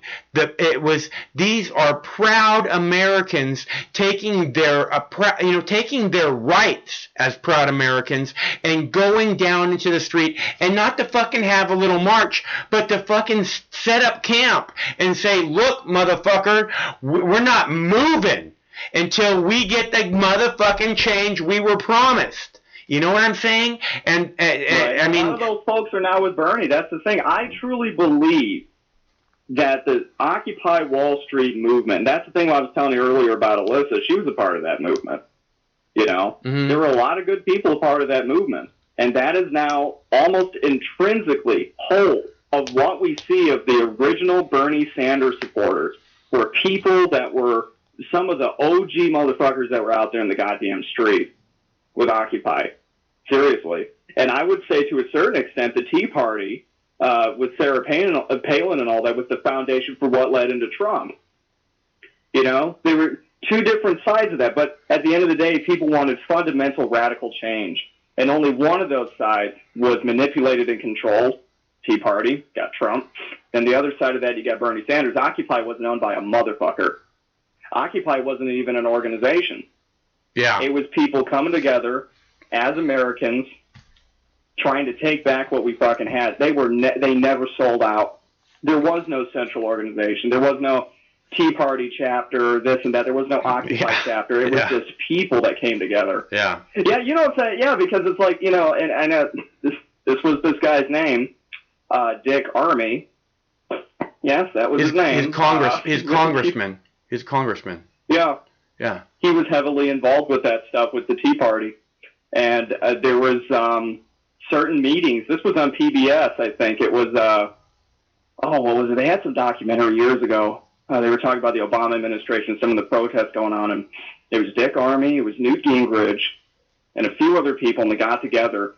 And they basically completely changed the direction and the course of the Tea Party. That's when they set up the chapters of the Tea Party. And that's when they started making it more Republican. And they started being more incorporating that into the GOP. Occupy was never incorporated into any political party. It was always the people. Right. And to this day, it is still the people. And there was no meeting with Nancy Pelosi, and none of that shit happened. Yeah, and that's what we need. Again, that's what I keep saying. This is what we have to have, is the people. If we want any kind of real change, we have to drop all these stupid fucking labels, and it's the people have to come together. And we have to do this, or else your children have no future. That's it. Okay, so right. And if that's not a big priority to you, then well, whatever. I guess you get what you deserve then. Huh? Right. Sadly, I mean, at the end of the day, I mean, legit. You know, I mean, it's people power, and that's literally what it says in the Constitution. Only one in the world. We the people.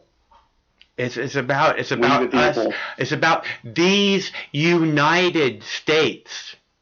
Right? It's about us being as, united we fall, united we stand, divided we fall. I mean, it's all this stuff. Just like the rock song, yeah. It's really, and we all know that they've done everything they can to divide us and separate us as much as possible, and every day they continue to do it, and we know that we shouldn't buy into it. We might buy into it, but we know that we shouldn't. And here's the facts, is it adds nothing to your life. Okay? I mean, all you're going to get out of it is more endless war. And what has that done for any single American who's not a war profiteer? You know? Not a goddamn thing. Yeah, it's hurt us all. That's what it's done. Right. Yeah. All right, Mike. It was great talking to you, man. I got to tell you, this is probably the best talk we've ever had. Well, it's good to hear from you too, Ash. I'm always glad to talk. I mean, it's like I said, it's without you guys, I'd just be standing here gibbering with myself. So it's a lot better. That's all good. You're welcome, man. Yeah. So I look forward to talking to you again soon. Okay. All right. Love you, Mike. Okay. Bye. Bye. And that's Ash. I'm not sure where Ash is from. Did he say Ohio? I'm not sure where Ash is from, but we'll figure it out later. Okay, so the do not disturb is not on the phone. If you want to call now, you can call. Otherwise, I am going to... Oh, I'm going to do another video real quick, and then I'll come back and take a phone call if there's one to take. What? All right. Hello, caller. Hey, Mike. How you doing? Going good. Who's this? This is Two Bronze Star Brad. Okay. How are you? I'm fine. Hey, listen, the last time I talked to y'all, I don't know if you remember, maybe like 2 weeks ago, I was going to call you back and tell you a blessing that my family got. Right on. Because, you know, everyone's caught up in politics. So when I got out the military, you know, I'm a disabled vet, and I signed up for this program called Homes on the Home Front, and they blessed us with a home, man. Right on. That's awesome, dude. Congratulations.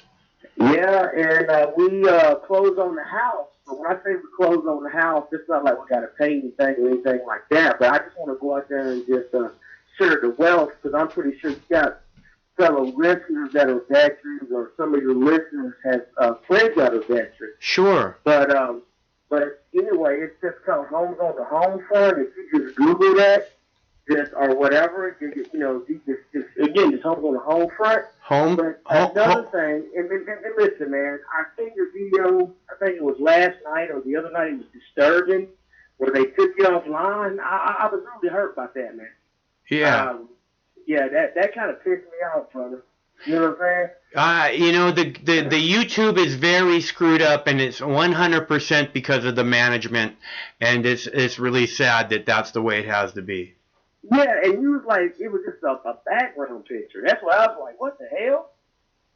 Yeah, I know it's stupid, huh?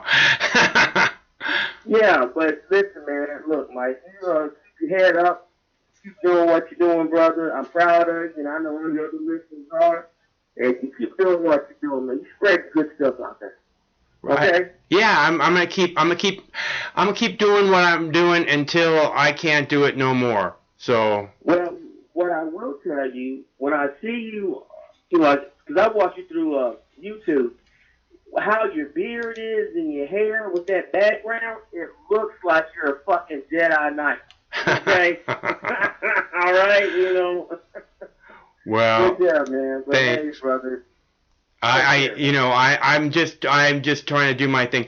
I can't understand, honestly, I can't understand getting a haircut just so I can do it again next month. And I can't honestly, I can't honestly understand shaving just so I can do it again tomorrow, you know? Imagine being in the Army for 20 years and having the same haircut and the same fucking mustache. I don't, oh, man. I can't, right? No. And that means, with the same mustache, that means, excuse my language, you recruit you the same way. You know what I'm saying? Yeah. Right on. About that, Joe. Hey, hey, brother. Take care. Hey, no, congratulations on the home. That's really awesome, awesome news. Thank you very much for sharing with us. All right, man. Thanks. Okay, so I'm going to play a clip for you guys, and I will be back in just a sec, and we'll see what to do next after that. I think we might be done after that, but I'm going to play a clip for you here. This one is about reality show winner. What clip is that? 6.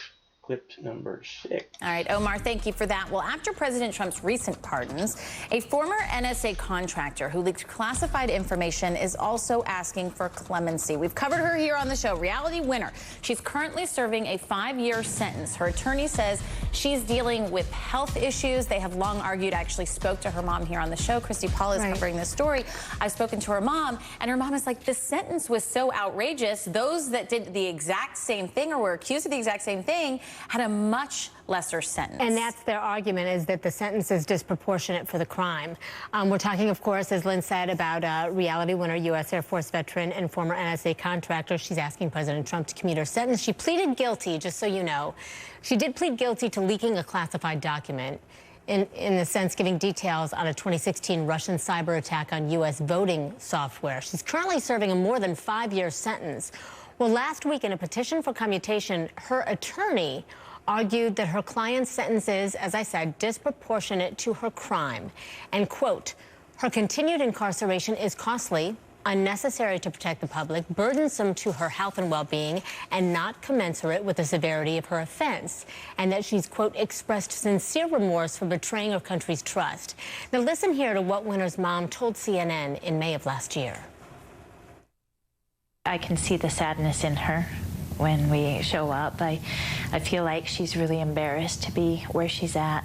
The prosecution argued that the release of those documents endangered American national interests. I think that we as Americans deserved that proof. And so how is it that she put us in danger by giving us that proof? I wouldn't change what she's done because I think that what she did was noble, and I think that what she did was patriotic. Now, according to the Justice Department, this is the longest sentence ever given to a journalistic source by a federal court. The DOJ's confirmed to CNN Winner does have a pending petition for commutation. No word from the White House. However, when Winner was sentenced, President Trump tweeted this: ex-NSA contractor to spend 63 months in jail over classified information. Gee, this is small potatoes compared to what Hillary Clinton did. So unfair. Jeff Sessions, double standard. And I did want to point out, Lynn, that when her attorney was saying this is burdensome to her health and her well-being, she has been diagnosed with depression, with bulimia, with anxiety, and they're saying she is just not able to get the treatment she needs at the federal facility in Fort Worth where she's staying. And I have to say, when we did this story just a few months ago, I heard from so many of her supporters. I actually still hear from them now. They retweet the interview that we had with Reality Winner's mom. They feel the exact same way. They feel like what she did was patriotic. We're going to continue to follow this story as she is now asking for clemency. Christy Paul, thank you so much. Sure. We appreciate it.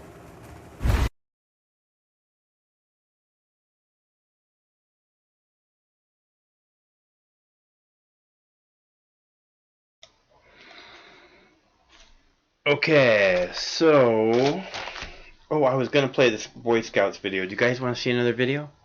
Or do you want to take a phone call? The Do Not Disturb is not on the phone. If you want to take a phone call, it's 805-669-6397, 805 News, or else I'll play another call. I'll play another video for you, or we can call it quits. I have a couple more videos, or we can take a phone call. Hello, caller. Hello. Hello. How are you tonight? I'm just peachy. How are you? I'm good, thanks. What's your name? My name's Nick. Hey, Nick. What's on your mind? So, I'm kind of a new listener. First of all, yeah, don't cut that hair. I'm in my mid-20s and fucking balding. Okay, I'm not. So, I haven't cut it since 1997, Nick. So I'm not cutting it. I can grow a mean-ass beard, but can't grow on top of my head. My fucking head. But one thing I just want to point out is the super hypocrisy of the Democrats right now. Where in the last debate they were just talking about one moderator asked a question about whether or not they believe that they should go based on the sovereign vote, majority vote, or based on the DNC rules. Right. They asked Bernie Sanders and everybody else. They said if the nominee, if the person who gets the most votes, the popular vote doesn't get the nomination, are you going to support the majority of the superdelegates? Yeah. Are you going to support the person or something like that? And Bernie Sanders, said that if they don't give the person who gets the popular vote or the person with the most delegates or whatever the people's vote, if they don't listen to the people, then there's going to be problems, is what I heard him say. But go ahead. Is that what you heard him say? That's what you're talking about, right? Yeah, the hypocrisy is the entire time after the 2016 election, they were, every day it was Hillary Clinton won by 3 million votes. Yeah, right. And then all of a sudden it's, you know. Oh, we got to follow the rules. Yeah. Yeah. Yeah. Follow the rules when it's convenient for us. Yeah. When we're worried about the guy that's got all the popularity winning. Yeah.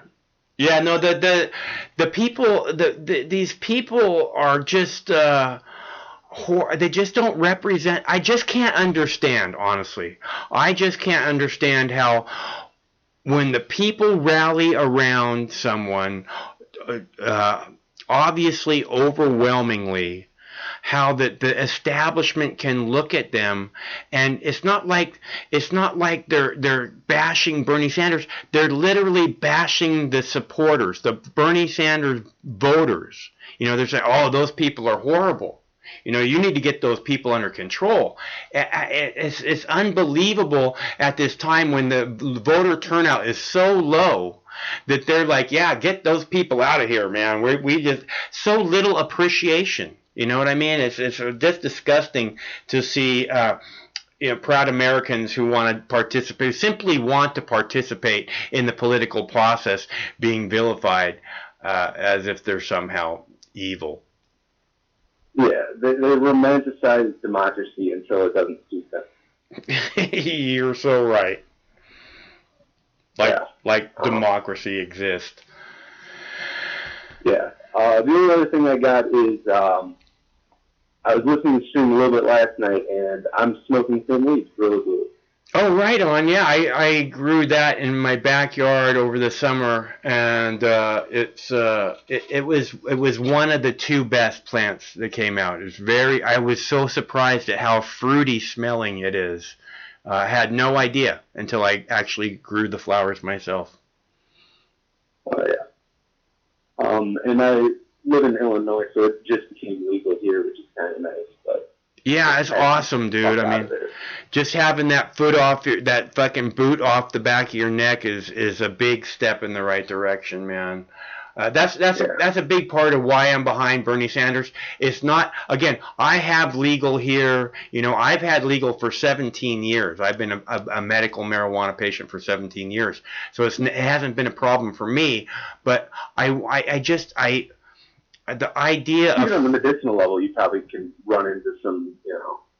Well, it's not that. I'm not worried about problems. It's that I just want the boot off I want the power taken away from the police, you know, the nanny state, and given to the people, the law-abiding people, because the non-law-abiding people don't give a fuck what your laws are, you know? So, it's just retarded that they act like, you know, adults should be babysat in the land of the free.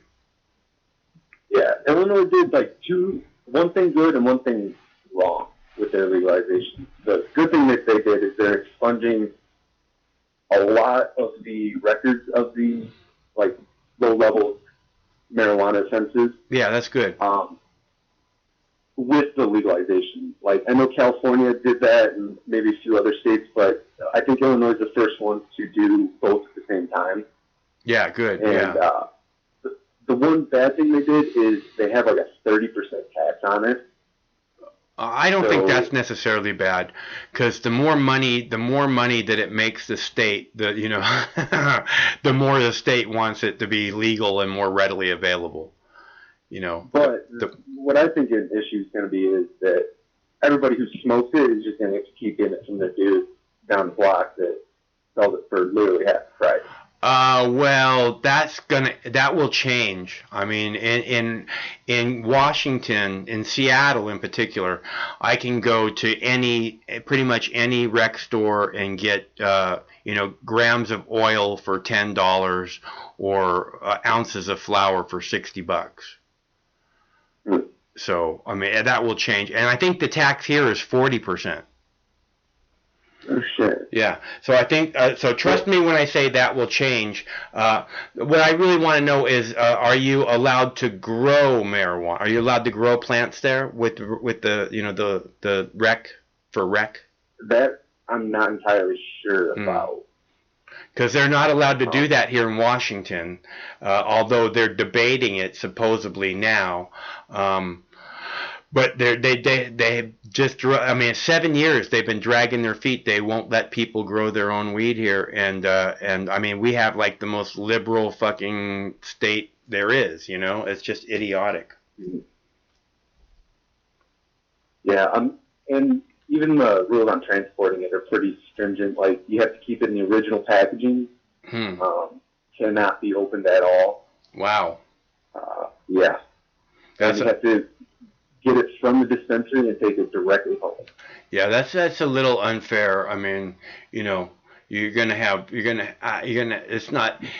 You got to be able to transport it to friends for the party and stuff, you know, and it's not going to always be in this perfect little package. I mean, I like to keep my shit in glass, you know. So first thing I do is take it out of the fucking plastic packages. Yeah, I just, you know, and I'm kind of wondering how the enforcement of it's going to go, you know, if they catch people with shit just like a normal Ziploc bag, if they're going to, you know, throw the hammer on them, or if they're just going to kind of, you know, take it or let it go. It should just be, you know, as long as you're not driving, I mean, they should not fuck with you at all. If they're fucking with people over their bag that's in their pocket, there's going to be this. That's the whole point of fucking of legalizing it, is so that you can have a bag in your fucking pocket and not be harassed by the man. Give me a fucking break. I mean, it's already destigmatized basically around America writ large. It's just, you know, it's a reason to grow you. Yeah, no, we legalized. We legalized in half a dozen states, and the motherfucking sky didn't fall. Okay, that's what they kept telling us. If you legalize marijuana, the sky's gonna fall. The motherfucking sky didn't fall. You know, what's the holdup? I think the murder rate in Denver cut in half, like 5 years out, right? I mean, you know, and so many more people have moved there for the green rush. You know, so that's pretty amazing that the murder rate cut in half. Illinois. Yeah, hopefully it will help out there too. I'm sure it will.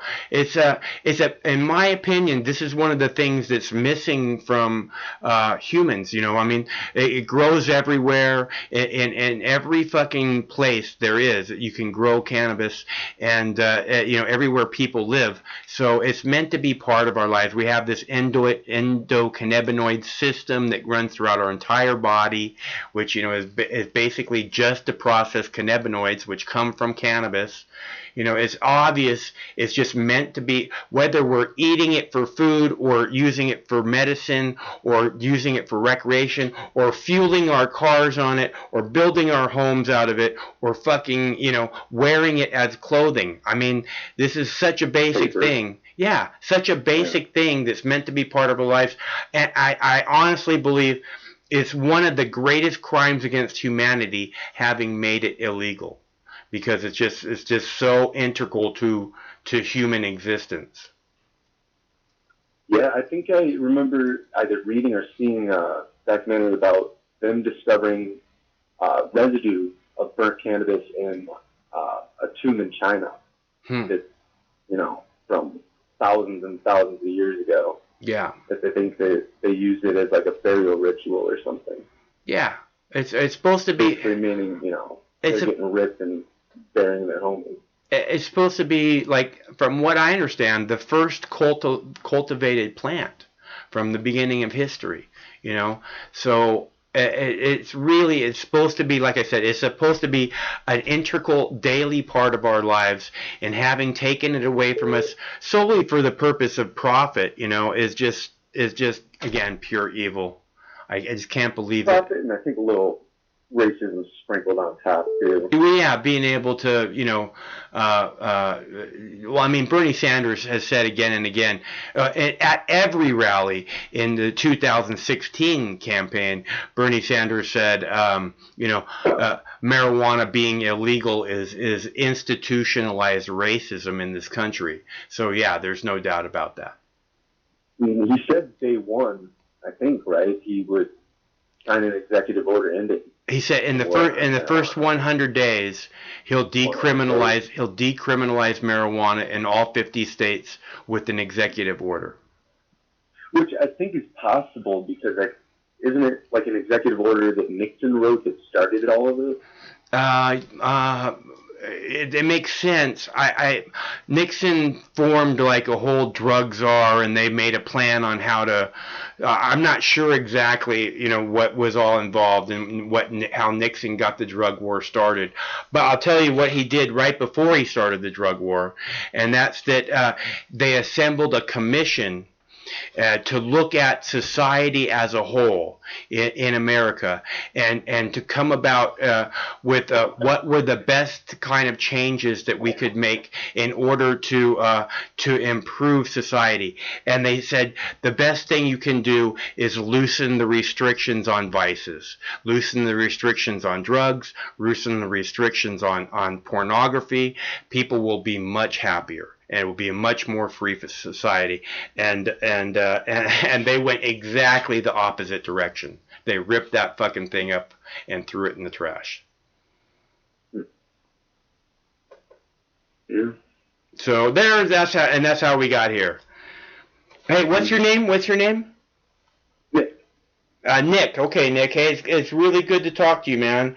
I'm glad you're around, and I'm glad you're part of the show now. Oh, yeah. Thanks for having me. All right, well, we look forward to talking to you again, okay? All righty. Okay, you have a nice evening. Have a good one. You too. And I like that stuff where he called me Star Wars guy. Because, I get this stuff all the time, this Star Wars. And this is what I tell you guys. All you guys are like, oh, cut your fucking hair and cut your fucking beard, man. You guys, I get called things like Zeus and Thor and Star Wars character and Gandalf and Jesus and Thunder God. And, you let me know when you guys with the cop haircut get called Zeus or Thor or Thunder God, all right? Because I'd like to know when that happened. Because it's not going to. When you get told you look like Thunder God, it's not going to happen. But I do. All right, so I can play another video. I'll play another video. There's enough people here to play another video. Grow it longer. I fucking don't ever cut it, man. I don't know how to grow it longer. You tell me how to grow it longer, I'll grow it longer. Don't say Rogaine. Let's see. Yeah, Boy Scout bankruptcy. First, we do want to begin with the breaking news overnight. The Boy Scouts of America filing for bankruptcy as it faces hundreds of sex abuse lawsuits. The move now means that hundreds of those lawsuits are going to be on hold. The victims will not get a chance to tell their story in court. My next guest says he was abused as a Boy Scout. I want to welcome Juan Carlos Rivera and his attorney, Nick DiCarlo. Juan Carlos, thank you for taking the time to talk about this. I know it can't be easy. I know it's probably also not a shock because it's been a rumor for years that they were going to probably file for bankruptcy. But what does it feel like to know the organization you want to be held accountable is protecting themselves? I think it's a shame that they're doing that because they really need to compensate all the victims for what they did. It's really unexcusable. People like me and others are out there. They need to. The Scouts need to be held accountable, and other people that hid this abuse need to be held accountable. And also, I would encourage even Congress to go ahead and come out and start talking about this because there is no federal law concerning this type of abuse. It seems like it's only on state laws, and it needs to be something on a federal level to hold these people accountable. It's just it's a shame, and it's just a disgrace to this country that this is happening. How are we not protecting our children in that way? I want to read for you an open letter from the Boy Scouts following this announcement. They say, quote, any incident of child abuse is one too many. The fact is predators harmed innocent children in scouting programs. And for this, I am deeply sorry. This is what the chair says. The BSA cannot undo what happened to you, but we are committed to supporting you and doing everything in our power to prevent it from happening to others. This Boy Scouts of America chair, Juan Carlos, he's a dad. He's a former scout. He had nothing to do with the organization when these allegations took place. For you, that was in the 80s. But he's saying, listen, we're going to try and make this right. We're going to try and compensate some of these victims. Is that letter enough? I think the letter's not enough. I think that they need to come out and actually go on live and tell everybody I'm sorry for what they did. And then second of all, they need to just completely break apart the Boy Scouts and start from ground up, because I still do believe that the Boy Scouts is a good organization. I mean, I myself have learned a lot from the Scouts previous or right before the incident happened. I loved it. You know, I went ahead and went all the way to Life Scout until this incident happened, and I left because I was just it was just shocking and something I mean, even to this day, it's a little hard to talk about, but they really need to come out and say I'm sorry. They need to compensate every victim that's out there. I do encourage everybody that's out there that has been abused to come out and speak, because, you know, I'm one. It took me a while to come out, but I think you know, there is strength in numbers, and the more people that come out and talk about it, it helps to alleviate some of the symptoms that you go by, because it's a traumatic experience. It's what they call post-traumatic stress. Of course. And it doesn't go away. I mean, this is something that stays for a lifetime, and you know, you work through it. Some people work it through groups. I had to work it by myself. I didn't really seek help for this. You know, and if I tried, it just wasn't enough. I just had to self-heal, and I'm still healing. But I really do encourage everybody to come out and talk, and I really encourage Congress to speak and get something together to, you know, make this a federal law versus state laws, because I think it's the only way to get this you know, put to rest.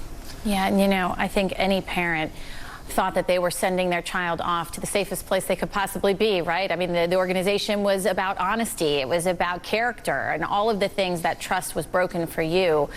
When you talk about how hard it was for you to come forward, and I know, Nick, your phone, you say, has been ringing every single day with new victims coming forward, so we may only be looking at the tip of the iceberg. But Juan Carlos, when you talk about how hard it was for you to come forward, what was it that brought you that strength?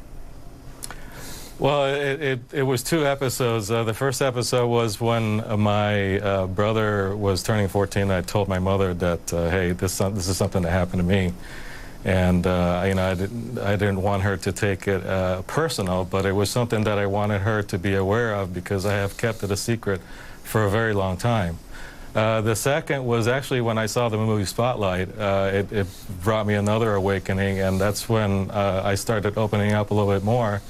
And then the third part was when actually I read a USA Today article about the abuse. And when I started reading the USA Today article and the LA Times article on the perversion files, that's when really I said, okay, that's enough. I mean, this is not an isolated incident. This is something that's nationwide, and it needs to stop. This is just, you know, in this country we shouldn't have that. And I am shocked that it's been going on for so long. And so many people affected by it. And Juan Carlos Rivera, as you say, it's still hard to talk about. We appreciate you coming on and sharing your story. It might possibly inspire someone else to come forward and share their truth. And Nick, and also I know you are just being an advocate for a lot of these victims out there and encouraging people to come forward because their case will be heard. Gentlemen, thank you for being with us, at least when it comes through your litigation. Take care. Thank you so much. And I would like to say that Juan Carlos's advocacy is so important. He is one of thousands and thousands of folks across the country who've been abused while in Scouts. We ourselves, a consortium of law firms abused in scouting, have 2,000 folks from every single state across the country who suffered abuse. And we know that those numbers are far, far greater than that. It takes extraordinary courage and bravery to come forward, as Juan Carlos has done. All right, so you guys got the gist of that story. Boy Scouts getting away with evil doing, not having to pay. Okay, so I'm going to have another bong hit with you guys before we go, and then I don't know what we're going to do.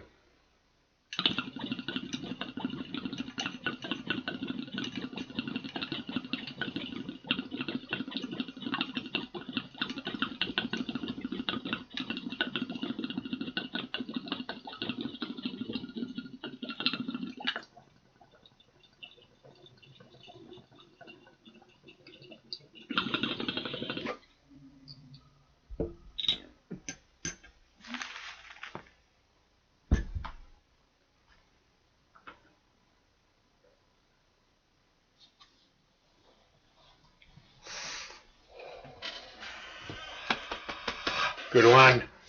All right. Phone line's open, 805-669-6397. That's about all the clips. I have a clip left over from last night that we didn't get to play, the coronavirus update. And I think that's it. Oh, I also have another clip. Hello, caller. Hello, Michael. This is Steve McClanahan. Hey, Steve. Hey, Steve. Time listener, first time caller, Michael. Hey, Steve. Hey, Michael. How's it going? I'm pretty good. How are you? I'm hanging in there. We're hanging in there. We were trying to get the fuck out of here, but that's a whole other story. You know, Michael, at the end of the day, Michael, at the end of the day, is it the end of the day? Yep. Damn, it's the end of the day. Well, it's fucking nighttime here. It's been the end of the day a long fucking time ago. We can't get through to anybody. I mean, the line has been tied up for like 2 fucking hours or something like that. Sons of bitches, I swear to God. We've been trying to go live. We have fucking tons of breaking news. Really? What? But it's the end of the day. Nobody cares. What breaking news do you have? Oh, we got a lot. We got a lot of shit. All right. We don't probably have any time for it. Probably not. I don't know. Like, I mean, we got a traffic report. That's breaking news? Yes, of course that's fucking breaking news. Period. Well, okay. If you want to share your traffic report. If you want. If that's what you want. All right. All right. But make it quick. I'm done here, Steve. We got to go. Oh, you done? I'm done. You're done? No, that's not what I said. You didn't say that? Nope. What did you I said say? I'm done. So let's go. If you're going to say something, say Don't fucking say that about yourself, Michael. I'm out of here, Steve. So let's go, man. You got something to say? No, dude, you are with it. If you have something to say, you better say it. I have got a serious traffic report. Got to go and brush my dog's teeth. My dog's teeth need to get brushed. I have to go. You brush your dog's teeth? Yes, of course. I brush my dog's teeth every other day. They have to. Well, we have a serious fucking goddamn report. Today I've been hanging out with fucking Michael Bloomberg. Today is teethy brushing day. You know Michael Bloomberg? No, no one cares about Michael. Blooming, Michael. No one cares about You don't know this guy? No one cares about him. Unless you're getting a paycheck. Unless you're getting a paycheck from him. Bummed out. You don't care. He was riding coach. Yeah, right. Yeah, he was right, Coach. The poor guy, he was sitting next to Bernie and shit. And I was like, hey, guys, are you guys not supposed to be friends or something? And then they're like, yeah, well, we kind of, we carpool, technically. This is what billionaires do to carpool. We ride coach together to try to, you know, be one with the voters. And I was like, no shit, you and Bernie, Mike Bloomberg and Bernie Sanders together here on Coach. I was like, I couldn't believe it. I could not fucking believe it, but you know what? Since I'm a goddamn journalist, Michael, I took time to fucking get an interview. And you're trying to give me a hard time. Well, we gotta go, Steve. You gotta go. You don't want to hear about the goddamn interview? I got an exclusive interview, but you're not gonna believe this. Well, you just have to tell us tomorrow night, Steve. You'll have to call. Well, I'm not going to be able to tell you tomorrow night because I swear to God, I set up the camera and I had the live stream going, but there was turbulence in the airplane and I lost all the fucking footage so that we don't have it. But you know what? I was hanging out with fucking Michael Bloomberg after we landed and shit. So Mox News has got a brand new van. We got yeah, so you are getting a paycheck then, huh? I'm telling you, dude, we're doing things live. We're doing it. We're keeping a positive attitude. At the end of the day, ladies and gentlemen, every single day, we're doing it. We're doing it live, whether you like it or not, at the end of the day. That's my new saying. I'm loving at the end of the day. Okay, so we're doing it at the end of the day. We've taken the previous caller's saying, and we've taken over his saying. At the end of the day, it's now Steve Clarion saying forever. Okay, so because we're doing it live at the end of the day, whether you like it or not, at the end of the day, we're keeping a positive attitude at the end of the day. Michael. Well, those things all sound good. That all sounds good. I think they sound great at the end of the day. And, Michael, I got to go. Are you sure? Whether you like it or not. Okay. All right. I got to go. Okay. Because we're doing it, and we're doing it live. You go do it live. At the end of the day. You go do it live. We're doing it live. We're doing it live. Okay. Live call-in show, ladies and gentlemen. All right. All right. All right. All right. Hey. All right. You're a towel. You're a fucking towel. Complete towel. All right. I'm good with that. What? I'm good with that. Yeah. Are you trying to argue with me right now? No. You better not fucking be, because I swear to God. Literally, I have to trying to go. I thought you had to go. Argue with you anymore. I have to watch Fifth Element. I've got to go. All right, bye. I have better things to do, like watch the Fifth Element. Goodbye. Bye. I'm fucking shit. Lee Lou Dallas. Multipass. Lee Lou Dallas Multipass. All right, you guys. It's good to hang out for a minute, and it's always better when you're here. So please, we're doing this every Monday through Friday at 7 p.m. Pacific time.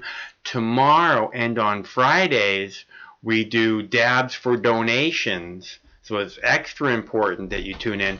And we still have a Mox News t-shirt. So if we get $40 in donations, we'll give away a Mox News t-shirt tomorrow night. Maybe. Entirely possible. If we still have one. Otherwise, I hope we see you here regardless, because it's always better when you're here. In fact, it's completely meaningless without you. So, one of these days, we do it every Monday through Friday, 7 p.m. Pacific, so we'll be here tomorrow night, Friday night. Hope we see you there. Same Mox time, same Mox channel. And stay cool till then. One of these days, this war is going to end. It is. One of these days. No matter which mouth you feed on a two-headed snake, it still shits the same turd. But lucky for you, you have Mox News. More than 10 years. more than 60,000 videos. Mox News has been filtering the nonsense and illuminating the bullshit from your mainstream media. Turn off your TV and turn on to Mox News. For over a decade, documenting the socio-political events that have etched and carved the pathways that define today's modern mess, Mox News has been providing clarity while faithfully bringing you today's relevant stories 100% commercial-free and subscription-free. And just like Lady Liberty vows to remain free.